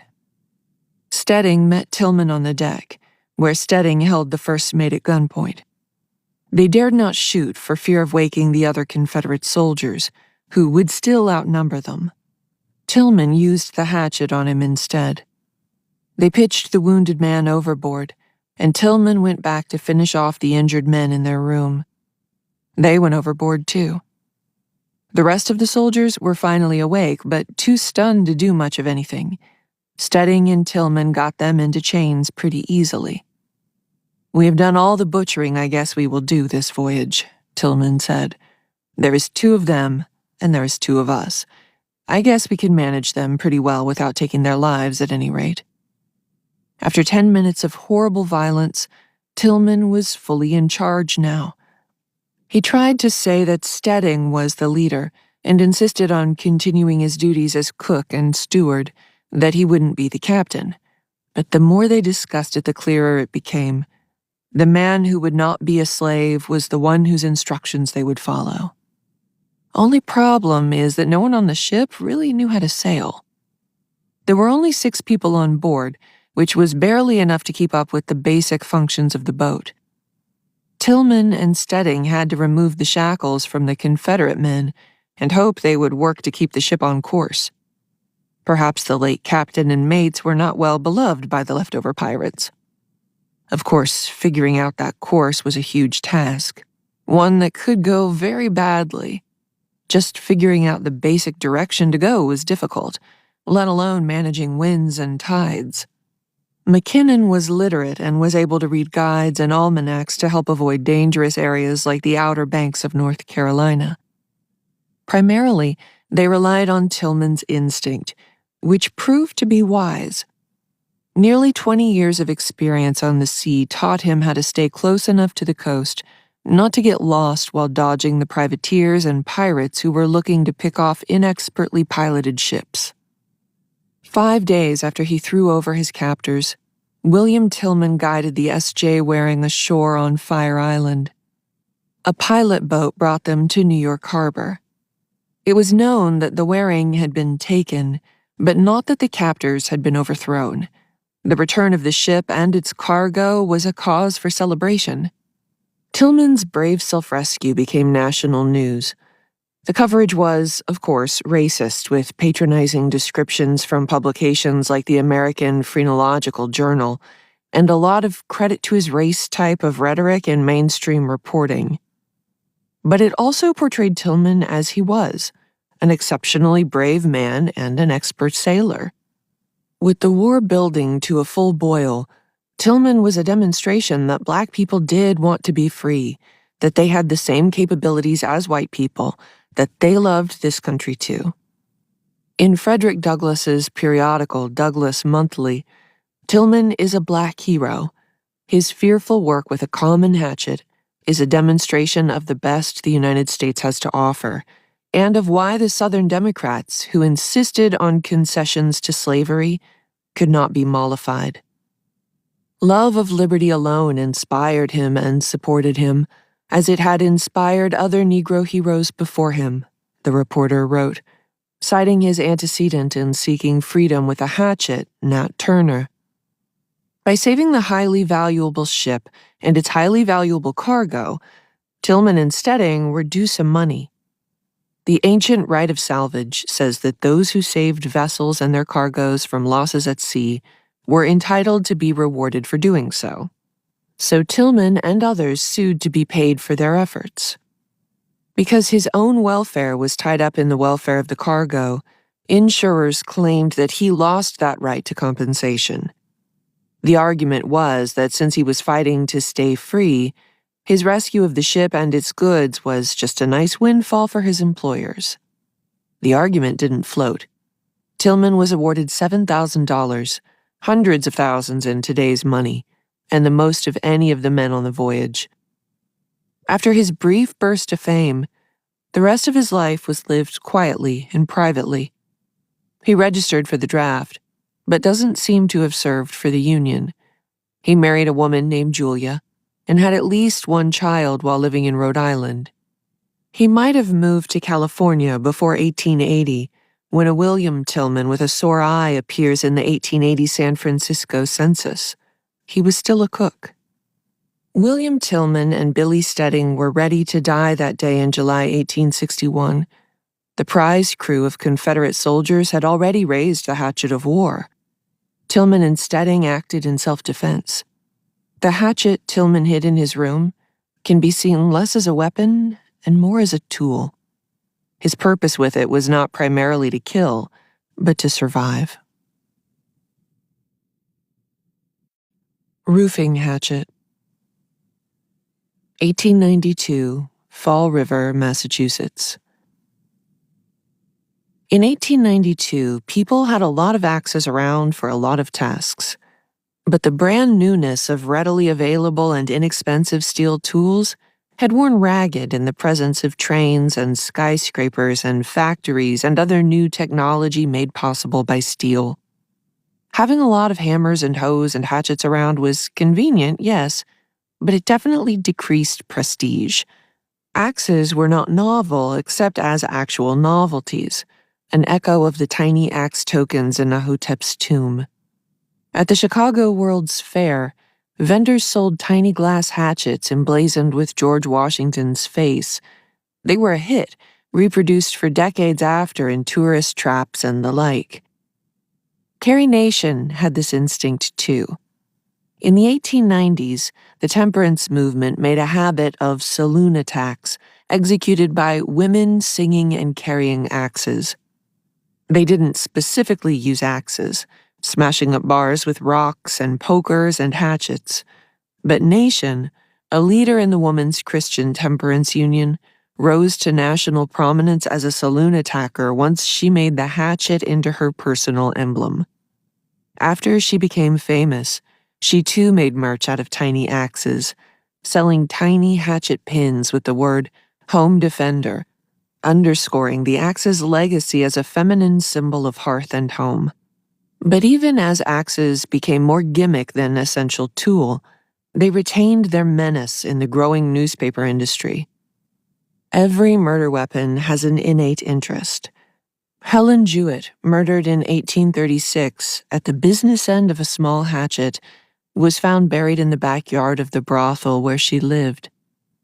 The story of her murder and the trial of her ex-lover, Richard Robinson, fueled competition in the recently minted trade of cheaply printed penny papers.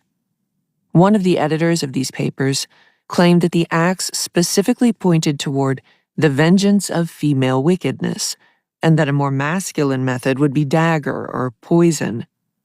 Robinson was eventually acquitted. When Helen was murdered, the newspapers could use the axe to sell the brutality of her crime. Yet for much of the 19th century, when the words axe and murder appeared together in a newspaper, it was an accident of adjacency. On the night of the 27th of January last, Mrs. Britta Nelson, with an axe, murdered her husband, Peter Nelson, at Rapid City, in this county, a coal miner, while he was asleep in his bed, as the Chicago Defender happened to put the words together to describe an 1876 butchery. Washington Frothingham was the first to put the phrase together in 1877.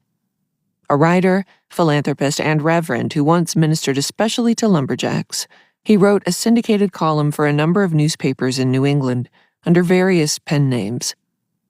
To the readers of the Rochester, New York Democrat and Chronicle, he was Macaulay. In Middletown, Connecticut, he was the Rosicrucian. And to the people of Rutland, Vermont, he was the Hermit of New York. In one of his columns as the Hermit, he detailed several incidents of spousal murder by axe from the 1860s. These axe murders were for a time frequent, and what seems more horrible, they were the deeds of husbands, he wrote, perhaps coining the compound phrase. The common beats of domestic violence assume that the murderer is a man and the victim a woman. A woman wielding the power of the axe against the man of the house was an irresistible thrill to Victorian-era true crime fans. 9. 5 axes in the cellar, 1 axe on the roof. Throughout the coverage of Lizzie Borden's trial, the newspapers called the purported murder weapon the hoodoo hatchet. It was a small roofing hatchet with a broken handle, an ordinary object with no overt religious symbolism. Hoodoo had a few definitions at the time. Sometimes it referred to a raucous party or a vigilante mob, and sometimes it was a racist epithet. Most frequently, it was a derogatory way to refer to the sort of spiritualism that was very in vogue in the 1890s, an attention-grabbing synonym for everything from witchcraft to augury to superstition. The hatchet's small size and lack of handle may have suggested a charm, a religious symbol of life and death and power, just as it did for Viking kings and Chinese emperors and Roman dictators and pre-Neanderthal mourners. Hoodoo hatchet was ultimately a way to call the famed axe bad luck. The New York Evening World positioned the Borden hatchet head against George Washington's hatchet from the cherry tree story, the emblem of truth. Her broken-handled hatchet was the antithesis of the Washington hatchet. It cannot tell the truth. So it was known for its demonish pranks against the prosecutors when they brought it to trial. There were 3 hatchets in the basement of the Borden home. 2 were suspected murder weapons. One with a loose but intact handle, another with a handle apparently tightly hung but cracked and broken. Both were found so wanting that by the end of her trial, her defense was bringing these hatchets up more than the prosecution was. I don't know whether or not Lizzie did it. I understand why people think she did. There was so little time, so little opportunity for anyone else to sneak through the house and kill 2 people in the space of less than 2 hours, and she had motive enough. But if there was too little time for an assassin or serial killer or some other fiend to slip in and out, there was equally little time for Lizzie to silently kill 2 people, change her clothes, clean herself, and hide the weapon so well it was never found. The overworked Borden housemaid Bridget Sullivan was up first on August 4th, 1892. At 6:15, she headed down from her attic room to the cellar to get wood and coal, fuel to make the hot day hotter. Andrew's brother John was staying with them, and he was up not long after, hanging out in the sitting room where Andrew would soon die. Lizzie's stepmother, Abby, was the next to rise. She married Andrew when Lizzie and her sister Emma were young children, but her relationship with her stepdaughters was always tense. Andrew came down and did a few chores in the yard and barn before sitting down with his wife and brother for breakfast. After they finished, Bridget sat down to eat while the other three chatted for a bit, though Abby soon got up to do some dusting. Lizzie came downstairs around 8:45 for breakfast. Maybe it was a cookie or a banana. She's vague about these details at the inquest later, as she was on many topics. On August 4th, she was in the middle of her period and didn't feel great, but she set about the task of ironing the handkerchiefs. Her Uncle John had left the house to run a few errands and visit family, expecting to come back since Andrew had invited him for dinner on the way out.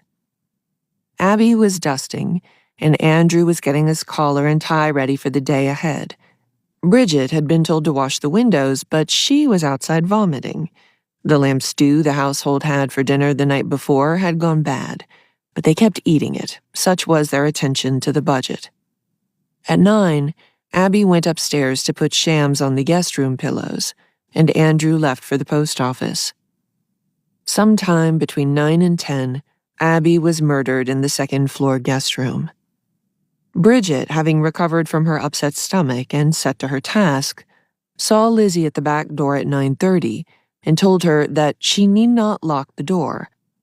While Lizzie waited for the iron to heat up, she said, she leafed through an old issue of Harper's Magazine.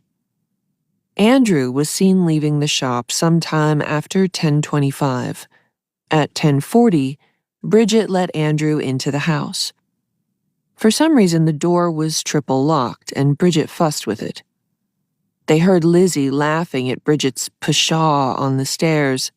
She came down and had a quiet word with Andrew. Andrew went up to his room on the second floor, taking a route that did not pass his wife's cooling body. He came back down and took a nap on the couch at 11:15. In the kitchen, Lizzie asked Bridget a few questions about a note Abby was to send someone concerning a sale. Bridget went up to her room to take a nap too. She heard the City Hall clock chime at 11. Lizzie says she wandered out to the yard, enjoying a ripe pear and looking around the barn for some fishing equipment for an upcoming excursion with friends. She rarely went in there. More bad timing if it's actually where she went. Plenty of people saw Bridget going about her business when she was washing the windows. She chatted with a neighbor, even. People saw a man taking pears from the yard from over the fence, right around when Andrew was settling down to his final nap, and a buggy passed by around then, too. But no one saw Lizzie in the yard enjoying pears. Her whole inquest is like this, foggy on the details of that morning, ambivalent about her feelings toward her family members, unable to explain her unusual activities. She says she heard a scraping noise during this time period and turned to see the side door wide open. At 10 minutes past 11, Lizzie called for Bridget by shouting Maggie, as the Bordens always called her by the name of their previous maid. Andrew was dead. Bridget and Lizzie hurriedly called neighbors and friends for assistance, and a police presence was there within 10 minutes. Within a half hour of Andrew's death, a dozen people had seen Lizzie, wearing the same dress Bridget saw her wearing that morning, looking as neat and unbloodied as any good upper-class menstruating Victorian lady, like she could not have hacked her father to death less than an hour ago. In the photos taken shortly after his death, Andrew looks natural, unposed, his hands lying on his abdomen. A normal guy taking a nap, except for half his face being gone. Whoever killed Andrew committed the act while standing behind him, probably trying not to wake him while he slept on a cushion in a rolled-up jacket. The blows he received were a little less relentless. There were only 10 of them, but there were enough of them to take off half of his face, crushing the left side of his temple. There's a sense of trying to get it done and over with as quickly as possible, The killer knew as well as we do that they had a very small window of time within which to accomplish their goals. On the scale of this book, the Borden murders are very recent, modern enough that photographs of the scene are available, but they were long enough ago that the seemingly obvious idea of preserving the crime scene as it was found was not a priority. These were the days when passerby would simply be allowed into crime scenes. A lot of forensic advances, even recent ones like blood splatter, are downright stupid. But the idea that a crime scene should be preserved in as great detail as possible is a good one, and we weren't there yet. And so the photos of Abby's corpse were weird. The bed and other furniture moved to allow for a better view of her destroyed head. To little effect. There's not much you can tell from it. Of the 18 total wounds to her head, 13 went through her skull. There were 14 parallel blows to the right side of her face, caving a hole you could throw a softball through in the side of her head. It was a passionate attack, possibly from behind, due to slashes to her neck and crown, but the angle suggested that Abby's killer had straddled her body, an unthinkably unladylike position by Victorian standards. When their bodies were first examined, it was clear to the medical examiner that Abby had been dead longer. For one thing, she was cool to the touch, whereas Alexander was warm. Her blood was ropey, dark and matted on her head, whereas Andrew's was still oozing. When he examined their stomachs, it was clearer still that she had died first, as Andrew's breakfast was fully digested and hers was not. There was no sign of poisoning. The medical examiner decided the weapon was a hatchet or cleaver right away because of the force and the sharp edge of the cuts.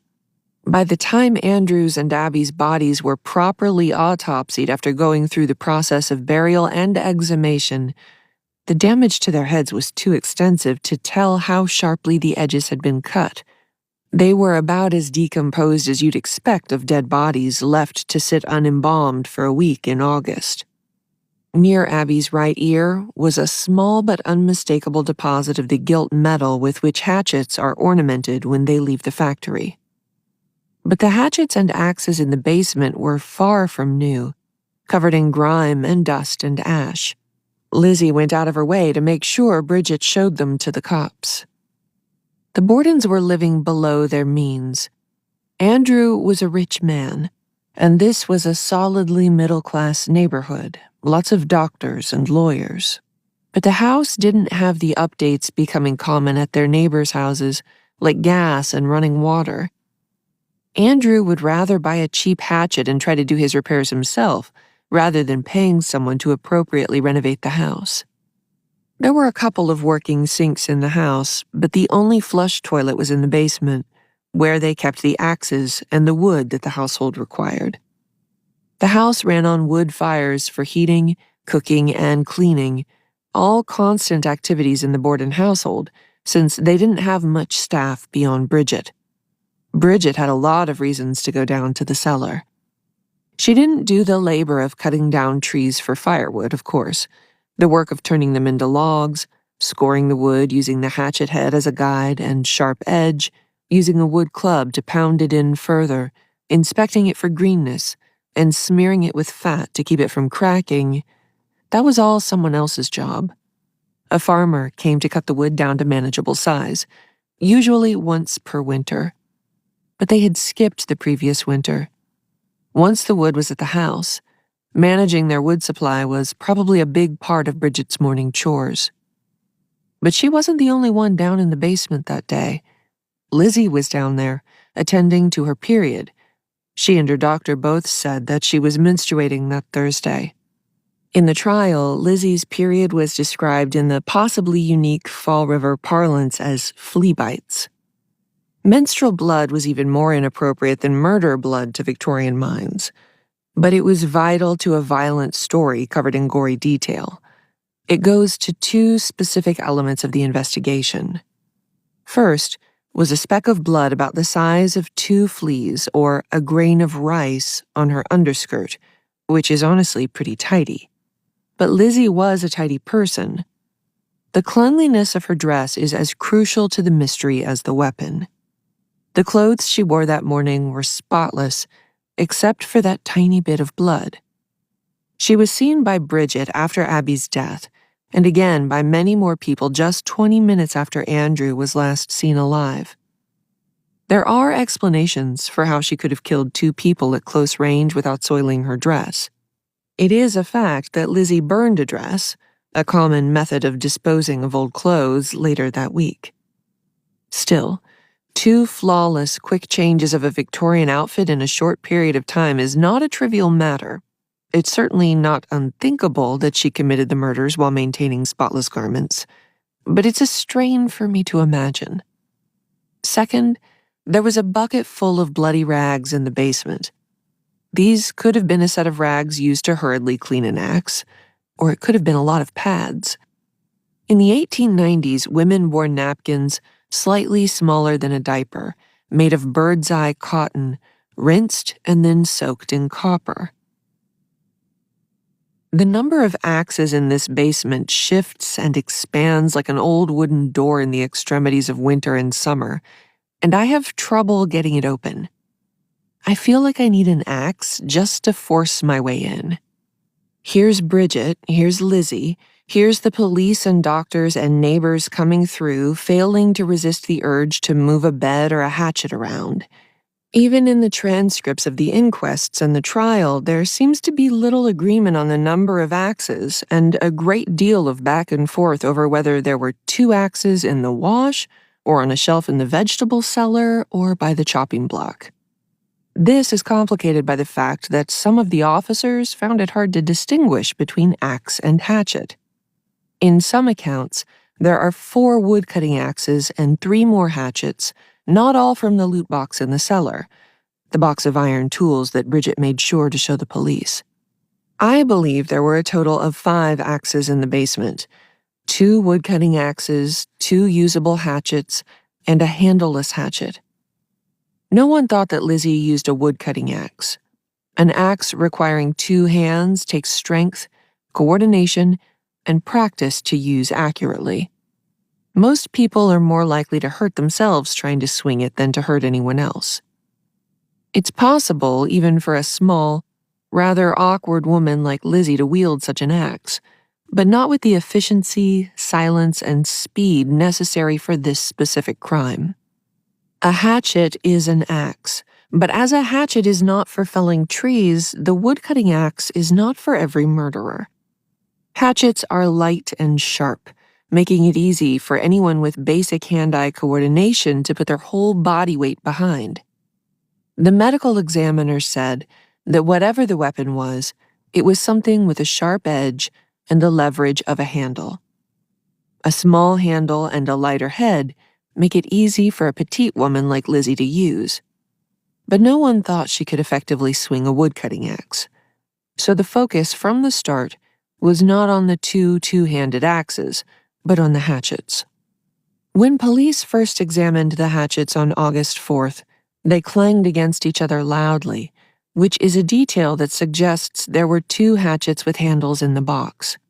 The sound of clashing metal caught everyone's attention, especially Lizzie, who looked over with interest. I don't think this is particularly significant. Anyone's nerves would be on edge in this situation, and I don't see how someone reacting to a loud sound is particularly exculpatory or not, but I'm duty-bound to call attention to all the relevant axe facts here. She would later explain that she knew nothing of the axes, but she thought her father used them to decapitate pigeons sometimes, the kind of small task he wouldn't hire out. Officer Fleet, great name, found these hatchets in this box. One of them was a shingle hatchet, a specialty tool with a longer and more rectangular head with notches for measuring shingles. These had a straighter cutting edge than most axes and a blunt hammer. The other was a claw hammer hatchet, about 4.5 inches, very sharp, very clean, with 1 red spot on the side. And is that a hair? A claw hammer hatchet is a perfect kind of axe for exactly this kind of crime. Unlike the club Lizzie's friend Alice would find in Abby and Andrew's bedroom the next day, a hatchet has a powerful, sharp edge. A shingle hatchet would work, but the length of the head and the perpendicular angle of its bits, the bottom and top corners of its blades, would have been awkward to handle. But the claw head is especially handy for the purposes of murder. An axe head is usually quite blunt, but a claw hammer provides additional angles and masses and points of leverage for someone who doesn't have the necessary power to make the blunt pole of the back of a woodcutting axe truly devastating.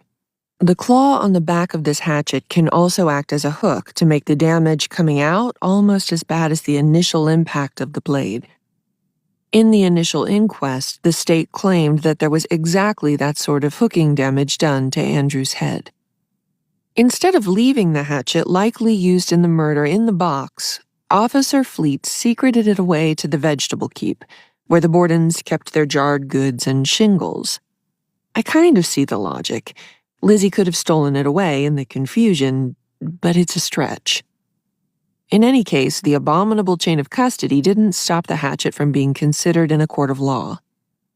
The chemist witness testified in pre-trial hearings that there was not a smear or a drop or a speck of blood on the head or the handle. This other hatchet, or other two hatchets, fall out of the story after the chemist pulled the innocent-looking hatchet out of his suitcase and said it had no blood anywhere in at the trial, and that the hair on it was a cow hair. Fleet hid the handled clawhammer hatchet in the vegetable keep on Thursday, August 4th, the afternoon of the murders, and took it into police custody around the same time as Abby's and Andrew's bodies. But it took until after the weekend to find the final hatchet, the one the prosecution hung its case on, the one without a handle. But like an axe head hung before the wedge and handle are dry, the hang did not hold. The police were searching the house again that Monday morning, 4 days after the crime, tearing apart anything that hadn't already been torn apart twice. They removed bricks from the chimney, sifted through the toilet tank, dismantled the wood piles, shoveled through boxes of ash, and emptied out the coal bins. They could not have been more thorough unless the paper was torn from the walls and the carpet taken from the floor. They were finding nothing. Another officer named Medley, another great name, was poking through the cellar again that day. He went back to the box Bridget had shown them, which was about the size of a shoebox, 14 inches wide, 5 inches long, and filled with the kind of junk many abandoned basement shoeboxes are filled with: nails, bolts, old tools. It was all pretty grimy with ash. Medley took it down to root around a bit, check they hadn't missed anything. They had. A 3.5-inch wide blade with a notch for roofing purposes and a hammer on the back. Probably the Bordens bought it years ago and forgot about it, or figured it was too broken to use and thus bought the clawhammer hatchet Fleet had hidden. Stuck into the eye at the top was a chunk of the handle. Its end was splintered, the broken wood fresh as if the fracture were recent. Medley sung out to his boss, who came to see it immediately. They rubbed at a little spot on the metal because that's a great idea, but couldn't tell whether it was blood. Then Medley wrapped the little tool head in paper, trying not to disturb the sediment on the tool so it could be tested, and he headed for the marshal's office. The brokenness of the hatchet's handle fired the imagination of the police and prosecution. In their mind, the missing handle was a cause for alarm. The fact that there wasn't any blood on any of the other axes meant that there was blood on the handle, the one part of the axe they couldn't find. They talked themselves into believing that the break of the hatchet handle looked fresh, that some kindling in the fire was really the handle wrapped in newspaper, and that the griminess of the axe was not the same as the other grime, but ash, freshly applied to make it look filthy after it was washed clean of blood. The little hatchet head was an effective prop at first. Their medical examiner made plaster copies of Abby and Andrew Borden's actual skulls to demonstrate to the jury that the broken-handled axe was capable of fitting perfectly in one of the worst gashes upon Andrew's skull. and that a new axe of the same make, which was in very general circulation, would not fit in the same way. This was probably the most powerful physical evidence that they presented in the trial. Unfortunately, it was undercut by the evidence they'd already given about the hatchet and the circumstances of its discovery. Their argument that the broken-handled hatchet was covered in some other, fresher grime to cover up the fact that it had been recently washed clean of blood simply didn't hold up even in police testimony. Some said the grime was fine, others said that it was coarse. And by the time the hatchet had actually reached people who were qualified to testify upon the exact qualities of the grime, it was coated in grime all over. There was no distinguishing the grime on the splintered handle, which was supposed to have been fresh and thus less grimy. They couldn't even agree about how the hatchet had gotten from the cellar to the police offices.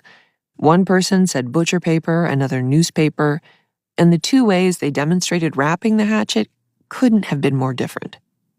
The left hand didn't know what the right hand was holding, which is especially bad when one of the hands is holding a hatchet, handleless or not. The police's whole theory was that Lizzie killed two people with an axe, cleaned the axe and herself, and then broke off the handle to burn it. One officer claimed they saw a bundle of newsprint and sticks about 10 inches long and 2 inches thick, the size of a hatchet handle, in the flames. Now, the logic of this is wild. The axe couldn't have broken in the attempt because there is no blood on the broken part of the handle that remains. Handles are strong.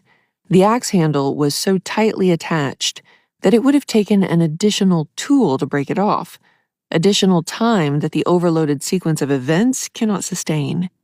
Even with a vise like the Bordens had in the barn, it would have taken a lot of strength to break off the handle as quickly as Lizzie would have needed to in order to leave enough time to change her costume and hide the bloody dress. But even assuming she was able to wash and destroy this tool and dispose of her garments in the, at most, half hour after Andrew's death, she couldn't have used this axe, because the handle was still there in the box as Lizzie stood trial. One of the officers who observed the hullabaloo when the broken-handled hatchet head was found that Monday after the crime said that when they found the axe, they found the handle too. He said this very casually, not realizing that Fleet had lied about it and would be recalled to lie about it again. But there was one more axe yet to reveal itself. A boy named Potter discovered the final clawhammer hatchet on a neighboring roof while trying to get a lost baseball of all the prosaic American things. It measured about 3.5 inches, same as the broken-handled hatchet. A carpenter said that it might be his. The tool had clearly been tossed a bit about by the weather, but underneath there was still a hint of gilt, the same substance the medical examiner had found in Abby's ruined right ear. Though the axe was found while the Borden trial was at its height of mania and made a genuine sensation in the media at the time, attention to it quickly faded. The idea that it might be relevant was roundly mocked. The Fall River Daily Globe sarcastically suggested that a search of the roof might reveal a note from a sick friend that Lizzie insisted Abby had been talking about on the morning of her murder. Discovery of this axe failed to make any lasting impact until nearly a century later. I imagine that the prosecution, well on their way to an acquittal, had been so burned by the broken-handled hatchet that they didn't want to broach the idea of the weapon again. Besides, a hatchet on a nearby roof extends the idea of Lizzie's physical prowess, a concept already relied on heavily in the prosecution's logic, to suggest that she was capable of having thrown it. Rather, this axe suggests what most Lizzie defenders would say it does, that someone random did it. They bought or stole a new hatchet just for this purpose. They hid in closets and slipped in and out of doors while people looked away for a second, and they escaped over the rooftops, dropping their weapon on the way. Or maybe not. This case is a maddening puzzle where sliding one piece into alignment spins another one exactly where you don't want it. With basically zero physical evidence, everything is circumstantial. Forensics is a deeply flawed field, but it is better to have physical evidence than not, in this case, is missing a bloody axe. I look at the tension of the household, the locked door, Lizzie's flimsy alibi, and my logical sense says, obviously, yes, this is her. No one could have slipped in and out like that. And yet, I try to imagine how the chain of events preceded that hot morning, how she came out with no blood anywhere on her while Andrew's blood was still flowing, the lack of a weapon, and it all falls apart again. There's no single likely scenario for me.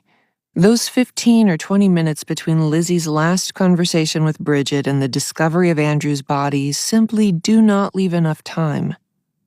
For a moment, I can see her planning it out meticulously, getting Abby at just the right second in her routine so that Andrew and Bridget didn't notice. But how could she plan it and leave the matter of her alibi so utterly sketchy?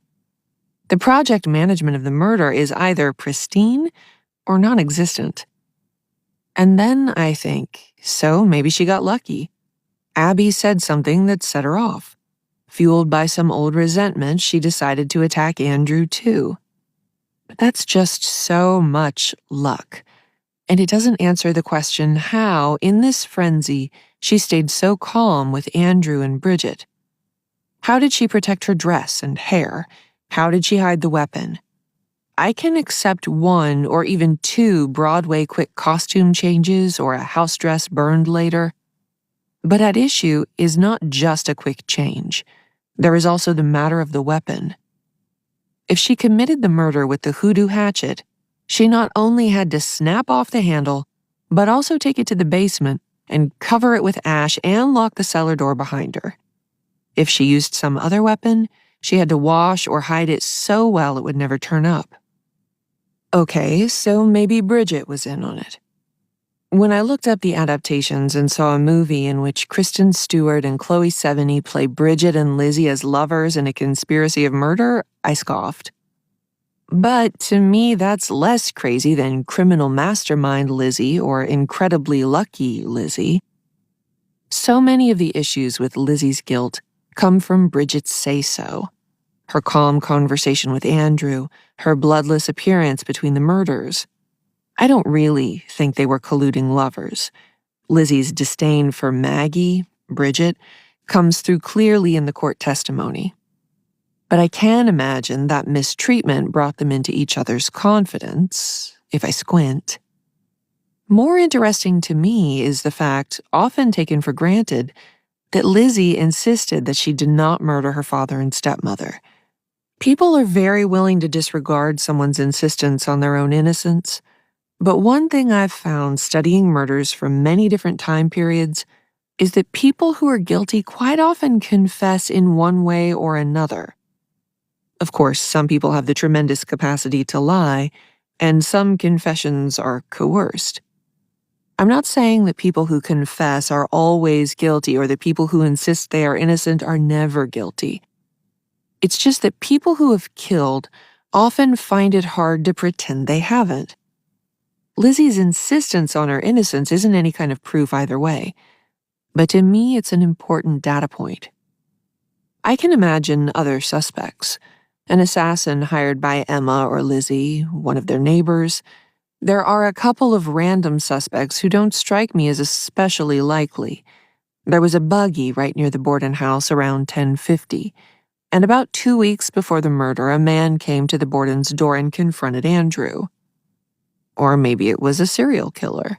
Very few murders are the work of serial killers, but some of them are. The reason that Emma Borden thought Lizzie was innocent was not because of her character.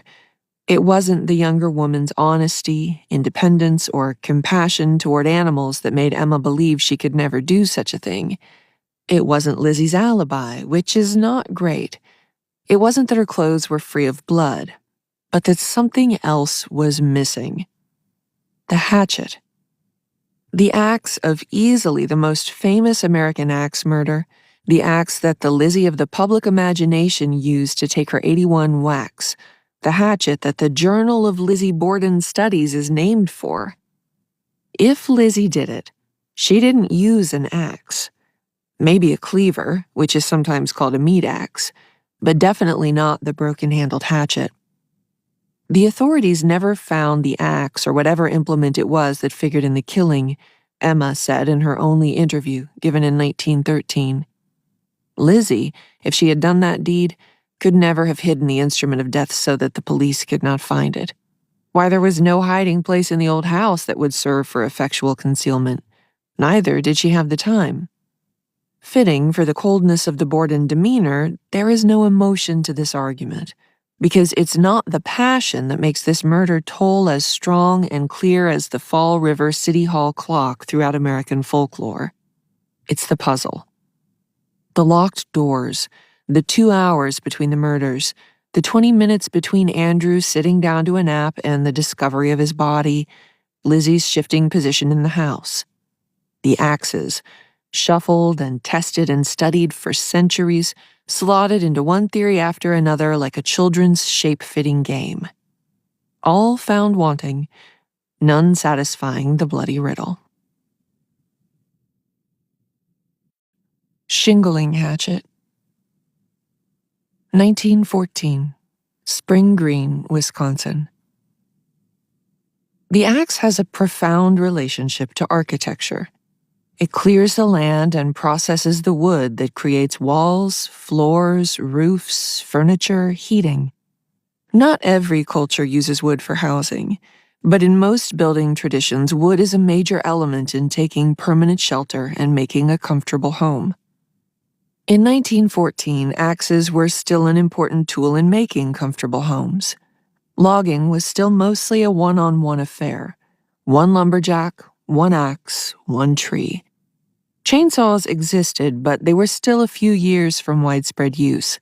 But industrialization was creeping in. The process was getting much more automatic. The lumber coming to the worksite already cut, the concrete pre-mixed. In the early 20th century, people still had a hand in the building and repairing of their own home. As the shingles started to come pre-cut, as the tools got more complex, the skills involved were harder to acquire and easier to sell. The roofing hatchets in the Borden basement were picked up by a cheap man who wanted to save on his repair bills. Simple tools with a claw for pulling out nails and a notch for measuring. As the task became more specialized, more and more parts were added to the cheek of the axe head. Magnets, blades for cutting, gauges. A tool for professionals. Still common, but less necessary than ever. 10. A fuller measure of life and truth at any cost. In 1910, Frank Lloyd Wright was eager to move on from the axe. Nothing against the axe specifically. It's just that he was in favor of machines with more than one moving part. Only 34, Wright was already a national figure in architecture. He was at the vanguard of the arts and crafts movement, which advocated for a return to the principles of nature in art and design. Mission-style simplicity took priority over Victorian ornamentation. Handmade objects were preferred to industrialized products. Wright's take in his 1901 speech to Hull House in Chicago was that machines, used well, could better reveal the properties of natural resources like wood. In his view, materials like concrete, glass, and steel were natural themselves. Tools today are processes and machines where they were once a hammer and a gouge, he said. Just as Homo heidelbergensis in their caves could not reject the hand axe, Louis Sullivan in his skyscrapers could not reject the Bessemer method. If the machine could make greater beauty for a greater number of people, then Wright would happily walk into the steel forest without a thought of the hammer, gauge, or axe. Wright dissented from some of his arts and crafts peers with his enthusiasm for steel furnaces and cement mixers, but he was all in on the overall philosophy and its approach to architecture, especially its focus on domesticity. If mass production created shoddy furniture in homes, that was liable to damage the family itself. One of Wright's lasting contributions to American architecture were the open plans that drew the family from small bedrooms and liminal foyers and hallways into large collective gathering spaces by combining dining and living areas. Home and family were a religion for Wright in 1901, the foundation of his burgeoning ambitions. The pursuit of freer love cut through his life like a chainsaw. For the first 20 years of his career, Wright projected an image of domestic bliss with his wife, Catherine, and their 6 children in the Tony Oak Park community outside Chicago. He grew up as the obsessive favorite of his mother, Anna, who had objected to his marriage to Catherine in 1889. Kitty was young, beautiful, and from a wealthier family, and Anna was furious about it. By the turn of the 20th century, Kitty had figured out how to deal with Anna and had found domestic bliss. She and Frank had 6 happy and indulged children, and Kitty had a bustling civic and social life. But by 1904, Wright was starting to chafe at the expectations and responsibilities of family life. Wright wasn't a man who liked the stability of a balanced checkbook and a steady marriage. He wanted excitement and glamour and to go into serious debt by buying 3 concert grand pianos and a dozen Chinese rugs in one shopping spree. The girl who had seemed ideal in 1889 had made the fatal error of becoming a matron, as William Drennan put it in his excellent Death in a Prairie House. Wright stopped going to church and grew his hair out. Architecture was one of the few places where wives were expected to make important decisions. Much of Wright's major early work was first covered by women's magazines of the era. He was used to meeting women who threw themselves into the lives of the home.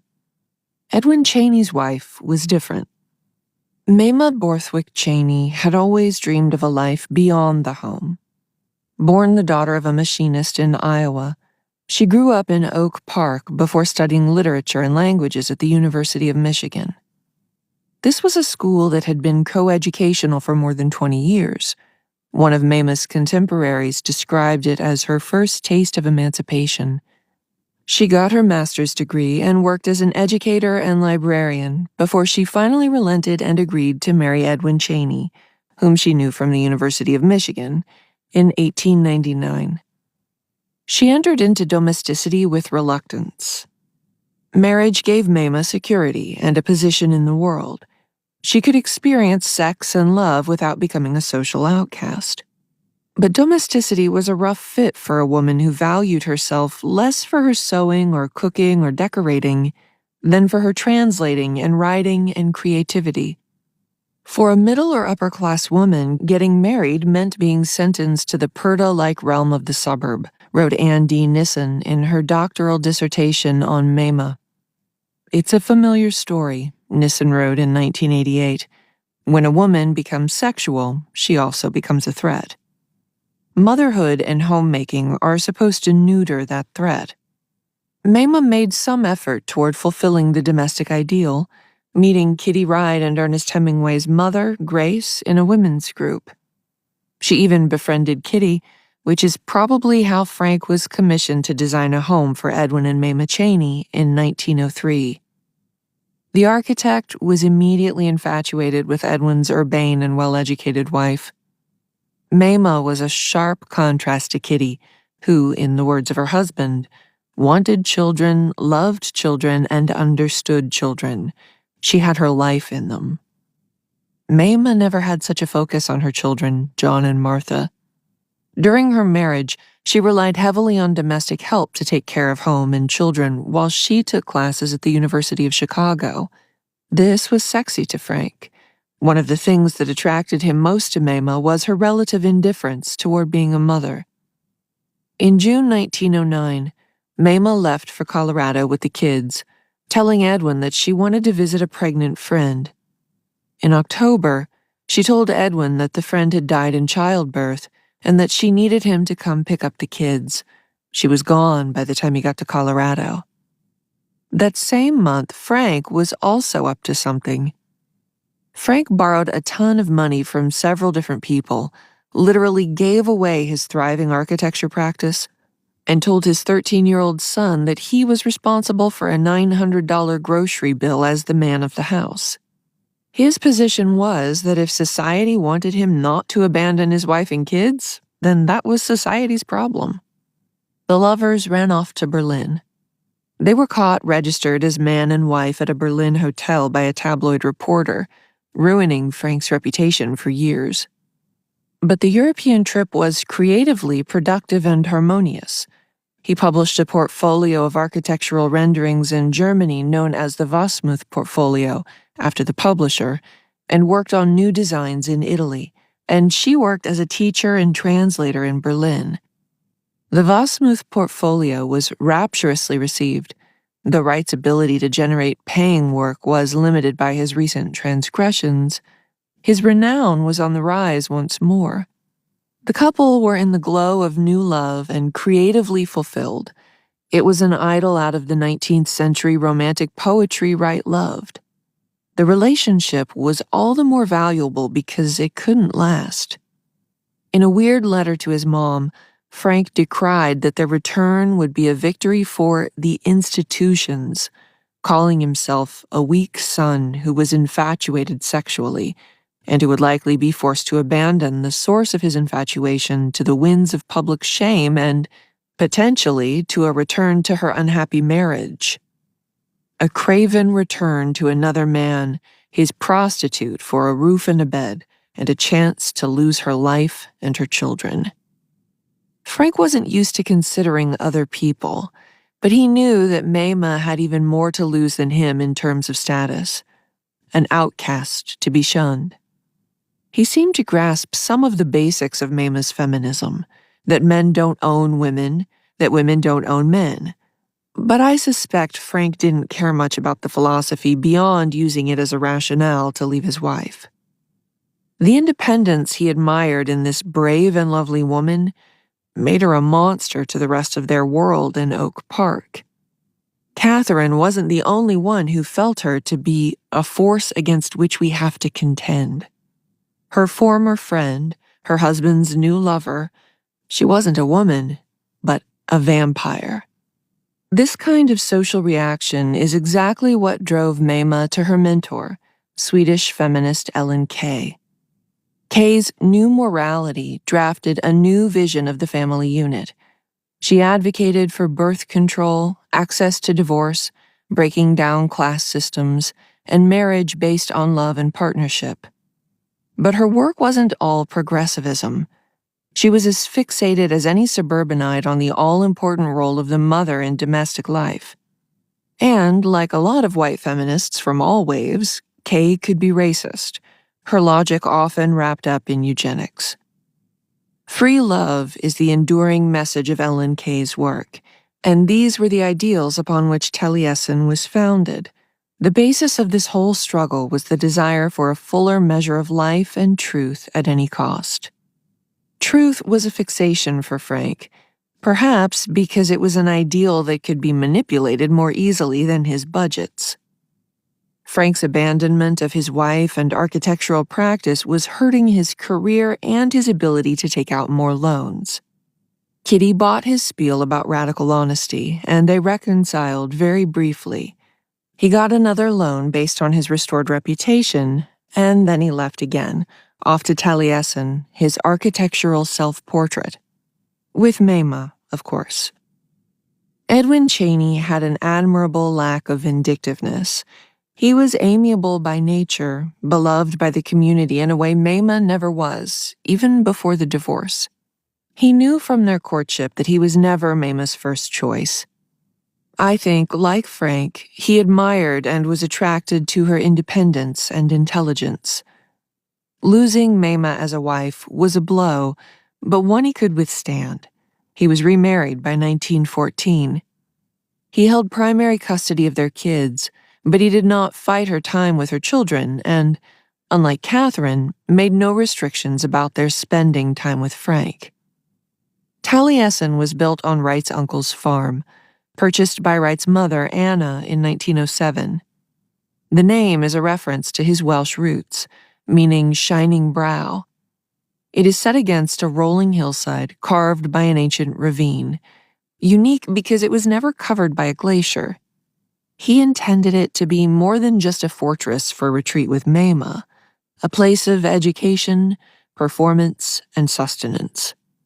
It was to be a home and school and theater and fully functional farm with its own ice house and granary and power supply. Frank was making himself his own little dollhouse, where he was the accepted authority in matters professional, creative, and domestic. But while Mema and his students and workers were willing to live in accordance with his values and principles, the people of Spring Green were not thrilled about him and Mema playfully fording streams while clad in lingerie. Ostracism of Frank and Mema extended to her children, too. There were a few children in the area surrounding Taliesin, but many of them were not allowed to play with the Cheneys, especially not at the house. Edna Kritz was an exception. Her father grew up with Wright, and though he didn't approve of how he was living now, he felt that the children were innocent. Edna much admired Martha especially, her pageboy haircut and her sapphire ring, and they often played with dolls together at the Love Bungalow, as the papers called it, or the Love Castle. Wright summoned one of the newspaper reporters, making his life difficult to hear his side of the story, a tactic that always works. He brought them up to Taliesin on Christmas, both Frank and Mema in robes, sitting next to a roaring fire in the limestone hearth that feels as if it was carved out of the bedrock of the land. He wanted to explain a few things to the newspaper reporter. The failure of his marriage to Kitty was the fault of his parents. He hated being called Papa, and his buildings were his real children. Kitty never understood him. He was not subject to the customs of the average man, and Mema agrees with everything he said. As a mentor, teacher, employer, lover, Wright dominated his acolytes. In his later years, Frank's narcissism was treated as an eccentricity, part of the price of admission for knowing the great man. I wonder how Mema, who had left marriage in part because of its constriction upon her freedoms, coped with a relationship where her voice was expected not to rise except in harmony with his.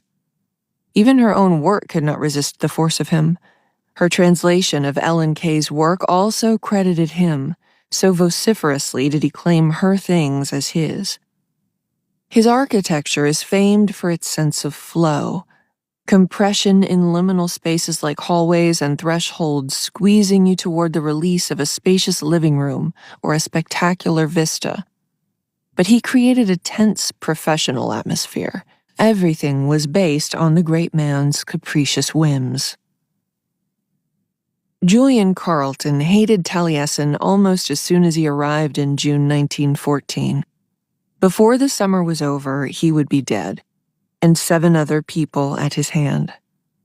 Spring Green was and is a tiny town of less than 1,000 people, 1,566 right now, less than half that in 1914, who are about 99% white.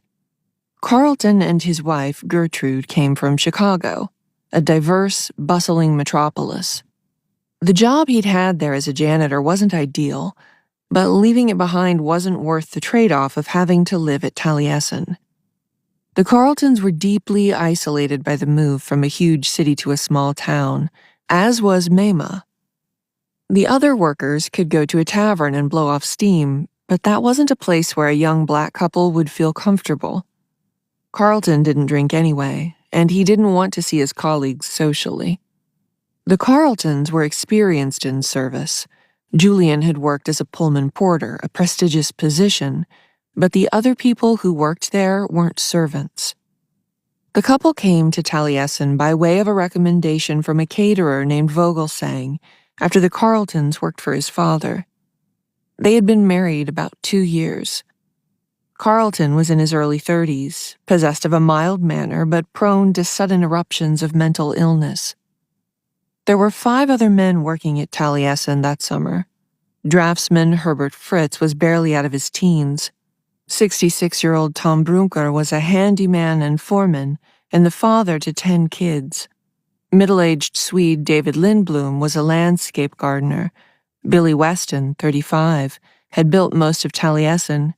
He was Wright's favorite carpenter. He had his 13-year-old son Ernest with him. Emile Brodel was 30 and a man on the rise. His aerial drawings had earned him the esteem of the man they were all there to please, and his personal life was looking bright too. He'd recently become engaged to the sister of a close friend. Perhaps all of this good fortune gave him a bit of an ego. We've seen a lot of prideful men and women taking out their frustrations after personal struggles, but sometimes success can have the same effect. In any case, Brodell was a racist jackass to Carlton. On August 12, 1914, 2 days before the murder, Brodell ordered Carlton to saddle his horse, and Carlton took offense. He was a servant to the house, to Wright and Borthwick, not to this guy. Apparently, Brodell took offense to this offense-taking, and he called Carlton a black son of a bitch. It seems unlikely that this was the only racist thing said to Julian or Gertrude, nor can I believe that Brodell was the only man saying reprehensible things to the couple. Carlton raised the issue with Wright, later saying that everyone was picking on him. The Carltons' relationship with Wright and Borthwick is one of the parts of this story that changes the most from one telling to the next. Drennan insists that Frank and Mamah were extremely impressed with the Carltons. Immediately after the murder, Wright called Julian and Gertrude the best servants I have ever seen, and commented that Carlton had behaved in a totally normal way earlier that week. Newspapers at the time suggested that their frequent target, Mamah, distinctly disliked Julian, and had, in fact, fired the Carltons shortly before the murder. Either way, they were planning on returning to Chicago that day. Wright was advertising for additional domestic workers in the paper that week. There were other signs of rising tension. Weston described Carlton as hot-headed, and Lindblom mentioned a confrontation in which Carlton said, "If anyone around there did him any dirt, he would send them to hell in a minute." Julian was sleeping with a hatchet in a bag by his bed in the days before the murders, according to Gertrude. He was waking up at night, searching in the darkness, talking about people being out to get him. The hatchet he used was not flared or bell-shaped. It was a rectangle. 4 right angles, 2 sides equal in length and parallel with each other. The head jutted out from the handle in a way that reminds me of the cantilevered balconies and terraces that distinguished the work of Frank Lloyd Wright. Wright's projecting roofs notoriously require a lot of maintenance. At his most famous property, Fallingwater, this fact is part of the tour.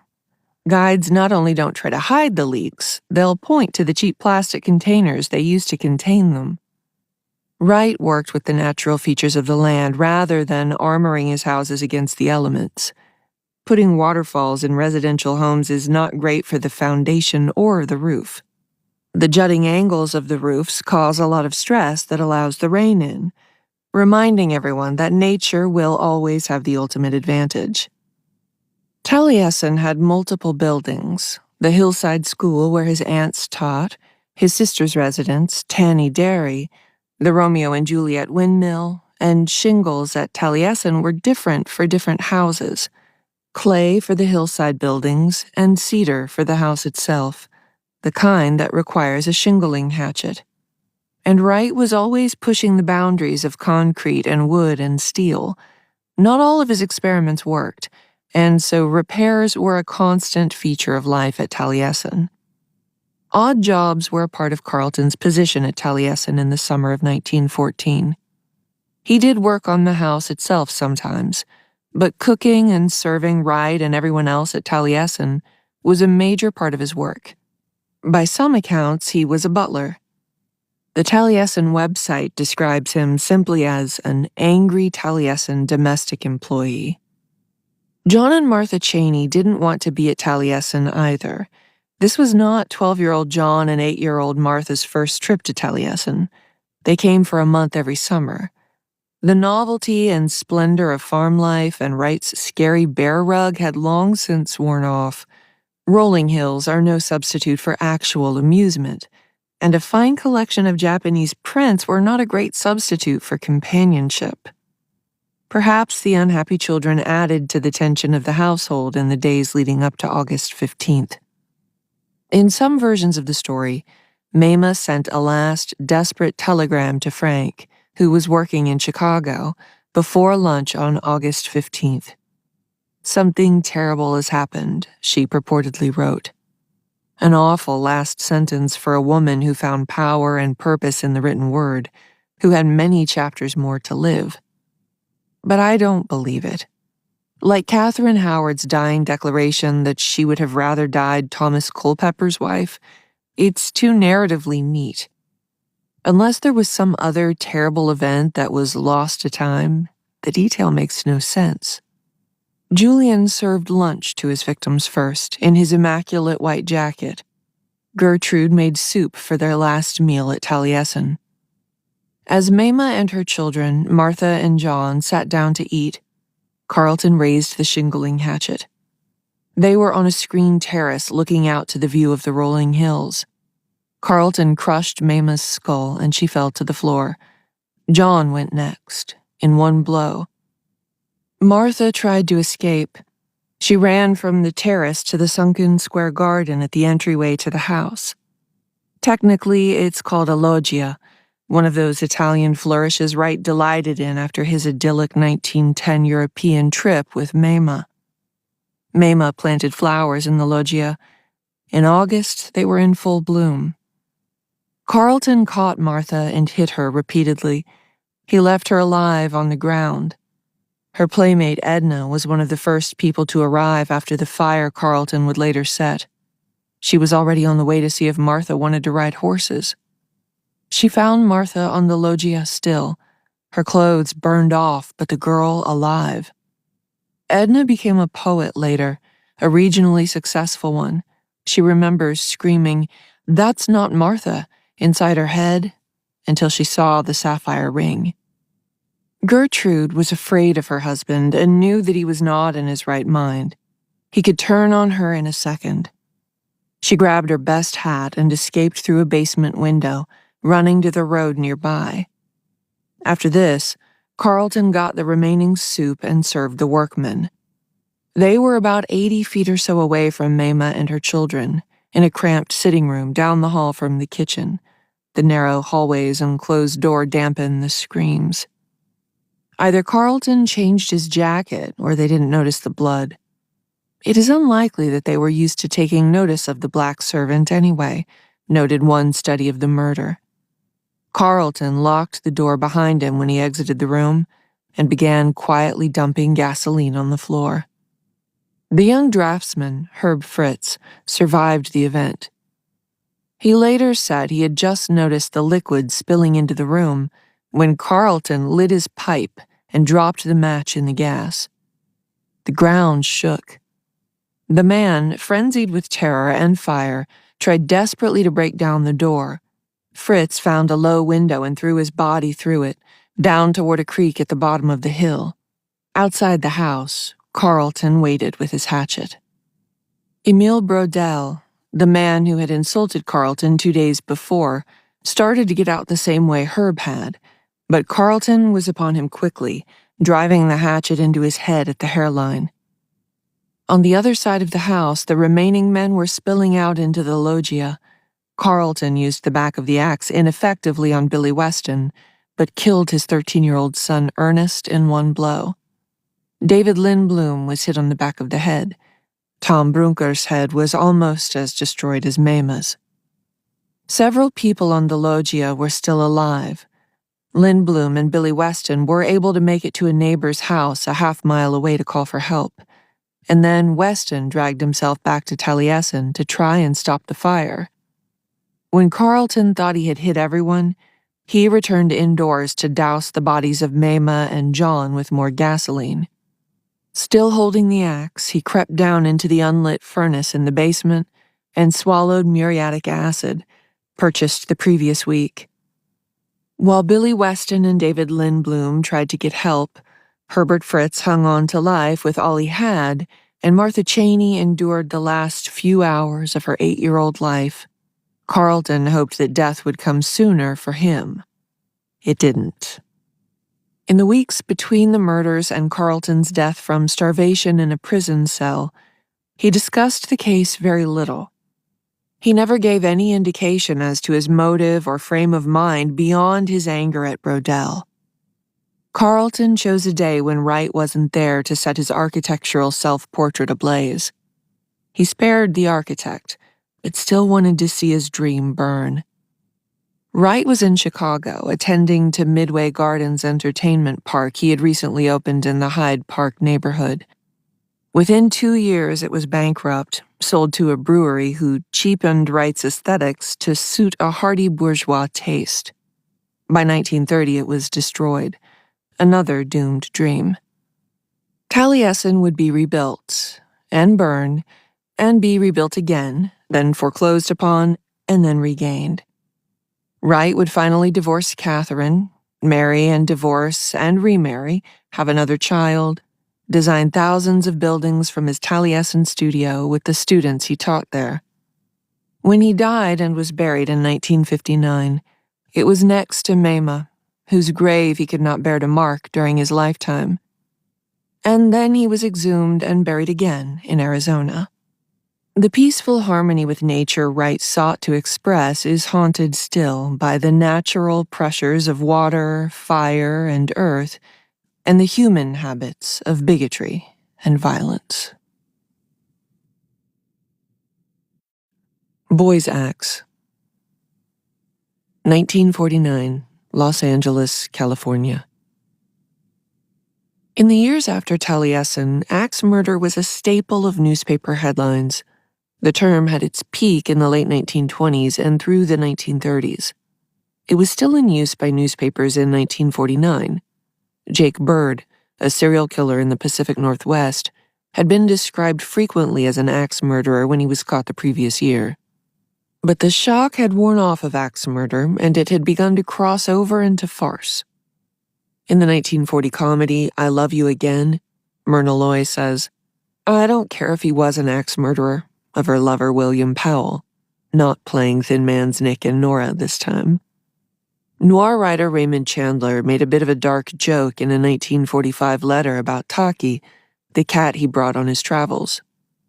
If Taki didn't like a place, chances are there was an axe murder there once and were much better somewhere else.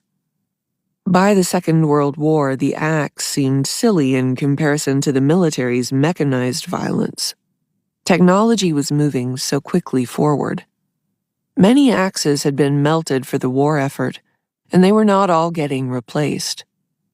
After the horrors of war and the Great Depression, the nation's capacity for shock was low. Innocence was at a premium. A boy's axe is a smaller axe, light enough to use with one hand but with a long enough handle for 2 hands. It's not an essential tool for survival so much as an accessory for camping, something to keep around the house to cut wood with when you feel like it. Handy enough to reach for, but not enough to get most jobs done. 11. Whoever comes over, I give anybody candy. Linda Joyce Glukoft's last words to her mother were, "I'm going to go play with Rochelle." Linda was a quiet but happy and popular 6-year-old girl with light brown curls like Shirley Temple. On the day she died, she was wearing red shoes with yellow socks and a blue plaid dress. Her aunt would later tell the newspapers that she loved plaid. November 14th, 1949 had been a totally normal Monday. At 2:30 p.m., her mother, Lillian, picked up Linda and her 8-year-old brother, Richard, from school. At home, Richard changed and they went back out to take him to Cub Scouts. Then Lillian and Linda went and did some household errands. They went home, where Linda had some orange juice and cookies, and then she went to play. Lillian knew that Rochelle's grandfather, Fred Strobel, had played with, molested Linda. But she wasn't concerned. She might not have been aware that he was living there again, but even if he was a neighbor, not a stranger. He'd been nice to Linda, given her candy. Lillian thought he was harmless. He wasn't. Lillian wasn't a bad mom. She cared about her daughter's health and well-being. It's just that child sexual abuse was not really something you made a big deal about in 1949. It was a misdemeanor, and if you pursued it, there could be a lot of severe social consequences, especially for Linda herself. If Lillian tried to ensure that Strobel saw consequences for his behavior, the most likely outcome would be that Linda got a reputation as a liar. Lillian could have hoped that Linda misunderstood what was happening, or even that she made it up. She was taught that she might not be able to believe her child. She was following the established best practices for mothers whose children were sexually assaulted. This seems wild, especially when you take into consideration that Linda had already been molested and kidnapped on a separate occasion when she was 3 on a golf course. This detail is buried in the coverage, and it startled me when I came across it. This poor kid lived the life that stands behind the fears of every helicopter parent. But in the mid-1940s, as long as children emerged from abuse alive, the discussion was often closed. By ignoring it, Lillian was doing what she thought to be best for her daughter. The threat of violence is always an element of communal life, and it's not generally a reason for children to forego playing with their friends. Though I think most conscientious parents today would not have let their daughters go back to the house where someone had molested them was staying, Lillian was doing what conscientious parents did at the time. She told her daughter to say no and leave the next time, and not make a fuss. Besides, she thought, even if Fred was around, Rochelle and her mother, Sylvia, would be at the house as well, buffers between him and Linda. She was wrong there, too. Just 10 minutes before Linda's arrival, Rochelle and Sylvia left to go to a classmate's birthday party. Fred was left alone to receive Linda with his candy and his ice pick and his axe. Fred Strobel was evading bail for sexually abusing other young girls when he killed Linda. Just that April, he'd been charged with inciting the passions of a child, a 10-year-old girl, in nearby Highland Park. He was already a known offender, but the charges were just misdemeanors. Strobel was a small person, 5'5" and slender. He immigrated from Austria to America as a teenager in 1901. He met his wife on a cruise from New York to San Francisco and married her in Panama. He found a career as a baker and had at least one child. He was hit by a streetcar at some point, after which he was prone to dizzy spells. On a 1941 trip to Honolulu with his wife, Strobel was caught in the act of sexually assaulting a 9-year-old by the child's teacher, but there were no apparent consequences. In the same visit, he witnessed the attack on Pearl Harbor. In 1943, his wife had an understandable mental breakdown that he said turned violent. She was committed to a mental hospital. In 1946, he lost his job as a chief baker at a large bakery and had too much time on his hands. "Since then, I'm lost," he said in his confession. "Since then, I'm not good. I have too much freedom, and I don't know what to do with myself. Got into all kinds of mischief." Neither his drinking nor his predatory behavior were new, and now they were set to escalate. Linda was at the end of a very long line of young girls who were abused by Fred. He was able to give the name and address of 4 or 5, meaning that he knew who they were, so perhaps they were friends of Rochelle or his grandson, Frederick. He also related that he would pursue crowds of children for his own gratification. Linda could not have been the first to resist, and so I do wonder if there were others he killed to keep quiet. While the legal consequences of being caught molesting children were relatively mild and there were a lot of people who were perfectly willing to look the other way, child sexual abuse was not actually smiled upon, it was just not talked about. And the country's long tradition of politely ignoring dirty old men was drawing to a close. Perhaps this is part of why he decided to escalate his behavior and murder Linda. As the stigma of the act grew, so did the consequences Strobel looked to avoid. He was already facing down legal trouble. Being caught again would make things much worse. Sylvia professed to be close to her father. Her husband, Reuben, said he knew about the incident on which he was arrested a few months before, but kept it from Sylvia to protect her. They later testified against him, so I believe they regretted their trust in him. Fred lived with Sylvia and her family up until the day of his court appearance for his offense against a Highland Park girl when he absconded to Mexico. He stayed there for months and returned a week or less before the murder, giving the chilling reason that he missed his grandchildren. In Reuben's telling, he had informed Strobel the day before the murder that he needed to turn himself in or leave their home forever. Strobel had known Linda for about 2 years before he murdered her.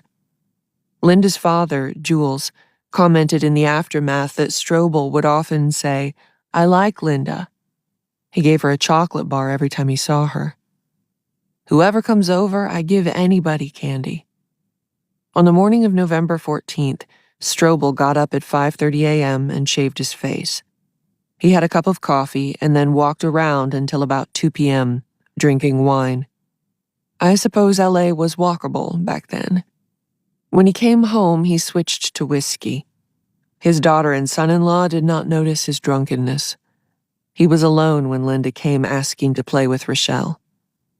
The candy bar in his pocket was melted, but he enticed Linda by promising her some chocolate that he had in the icebox. Then he led her to the rear bedroom. She protested, said that she wanted to play outside, but he threw her on the bed. "I never was in a state like that in my life," he later said. Linda fought. She screamed and wrestled to get away. The details get very gruesome here. He held her down, told her not to holler. When that didn't work, he strangled her. First with his hands. She quieted at first, but then began to weakly squirm. He took a necktie and knotted it around her neck. When he noticed more movement, he got a ball-peen hammer. He covered Linda's head with a brightly colored blanket and hit her on the temple. Then he dragged her, he was too weak to pick up her 6-year-old body, to the kitchen next to the incinerator. She moved again, so he got an ice pick. He pierced her chest with it, and then twice more through the back, so that he knew he got the heart. And then he went to the garage for the axe. This was an urban area, central LA. In the previous years, many axes had been melted down to make guns and tanks for the war effort. But the axe was still something any homeowner would have handy for gardening or breaking down firewood. The axe he used was not a hatchet or a maul or a standard 2.5-pound axe. From the photographs outside the home, where an officer holds the axe lightly, I think it was probably a boy's axe, slightly shorter and thinner than a full-size axe, appropriate for minor woodcutting and camping. Fred was a small man, more used to baking bread than cutting wood. He made a real mess of her small body. He hit her in the head, and then her body as many as a 6 times. He said later that his intent was to make sure she didn't suffer any further. "I don't like to see anybody suffer, not even a dog or a cat." I said, "Well, the damage is done, I might as well finish the job." Somehow, he wasn't done. The long knife was the 5th weapon he used after his initial attack, each to make sure she was dead. He stuck it in her neck from the back, like he'd seen at the bull races. After that, he dropped the knife by her body and went inside to turn off the fire under the potatoes that had been cooking all the while. He covered her body with some cardboard boxes and stuffed her underwear in the incinerator. Then he put on a coat before he caught a streetcar on Venice Boulevard to Ocean Park in Santa Monica. I think I'd go out to Ocean Park and have a last night good time and jump over. It makes me shudder to think of what this man would consider as a good celebration for his last night on Earth. But whatever he did that night, he decided not to jump after all. Lillian got worried an hour and a half after Linda left. Linda's brother had come home from scouts, changed, gone out to play, and come back in with no sign of his sister. Dinner was ready. At 5:10, they went over to Rochelle's house. Of course, no one was home. At 5:15, they raised the alarm around the neighborhood, knocking on doors. It is difficult to imagine Lillian's anguish at this moment, how frantic she must have been, picturing the worst and hoping it wasn't real. At 5:45, they called the police. At 6, Sylvia and her family came home. By 7, there was a search party of 20-plus people performing a methodic search of the neighborhood. At 7:30, Linda's father, Jules Glukoff, a commercial artist, came home to a nightmare. Around 8, Sylvia's husband, Reuben, remembered what his father-in-law had been arrested for. He informed the police and gave them a picture, sharing that Strobel might be in Mexico. The search wore on into the early hours of the morning. By 5 a.m., there were scores of policemen out on the search for Linda and Strobel. At 7:12 a.m., Linda's body was found in the kitchen of her friend Rochelle's house. The reporting of this part of the awful discovery was quite intimate. Reporters and photographers were there in the Glukoff home when Lillian and Jules and their extended family were informed of her death, taking pictures as they collapsed and wailed. They photographed Strobel's family, too. Rochelle and Frederick were shown being taken away from the scene. The caption took pains to note that they were not informed of what was going on. And there was a shot of Sylvia and Reuben, too, in obvious agony. They recorded Linda's brother coming home, crying, "Mother, my little sister is dead," and how their mother cried for her baby. They photographed not only the grieving mother in unimaginable pain, but the body itself, under a Maxwell coffee cardboard box next to the axe. Modern true crime, for all its intrusiveness and exploitation, is no longer privy to moments like these. Crime scenes had very porous boundaries for a long time. Like the idea that child molesters were not benign, the idea that crime scenes should be preserved had only started to be voiced about 50 years before Linda's murder. Things like police tape wouldn't come until the 1960s. The media at the time had significant access to the locations where bodies lay and where survivors were informed, but no longer has the strength in numbers to muster such aggressive coverage.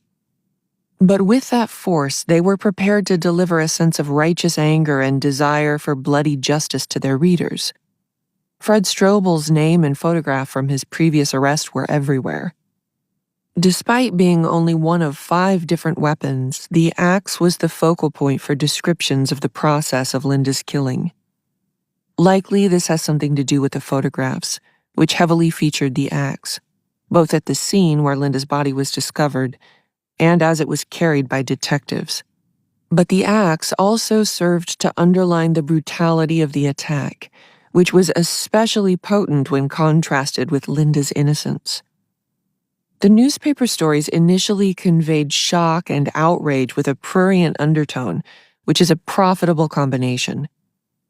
A lot of time was spent on the details of the appearances of anyone who was female. Linda's chubby cuteness is mentioned constantly. Sylvia's outfits, as she testified against her father, were closely detailed. And Lillian is called the pretty mother in the same sentence that describes how she shrieked incoherently when she learned of her daughter's death. The sex-mad killer aspect of the case was more prominent than the axe murder side of it to newspapers. Though photos of Linda, the crime scene, and the grieving Glukoffs dominated early coverage, the focus over the long term of the heavily covered case was Strobel. He was a symbol of unalloyed evil. The suspense of his disappearance and the subsequent manhunt provided the momentum necessary to create widespread interest in the story. He was thought to have escaped to Mexico for a time, but he never left the city.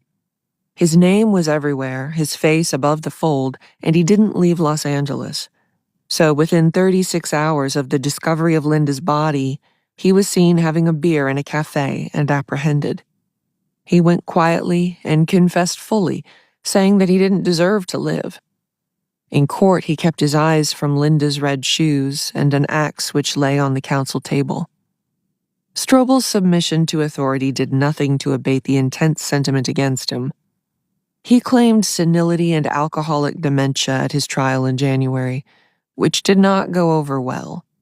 It took 14 minutes for the jury to return a verdict of guilty. The brevity of the jury's deliberation and whether it came as a result of their prejudice from the extensive coverage was the subject of Strobel's appeals, which went all the way to the Supreme Court. But the appeal failed, and he was executed in the gas chamber on July 26, 1952. Even as newspapers exploited their readers' fear for profit, some coverage reflected the more forgiving attitude that had allowed Strobel to get away with raping children for decades. Dr. Marcus Cran, who examined Strobel for the district attorney, gave an explanation of Strobel's motivations that was by turns generous and deploring. Strobel was a lonely and forlorn person who loved and missed Linda, it began. But by the end, he described Strobel as one of the idle old men who exemplify the true sex psychopath.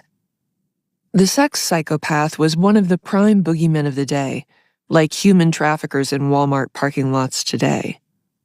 After World War II, there was a growing awareness that child molestation is not a minor offense, and that realization led to a guilty overcorrection. Predatory perverts were believed to be around every corner. This made it easier to believe that kids were still lying about the people who, we now know, were most likely to abuse them, like priests, teachers, or parents. Fred Strobel was a validation of the righteousness of this fear-mongering. Dr. Cran had another theory about Strobel. Possibly he was a homosexual and didn't know it. In response to Strobel and a perceived wave of sexually motivated murders of children, Governor Earl Warren called a special session of the California State Senate to address it. From this session resulted several bills. Some of them were necessary, reclassifying the rape of children as a felony. But one of them directed the Department of Mental Hygiene to look into how to cure sexual perversions, like homosexuality. The law didn't assign any punishments, but the idea that being gay was something to be cured remained on the books until 2010, when Linda's younger sister campaigned for it to be repealed. As social norms crawled in the right direction by taking child sex abuse seriously, they strode in the wrong direction by further restricting queer rights. Linda's murder inspired the filmmaker Sid Davis to find his calling in social guidance films, those short, cheesy films shown to children by schools that tell them how to behave. Another example of a social guidance film is Reefer Madness, which was also inspired in part by an axe murder, Victor Licata's 1933 massacre of his family in Tampa. The Dangerous Stranger, first released in 1949 and funded with help from John Wayne, directly cites Strobel before depicting children who made choices Linda didn't have, like taking rides with strangers promising ice cream and, in some cases, being saved because other children wrote down the stranger's license plate number. Of course, Strobel was not a dangerous stranger. His familiarity is what made Linda vulnerable. Knowing his license plate number was not going to save her. Just like it didn't matter much that Strobel was heterosexual, it didn't matter much that he was not a stranger to Linda. Davis's films were remade and shown to multiple generations of children. The cultural takeaway from this tragedy is an enduring trope. Don't take candy from strangers. The idea of dangerous strangers weren't invented by Sid Davis or introduced by Fred Strobel's violence. But these are among its earliest and most potent expressions. Fear of strangers is a major component in the weakening of community ties over the second half of the 20th century. The shock of axe murder was secondary to the shock of learning to treat neighbors and strangers alike with suspicion. Parental, and especially maternal, expectations of surveillance have skyrocketed. But there is no way to eliminate risk from the simple joys of playing with your best friend. Your neighbor probably isn't a predator, but there's no guarantee they won't grab the axe in the garage. Felling axe. 1980, Wiley, Texas. By 1965, the axe's decline was undeniable. After 200 years at the axis of American construction, labor, and domestic life, it was no longer an object of constant relevance. Where it was once the first tool you'd reach for, now it was just one old tool among many. So many other blades on the wall of the garage, in the toolbox, in the barn. Brett McLeod, forestry professor and author of American Axe, puts the shift down to a few interrelated factors. The chainsaw was the big one. Neither lumberjacks nor hobbyists were using axes to chop down trees anymore. Early 20th century chainsaws made strides in the lumber industry, but they were huge, difficult to operate, and incapable of diagonal cuts in wood. In the 1960s, gas-powered chainsaws hit the market. These were much smaller, easier for transport, and used by a single person, and much more appealing to the massacre-minded consumer. And the way people were living was changing. Wood heating was on its way out due to the pollution of its smoke and the labor involved in getting sufficient firewood. New houses in suburban tracts might be built with fireplaces, but that certainly wasn't the central method of heating the homes.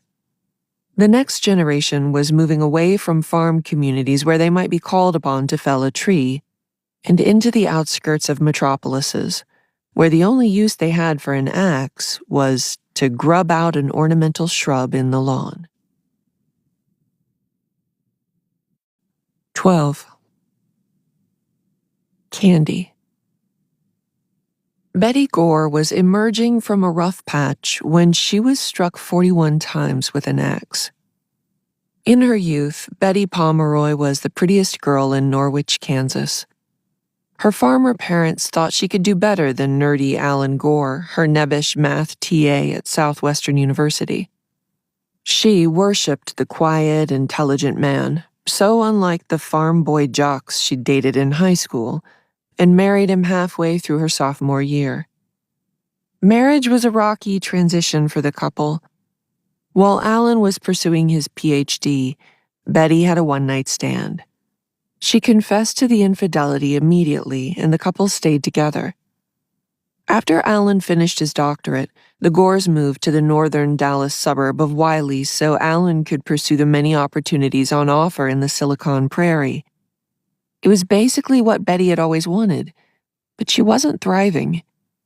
Her pregnancies aggravated her anxiety and depression, and motherhood was not the balm she hoped it would be. She had a tendency toward moralism and aloofness with her peers, aided by deep insecurity and a natural tendency toward shyness. 30 was approaching fast, and without the Kansas community that would pack the church at her funeral, she was lonely. In Kansas, Betty had been popular, secure in the love of her parents and admiration of her peers. In Texas, she basically had only Alan, who was constantly on the road, and pregnancy had changed her body. She felt dowdy, with a larger frame, and her insecurity inhibited her attempts at socializing. She found a teaching job but clashed with students and staff. She took in a foster son and found it to be a bad fit. Betty was trying and struggling. She clung to her husband, hoping to force the intimacy that had never come easily to either of them. She was terrified of being left alone, and he was gone for weeks at a time. She turned to church in search of community and found her killer instead. The Gores were brought to Lucas Methodist after their pastor, Jackie Ponder, alongside her close friend, Candy Montgomery, came to the Gores' Plano congregation to talk about the role of women in the church. Jackie was a rule breaker.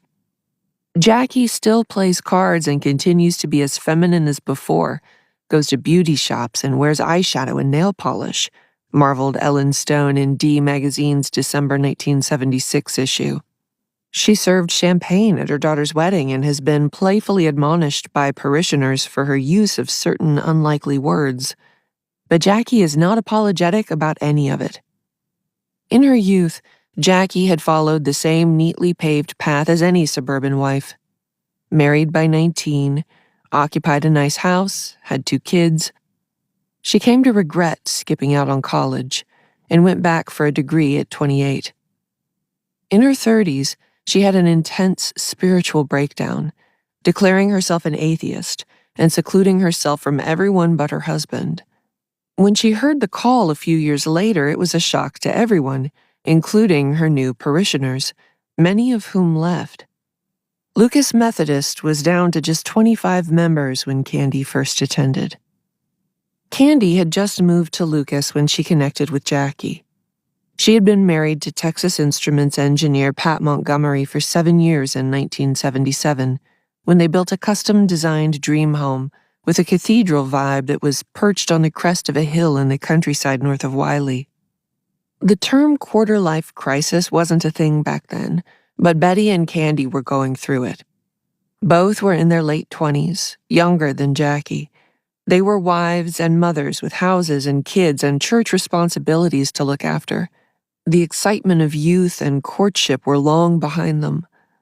Candy was a spitfire, used to demanding attention with her persistent cheerfulness and her petite blonde good looks. She had grown up in France, and now she was just a wife in Texas, taken for granted by her husband and children. When Candy met Jackie, the freshness of her beautiful home was wearing off as quickly as new car smell. Jackie moved into a small, dilapidated frame house behind the drafty church, at first with her husband, who soon after moved out. The two loquacious women bonded quickly, first through lively debate about the Bible and Candy's broadening role with the management of the church. Soon they were confidants. For the first time in years, Candy felt challenged and appreciated. A voracious reader of bodice rippers and the pulpy historical fiction of Taylor Caldwell, Candy was suddenly discussing existentialism and German philosophers over coffee. She wondered if she too should get a college degree. Even though her family was more prosperous than ever, she felt trapped.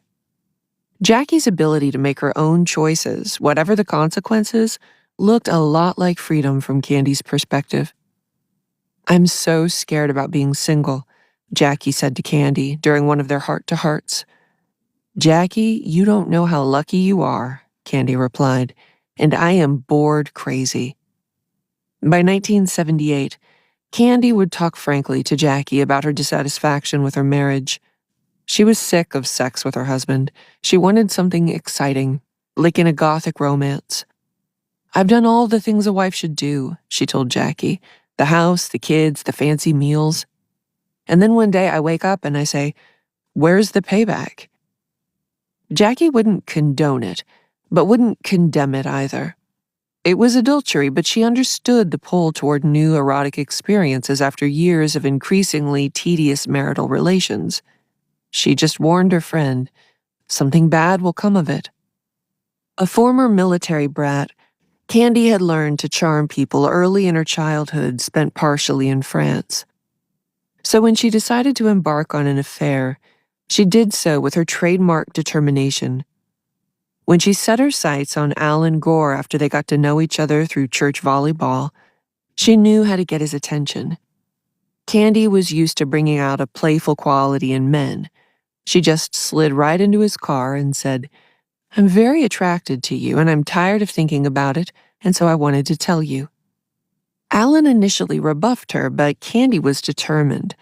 They debated the merits of an affair via surreptitious phone calls and lunches, how it would affect their families, especially the newly pregnant Betty, whether it would be worth it, whether they'd be able to stop once they began. At one point, Candy even made a pros and cons chart to bolster her argument. In December 1978, they didn't so much as succumb to desire as take a calculated risk. Alan and Candy consummated their relationship in what would become a bi-weekly tradition, a home-cooked lunch at a motel followed by sex. Candy felt both satisfied that she'd pulled off an affair and a little underwhelmed. She wanted bodice ripping, and in her view, the sex was conventional and gentle from the start. The seediness of the Como Motel was exciting, though. The drooping curtains, the matted carpet, the red wine in plastic cups covered by Disney-branded cellophane. It was such a departure from the crucial work of keeping up appearances as a wife and mother, even if Alan wasn't that attractive. "He's not that handsome. He has a receding hairline. He's not what I would call my type. I don't know what I see in him," she admitted to a friend. After just a couple of months, Candy began to consider ending the affair. The novelty of a new body waned after a few encounters, and she suspected that Alan just wasn't capable of delivering the pyrotechnics. Worse, she was starting to have feelings for him. She thoroughly enjoyed their conversations about church, their spouses, their kids, and she showered him with affection. Even though the sex wasn't that great, she could talk to him in a way she couldn't with anyone else. Perhaps that's what she was really seeking out by choosing a not especially sexy man to have an affair with. She may have claimed to win an orgasm parade, but instead, she looked for pretty much what she already had, an emotionally but not sexually satisfying relationship. Alan kept up with Candy for a while after Betty gave birth, until one night when Betty uncharacteristically initiated sex after Alan had had an afternoon tryst with Candy. Alan couldn't perform, which was a blow to his masculinity, and he broke things off with Candy. Candy felt it was unfair to end the affair. It wasn't a gothic romance, but it was comfortable. She loved the conversations they had during their fortnightly liaisons and relied on Alan's insight and humor. And throughout the affair, their families, once just church acquaintances, were becoming closer. Their daughters had become best friends. Not long after the affair ended, the Gores went to a weekend-long seminar called Marriage Encounters, a more religious alternative to the fad of New Age personal development retreats like Esalen and EST. It was a major trend in the Lucas Methodist community. Couples would go off for a weekend of presentations and journaling and alone time, then come back holding hands and spouting buzzwords. For a while, Betty felt better. Alan's emotional resistance and the difficulties of pregnancies and parenting a toddler had caused her acute anxiety, especially with his heavy travel. When I think of your being gone, I remember those times with dread. The aloneness, the coldness of a house that really wasn't a home without you there, the fear for your safety, because you were where I was not, and I couldn't make sure you were okay, she wrote in a 1979 letter to him as part of a Marriage Encounters exercise. The friendship she found through the group was healing for lonely Betty. Alan was finally done with Candy, and he was making an effort to improve his marriage. They planned a second honeymoon to Europe for late June 1980. Meanwhile, Candy had another affair with another man. On Friday, June 13, 1980, Alan had to go to St. Paul for a night. Betty was distraught about his leaving. She had a number of physical symptoms: shoulder pain, sinus problems, bladder infections that flared up whenever she faced emotional distress. And she was especially distressed that day because of a late period and the prospect of an unwanted pregnancy. Betty tried to get Alan to skip his trip, stay with her, care for her, but Alan was determined to go. He was able to cheer her for a bit before he left. As he pulled the car out of the driveway, Betty raised their infant daughter's hand to wave goodbye and gave him a real smile. Their older daughter had spent the previous night at the Montgomerys for one of her frequent sleepovers, and she wanted to stay another night. But she had a swim lesson, and so Candy needed to pick up a swimsuit from Betty. A little before 9, Candy took the kids to Vacation Bible School at Lucas Methodist. Before their 9:30 lesson, she told a story about a woodcutter to the kids. Chopped limbs fresh in her mind, she set off to retrieve the swimsuit from the Gore house in Wiley. This much we know from various secondary sources. But the last minutes of Betty's life have only one narrator: Candy. Betty wasn't expecting her until noon, so she was surprised and a little irritated by the early arrival. Candy put on her friendliest smile and asked if they could extend their daughter's sleepover by an extra night. Betty showed Candy into her messy living room. Phil Donahue was on. Betty was dressed in house clothes, old and ill-fitting shorts and a yellow blouse. She didn't expect to leave the house or host people that day. Betty turned off the television and sat down. As usual, she didn't have a lot of energy, but she made an effort. They chatted about the baby, swim lessons, the Gore's new puppy, their trip, Candy's new home decor business. Candy implies that Betty was perhaps a little jealous as Candy showed off her new business cards. The cover girls, Candy and her friend had called it. Cute, as always. Up to this point, both of the women seemed to be following their usual routines. Candy, friendly to a fault. Betty, nervous and a bit overwhelmed. Through the years they'd known each other, Candy had always been a step ahead, and not just in carrying on an affair under Betty's nose. Betty wasn't one to outwit her friend or assert herself. But at this point in Candy's story, Betty makes a startlingly accurate connection with no apparent provocation months and months after the affair's conclusion. Even though her brain was in a fog from the stress of an infant and an absent husband, even though she wasn't prone to dead-on social calculations, Candy wants us to think that Betty just suddenly figured it out. "Candy, are you having an affair with Alan?" Betty asked, as boldly as Candy had once asked her husband to initiate that very affair. "No, of course not. But you did, didn't you?" Betty's accusation had an unfamiliar aggression. In Candy's telling, Betty was no longer tired and fuzzy, but steely, eerily calm. "Yes, but it was a long time ago," Candy confessed, cowed. "Did Alan tell you?" "Wait a minute," Betty said, and went to the utility room. Candy sat at the table, waiting. Betty was a timid woman, everyone agrees. She could get dramatically emotional, and she was sometimes overzealous in the enforcement of rules, laws, vows. But Betty was one to always follow the established path. Betty was so upset by Alan's absences because they made her life feel unmoored, unpredictable. She tried to schedule her pregnancies to the week. She had probably planned the European vacation that she was so looking forward to down to the very minute. She wasn't one for spontaneous acts of anything, let alone violence. In Candy's narrative, Betty reacted to freshly devastating news, not with blubbering tears, but by procuring a weapon of convenience from time immemorial, the axe. "I don't want you to ever see him again," she said, like a character from a cheesy and obvious slasher movie. Candy said Betty held the axe awkwardly. It was a tool used for chopping wood, with a 3-foot handle curved to allow for a better grip, and an angle to split logs. "You can't have him." "Betty, it's been over for a long time. I'm not seeing him. I don't want him," Candy said. She waved her hand, like she hadn't begged Alan not to dump her. "Don't be ridiculous. It was over a long time ago." As Candy tells it, this diffused the situation for a moment. Enough so that she actually stayed in the house despite being threatened with an axe. Even in her own story, she had multiple opportunities to just get the hell out of the house. I don't think it's too big a stretch to say that any reasonable person who didn't mean any harm would have left at this point. Not Candy. Candy's story is that she didn't initiate or escalate the violence.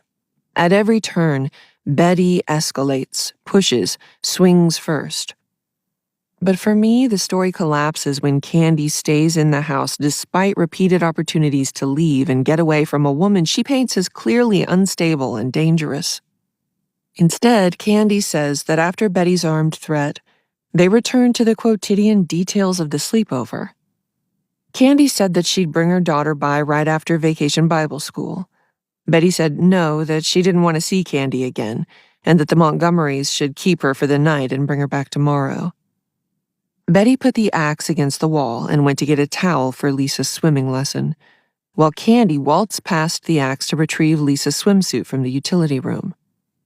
Betty fetched some peppermints for Elisa while Candy waited, fidgeting with her purse. Betty fell into tears in the hall. "Oh, Betty, I'm so sorry," Candy cooed. And that is when this Betty, full of that uncharacteristic aggression, grabbed the axe and shoved Candy back into the utility room, yelling that Candy couldn't have Alan. Candy peppers dialogue throughout her story. Betty, robotic and terrifying with a distance to her voice. Candy begging for her cute little life. Straight out of a pulpy novel, which is not an insult to pulpy novels. "Please, don't. I'm going to kill you. Let me go. I don't want him." They struggled for the weapon, eyes locked. Betty jerked the axe toward her and it rebounded to hit Candy in the head. Betty raised the blade above her head and brought it down. It missed its mark, but bounced off the linoleum and hit Candy in the toe. The women wrestled on the floor, Candy said. The dogs howled outside. Betty bit Candy's knuckle in an attempt to get leverage. Finally, Candy got the axe and hit Betty in the back of the head. But she survived the blow and, like a zombie, threw herself against the utility room door before Candy could get through. Candy tried to get to the door to the garage. Blood was pouring out of Betty's head, but she managed to get there first again. Candy recalled that the woman with a brain injury even had the presence of mind to lock the door. In Candy's memory, Betty raised a finger to her mouth. "Shh," she intoned, eerily, of course. And then Candy destroyed Betty's face. Candy didn't return to the church until noon. A church friend had expected her back at 11. Candy told the friend that she and Betty got to talking and she lost track of time because her watch stopped. That evening, Candy and Pat and their children and Betty's daughter all went to see The Empire Strikes Back. Afterward, they had tacos and the kids played in the yard together. A neighbor checked in on Betty after Alan couldn't reach her and found Betty's infant daughter crying in a soiled diaper, as she had been for hours. Betty's body was in the utility room. Her head was so destroyed that the neighbor told Alan that Betty had shot herself. But she hadn't. Concealed beneath the fridge was a 3-foot axe covered with her blood. Police began their search for an axe murderer. They were looking for a rampaging maniac who would kill a woman with an axe in her home in the middle of the day with no apparent provocation. Maybe it was a cult deal inspired by the homicidal performances playing in cinemas. There were 2 of them, Friday the 13th and The Shining. Maybe it was a spurned lover with a real motive, or a sex crime. It was clearly a crime of passion, the way Betty's face was mangled. Medical examiners figured it had to be a man, given the force necessary to break Betty's cranium and dig into her brains. The damage to her body was so extensive that it was difficult to look at her directly. Someone must have really hated her to have struck her so many times while her heart was still beating, they thought. And in 1980, the axe wasn't something a person used for a premeditated crime except in movies. People don't use that very often to murder someone, the investigator on the scene said decades later. Guns won the battle long ago. Candy was the stuff of no one's nightmares, and this case was more than a nightmare. These were the suburbs. White people don't hack each other to death in their secure, well-maintained homes on a Friday morning. It was as verboten as letting your grass grow a foot high. Everyone knew that Candy had been the last to see Betty alive, but no one considered the petite woman a suspect in a murder this vicious, committed with an enormous axe like that. People believed Candy when she said that she just picked up the swimsuit and then headed for Target to get a Father's Day card for Pat. Her wounds were easy to conceal. A cut at her forehead, a gash on her big toe, some bruises. She combed her hair a little different, put on tennis shoes instead of her trademark flip-flops, and told Pat that she caught her bloodied foot on a screen door. The police thought she was a big help with reconstructing Betty's last morning, but otherwise, they were stuck. The prime suspect, Alan, could not have had a better alibi. He was literally a plane ride away, surrounded by colleagues the entire time. He was guilty of being a poor husband, though. While police searched for Betty's killer, Alan was efficiently going about the business of forgetting all about her. At his wife's funeral, he realized he felt no real grief for her. He even told Betty's father, Bill Pomeroy, that his wife's violent end didn't bother me very much. We weren't getting along anyway. In the weeks to come, he would take up with a neighbor lady who subjected the girls to terrible physical and emotional abuse, going so far as to make them give book reports about their mother's murder. Eventually, Betty's family got custody of them, thank God. Alan did have a conscience. It wasn't very reliable, but it was there. 5 days after the crime, he called the cops and told them what he'd left out of his story. his affair with Candy Montgomery. Of course, he was quick to defend her. She loved Betty. Candy didn't wish her any harm, according to her former lover. But the police chief wasn't quite as trusting, especially after Candy had failed to mention the affair. After one interview, Candy was smart enough to know it was time to get a lawyer. She hired Don Crowder, a tough-talking attorney she knew from church and had occasionally flirted with. During her initial consultation, she didn't say anything, and he didn't suspect anything. She was cracking jokes. Besides, Candy was a cute little housewife. There was no way she'd find the edge against a much bigger woman. At first, Don didn't believe it when Candy told him the truth. She did it. It took her a full 7 days to actually say what had happened that day. She hadn't even told Pat. Violence can do funny things to a memory, and it usually doesn't make it more reliable. And Candy was a natural charmer, a decorator who always knew how to put things in the correct light. But Don came to believe Candy's story, and believed he could win her freedom with it by claiming the act was self-defense and mental defect in 41 blows. As he told it in court, Betty started it, and Betty was fat, and sweet little Candy was terrified by her fatness. So she had to hit her with an axe 41 times, ripping off her face and crushing her skull. Alan was no help, as per usual. He couldn't be bothered to gesture at grief for the jury. Even he seemed sorry for Candy.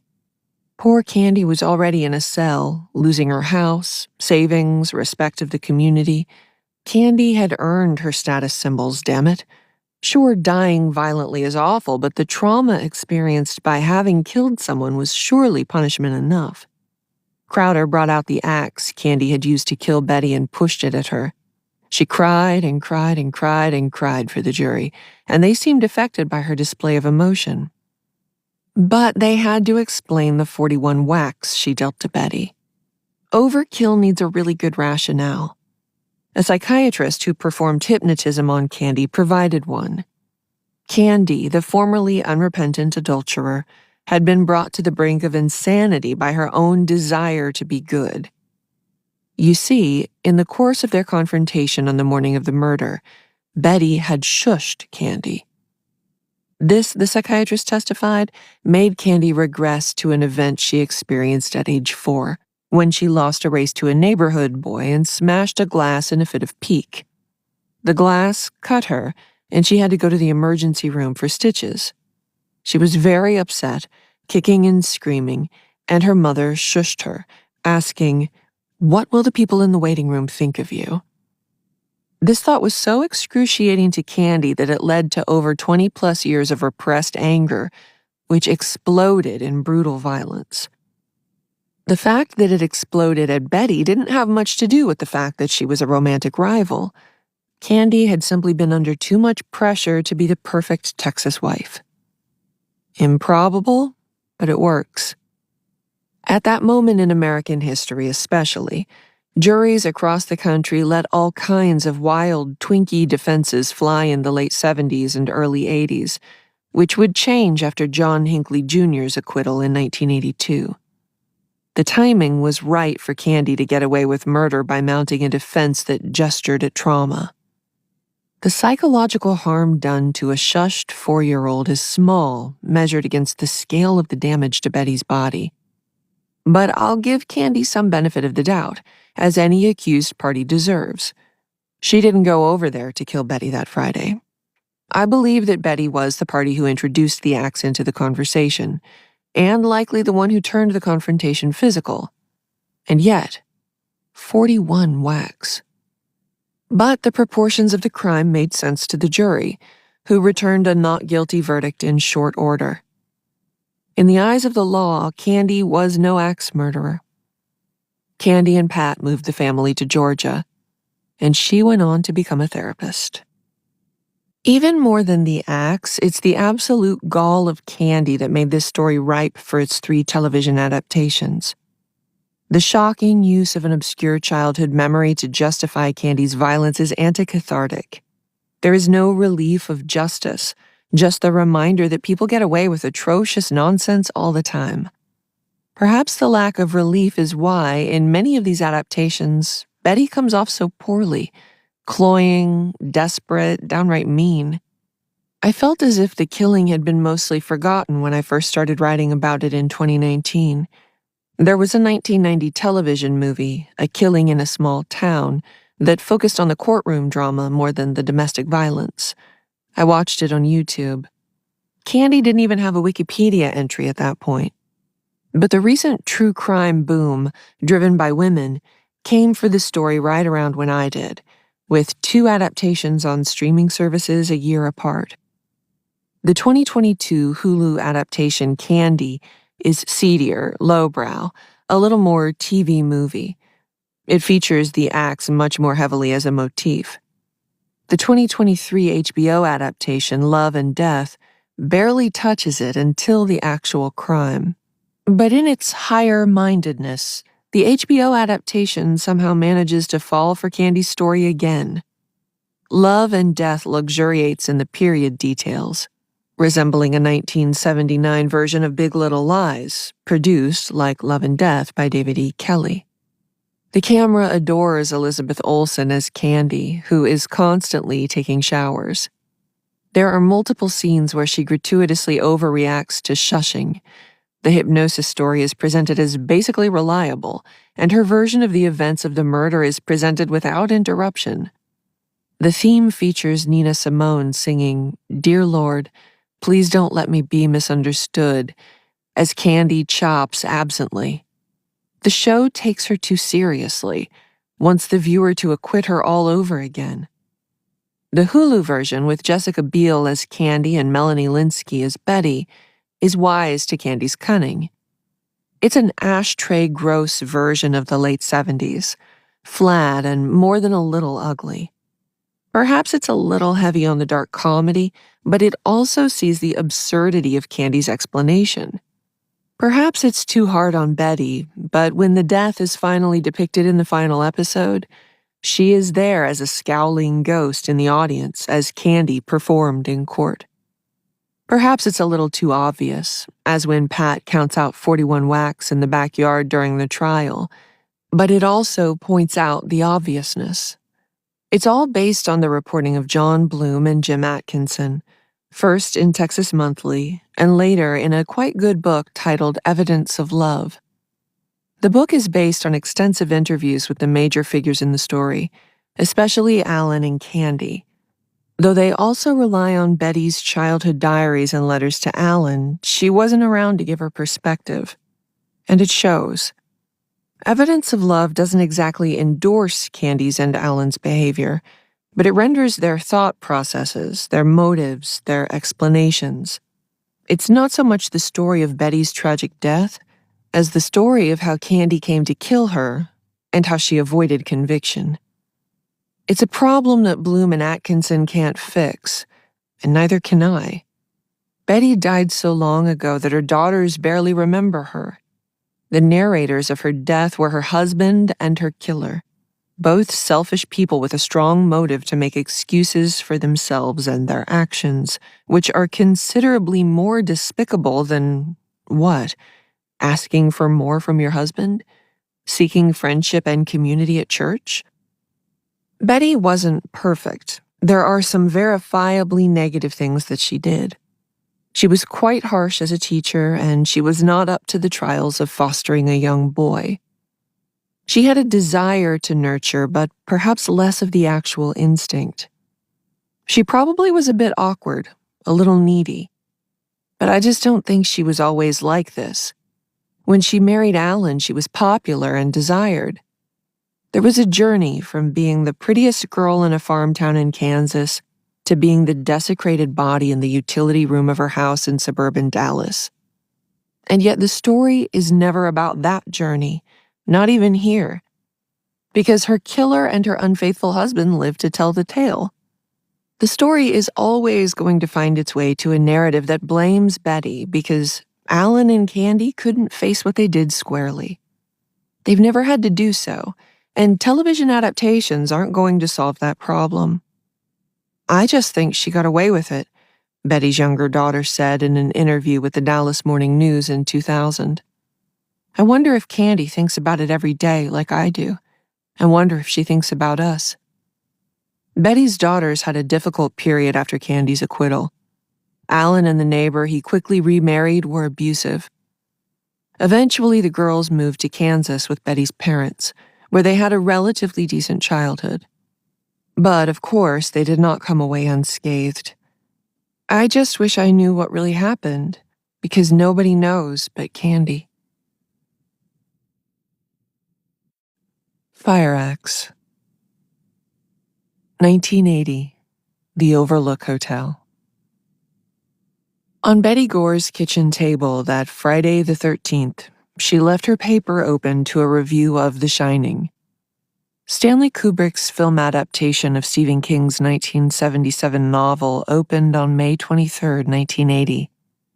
The Shining wasn't a hit yet, though it would be by the end of the summer.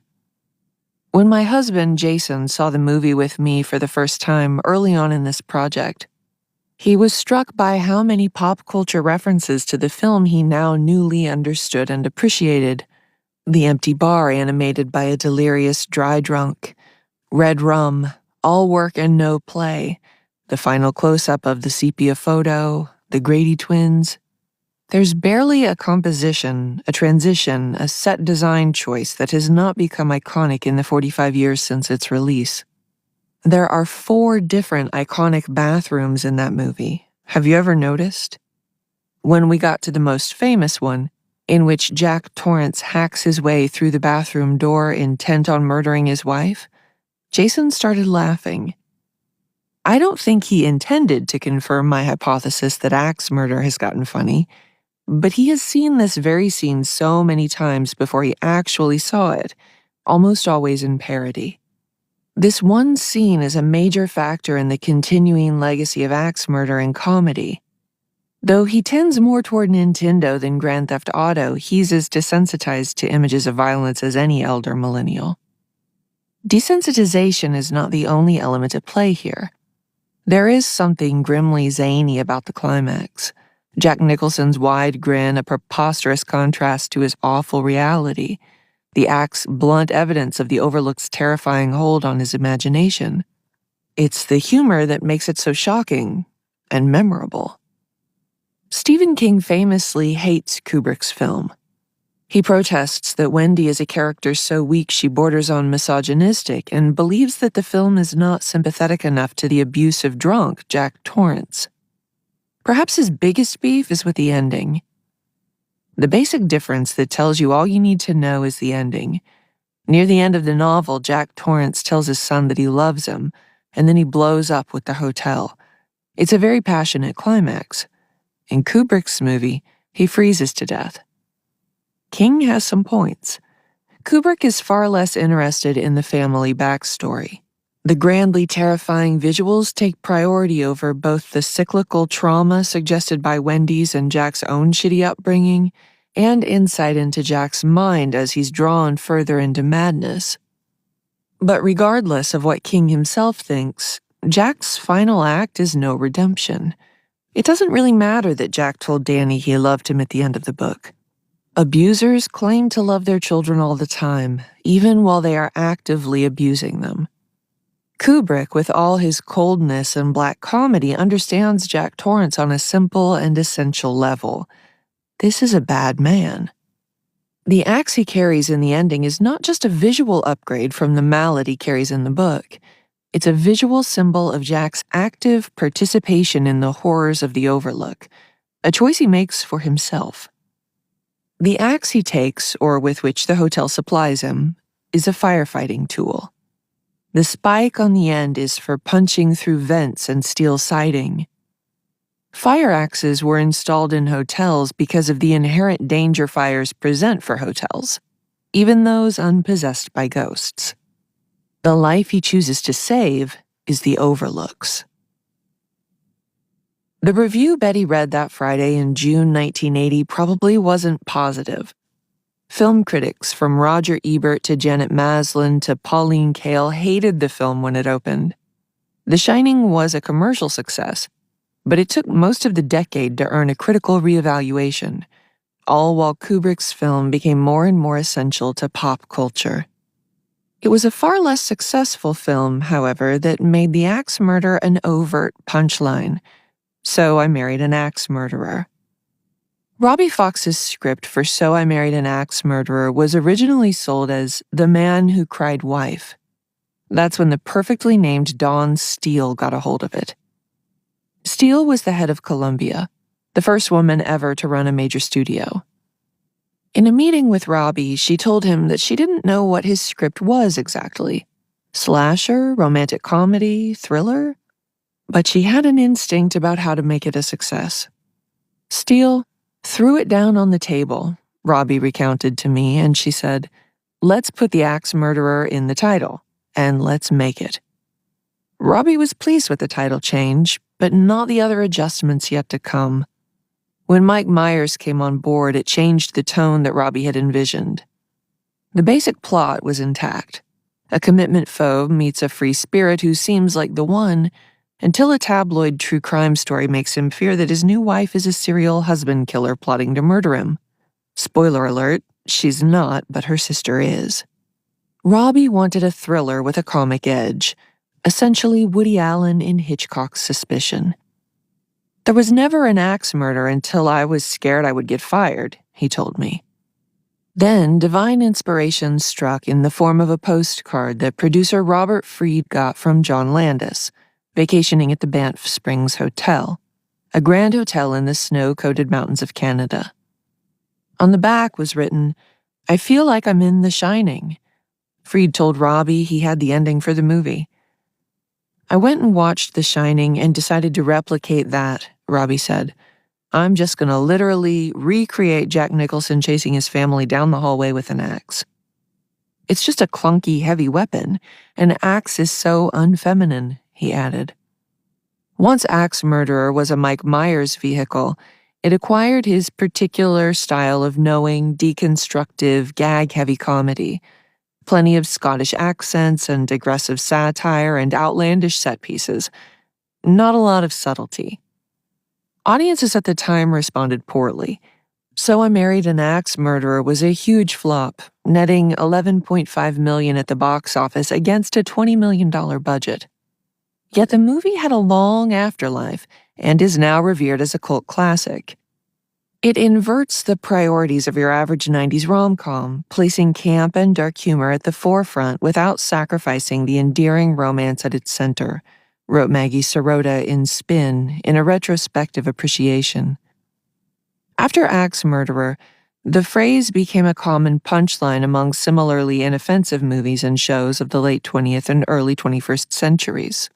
A joke that was a bit edgy in 1993 has since become so anodyne as to be imitated for corporate events like, "So I hired an axe murderer, learned to minimize risks in the hiring process," a $40 session hosted by Suncoast healthcare executives in January 2020.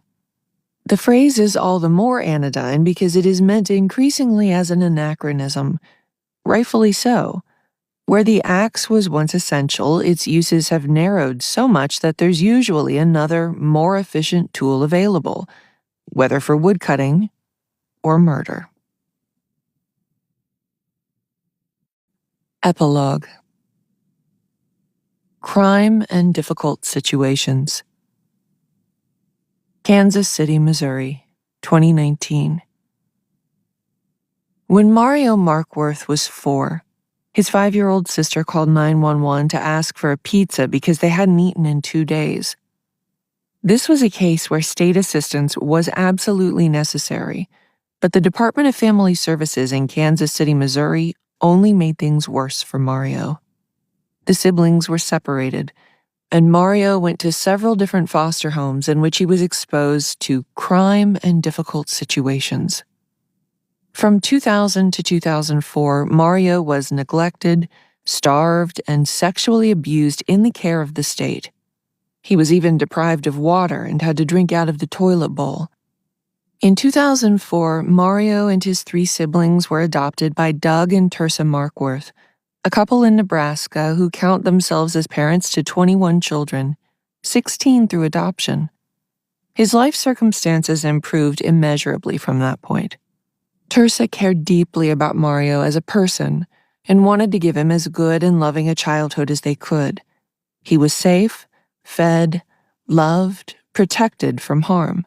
He had Merry Christmases and Happy Birthdays.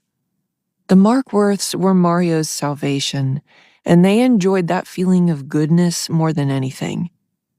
Doug and Tirsa met in the Air Force when they were barely adults and married after 3 months of dating. From the beginning, Tirsa said she wanted 10 children. They started out with 4 biological kids, all sons. After Doug got a foothold in his career with State Farm, they tried foster care. They found it too painful to return the children to their families, and so they began adopting groups of siblings, 16 altogether. They did not consider race in their prospective adoptions, for good and for ill. Mario and his biological siblings are Black. Tirsa's 2015 self-published memoir, You Can't Bungee Jump with a Pair of Pantyhose, does not use the word racism once, and at one point she scoffs at the idea that her own white privilege could negatively affect her children who are Asian, Hispanic, or, like Mario, Black. He was on the honor roll but felt isolated and alienated in high school, and after graduation he headed back to Kansas City to be near his sister Brittany. Brittany blames herself for what Mario did alone one August night in 2019. He had lived with her for a few years by then, acting as a loving and protective uncle to her children. She suggested that it was time for him to get his own place. It was the kind of sisterly wisdom any parent would hope their children might share with each other. She thought he was ready for the challenge, that he wouldn't get into any real trouble.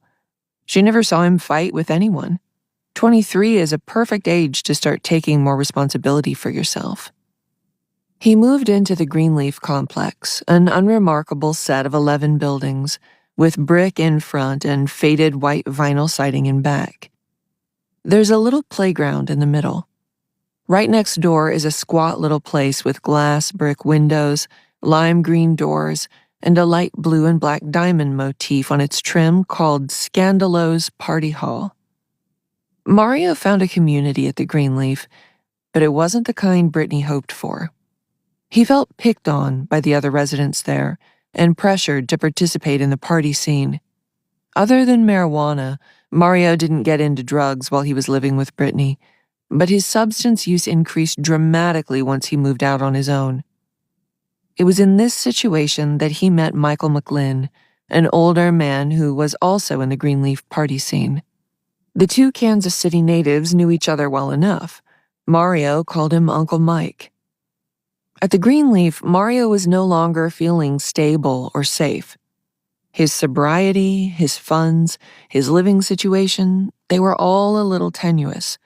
To compensate for this feeling, he got an axe. We know from the police report that witnesses saw Mario carrying the axe around on the day of Monday, August 5th, 2019. Perhaps he purchased it at a hardware store.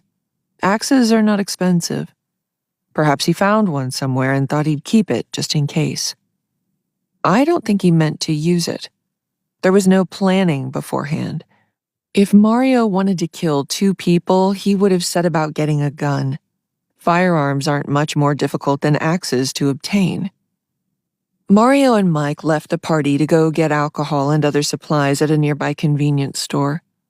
On the way, they passed the Sheffield Family Life Center, a Pentecostal megachurch with a huge parking lot of 700 spots. A megachurch parking lot is as close as you can get to the middle of nowhere when you're actually at the center of a major city, and a lot of secretive sex happens in parking lots. In the police report, Mario stated that they agreed to play with each other. They were alone after a night of drinking. It's probably after midnight and still above 80 degrees with humidity at 70%. I don't know if it was their first time hooking up. There was a big age gap between the 2 men, but they were both adults. Mario was naked and Mike's pants were off when Uncle Mike changed his mind. Mario freaked out over Mike's rejection. He was afraid Mike would tell someone about it. He was terrified of how wanting to have sex with Mike would change his reputation at the Greenleaf.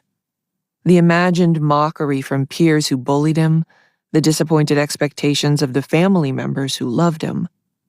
When Mike started to walk away, Mario picked him up and threw him to the ground, where he said that Mike's head hit the axe. Mario picked up the axe and hit Mike in the head 4 times to finish the job.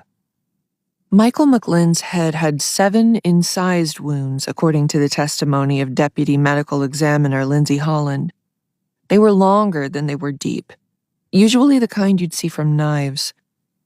It also had 4 chop wounds, or sharp force injury.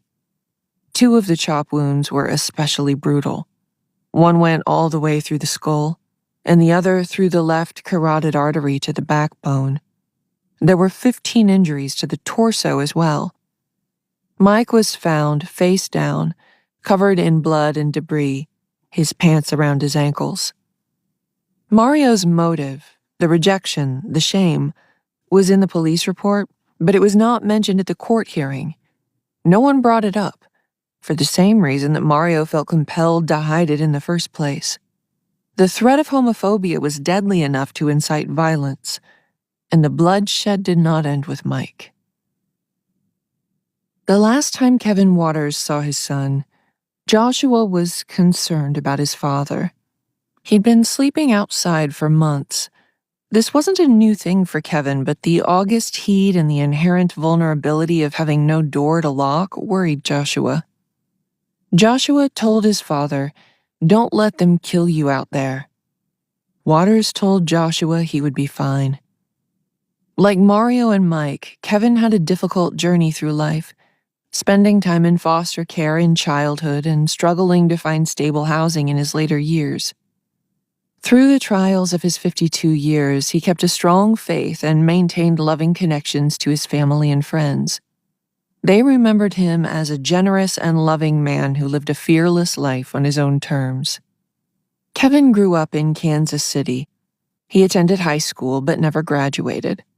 On Facebook, he listed his education as School of Hard Knocks, the University of Life. His home life was rough, and he often ran away from wherever he was staying.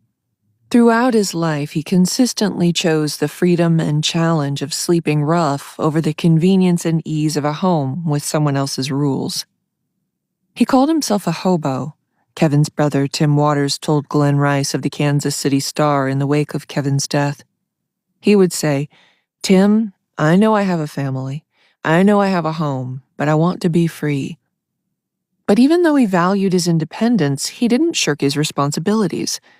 He took care of his kids like no other, his daughter Elizabeth said. "He was one of the best human beings I've ever met, and he was homeless," Joshua said. "Being homeless doesn't diminish your value. It doesn't make you less than anyone else."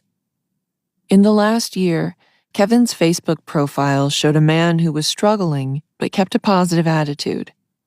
He found great joy in the Kansas City Chiefs.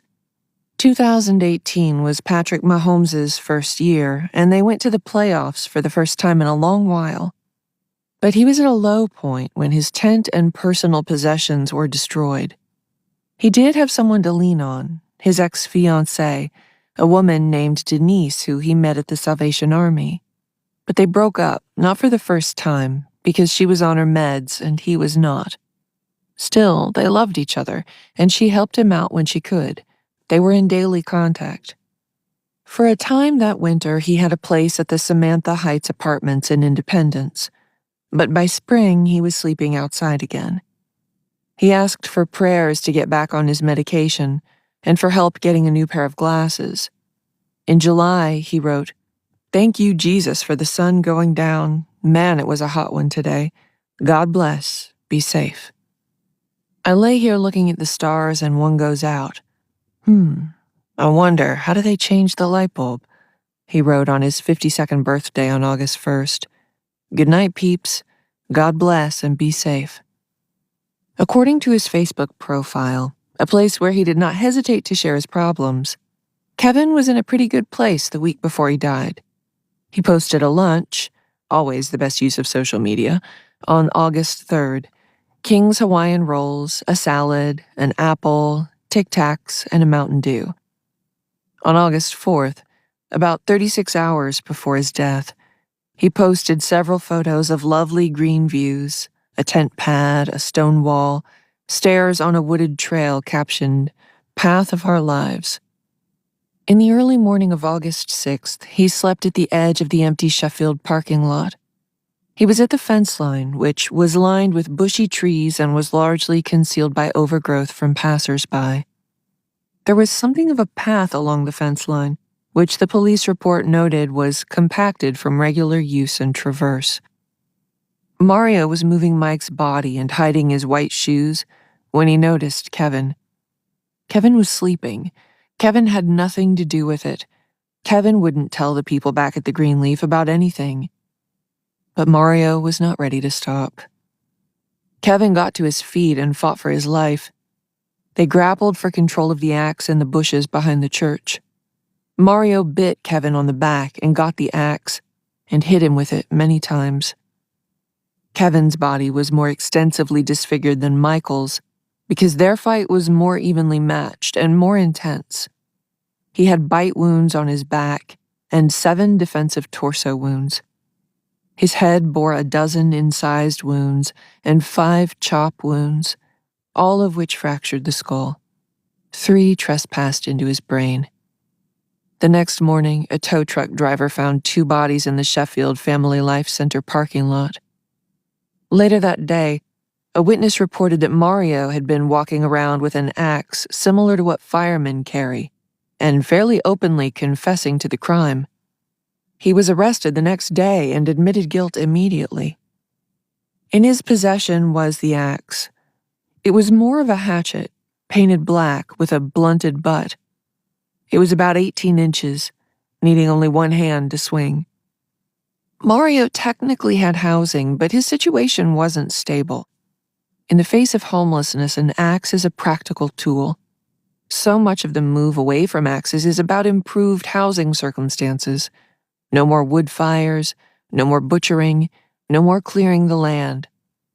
Unhoused people need to do all those things, and they don't need to carry around a chainsaw. In a situation where having resources at hand matters more than just about anything, the handiness of the axe is once again powerful. Then there's the other cheek. Surviving outdoors can lead to a lot of scary and desperate situations. Resources are scarce and conflict is intense. When the axe is at hand for cutting wood again, so is it at hand in a fight. The axe is the least relevant it's ever been, and yet it is still so common, so handy, so short. Many of our violent protagonists chose the axe with forethought and care and even symbolic intent. More of them grabbed the axe because it was there to be grabbed and it was heavy and sharp enough to do the damage they wanted. It wasn't something he found on the asphalt in the heat of the conflict, left behind by church maintenance staff or another person sleeping rough. Mario kept the axe as a way to feel safe and powerful in an uncertain and sometimes hostile place. I believed Mario when he said in court that there are many ways that tragic, awful night could have played out differently. I don't think that he imagined using his axe on Mike when they set off for the convenience store. It's possible that the axe fell out of his backpack when Mario disrobed for their aborted hookup, and if it hadn't fallen, the fight wouldn't have escalated past a scuffle. The axe was just there. Nothing could have been simpler. Markworth stated he was raised in a Christian home and knows right from wrong, and knows his actions were not right. So ends the police report concerning the arrest of 23-year-old Mario Markworth on August 7th, 2019, the day after he murdered 2 men with an axe in a church parking lot. Mario confessed to detectives with the Kansas City, Missouri Police Department as soon as he was arrested with the weapon in his backpack. He never maintained his innocence or claimed self-defense or expressed anything but remorse for the terrible things he did. In his last plea to the court, Mario's lawyer emphasized that they were not asking for a slap on the wrist, that there was no childhood abuse that could provide an excuse for his actions. He said he knew he wouldn't get the minimum, but he asked for mercy. On the day he was sentenced to 28 years in prison, He wanted people to understand how he came to be an axe murderer, which is why he explained the difficulty of his childhood. Through his sobbing lawyer, he gave a long statement in which he repeatedly emphasized that he did not want to evade responsibility for his unforgivable actions. But the only thing he said when he turned his tear-stained face to the people who mourned Michael McClin and Kevin Waters in the courtroom on June 24, 2022, was, "I'm sorry." There were about a half dozen of Michael's family members in the courtroom the day Mario was sentenced for his murder. One man brought Michael's adorable grandson, who gurgled and smiled at everyone in court. Michael's Aunt Ethel, a trim woman in a tracksuit and floral top, testified that they would fall out from time to time, but that she never thought she wouldn't get the chance to say goodbye. His cousin Shelley, a pretty, apple-cheeked young woman with twists in her hair, said that he was a good man, especially before drugs got a hold of him. Michael was someone who had his issues, but was ultimately harmless. She spoke of her sympathy for Mario's family, broken too, and expressed forgiveness toward Mario himself. "Nobody wins," she said. "What's done is done." Kevin's family, too, said that they had no hate for Mario. On Facebook, I was struck by the way Kevin's stepsister referred to Mario only as a gentleman. But they were still upset, not ready to forgive. The intensity of Mario's violence made these men's last moments a brutal terror. It is not the way anyone should die. Mario will think about the murder, but he'll eat, talk, walk, enjoy birthdays and holidays, said the prosecutor in his closing arguments. Kevin will not. Perhaps the most wrenching moment of Mario's sentencing was not when he said that he was sorry, but when Brittany did the same. She told Kevin's and Michael's families that she was sorry not on Mario's behalf, but on her own. The axe murderer's sister, who wasn't there that night, who tried so hard to help him, sobbed as she talked about the responsibility she felt for Michael's and Kevin's deaths, and for letting Mario's life get to that point. She wept in the hall after she stepped down from the stand. After the judge handed down his sentence, he dismissed the rest of the courtroom so that Mario could have a moment with his family before he confronted the next 20-something years of his life. As Michael's Aunt Ethel left the courtroom, she swept Brittany into a hug. They experienced different tragedies, but in their grief they were, for a moment, united through the generous refuge of forgiveness. In Crime and Punishment, senseless violence is followed by a moment of meditation. Immediately after Raskolnikov murders 2 women, he loses himself in cleaning and examining the axe he used long and attentively. The act is one of purification, not unlike Nordic rituals bringing down an axe around a wound without piercing the skin to cure infection. The catharsis of the act brings Dostoevsky's anti-hero toward the realization of his madness, that he was perhaps not doing at all what he should have been doing. The destruction and the punishment and the forgiveness we offer each other are often out of balance. For millions of years, our axes have been put to causes of justice and devastation and sacrifice, the tool a symbol of war and peace and home. The axe murderers in these pages are enthralled by machinations that took decades to manifest. The urgency of war, the dehumanization of slavery, the entitlement of royalty, the chaos of lunacy. The axe holds none of these qualities inherent in its flint, bronze, steel. Its powers of construction and destruction are imbued not by the leverage of the handle or the sharp edge of the blade, but by the one who uses it. Bringing it down upon wood or flesh is at the sole discretion of the lumberjack or murderer. Axes hung on the wall of a palace, gathering dust in the basement, or abandoned in the forest, cannot alone draw blood. The publisher of this audiobook does not authorize the use or reproduction of any part of this audiobook in any manner for the purpose of training artificial intelligence technologies or systems.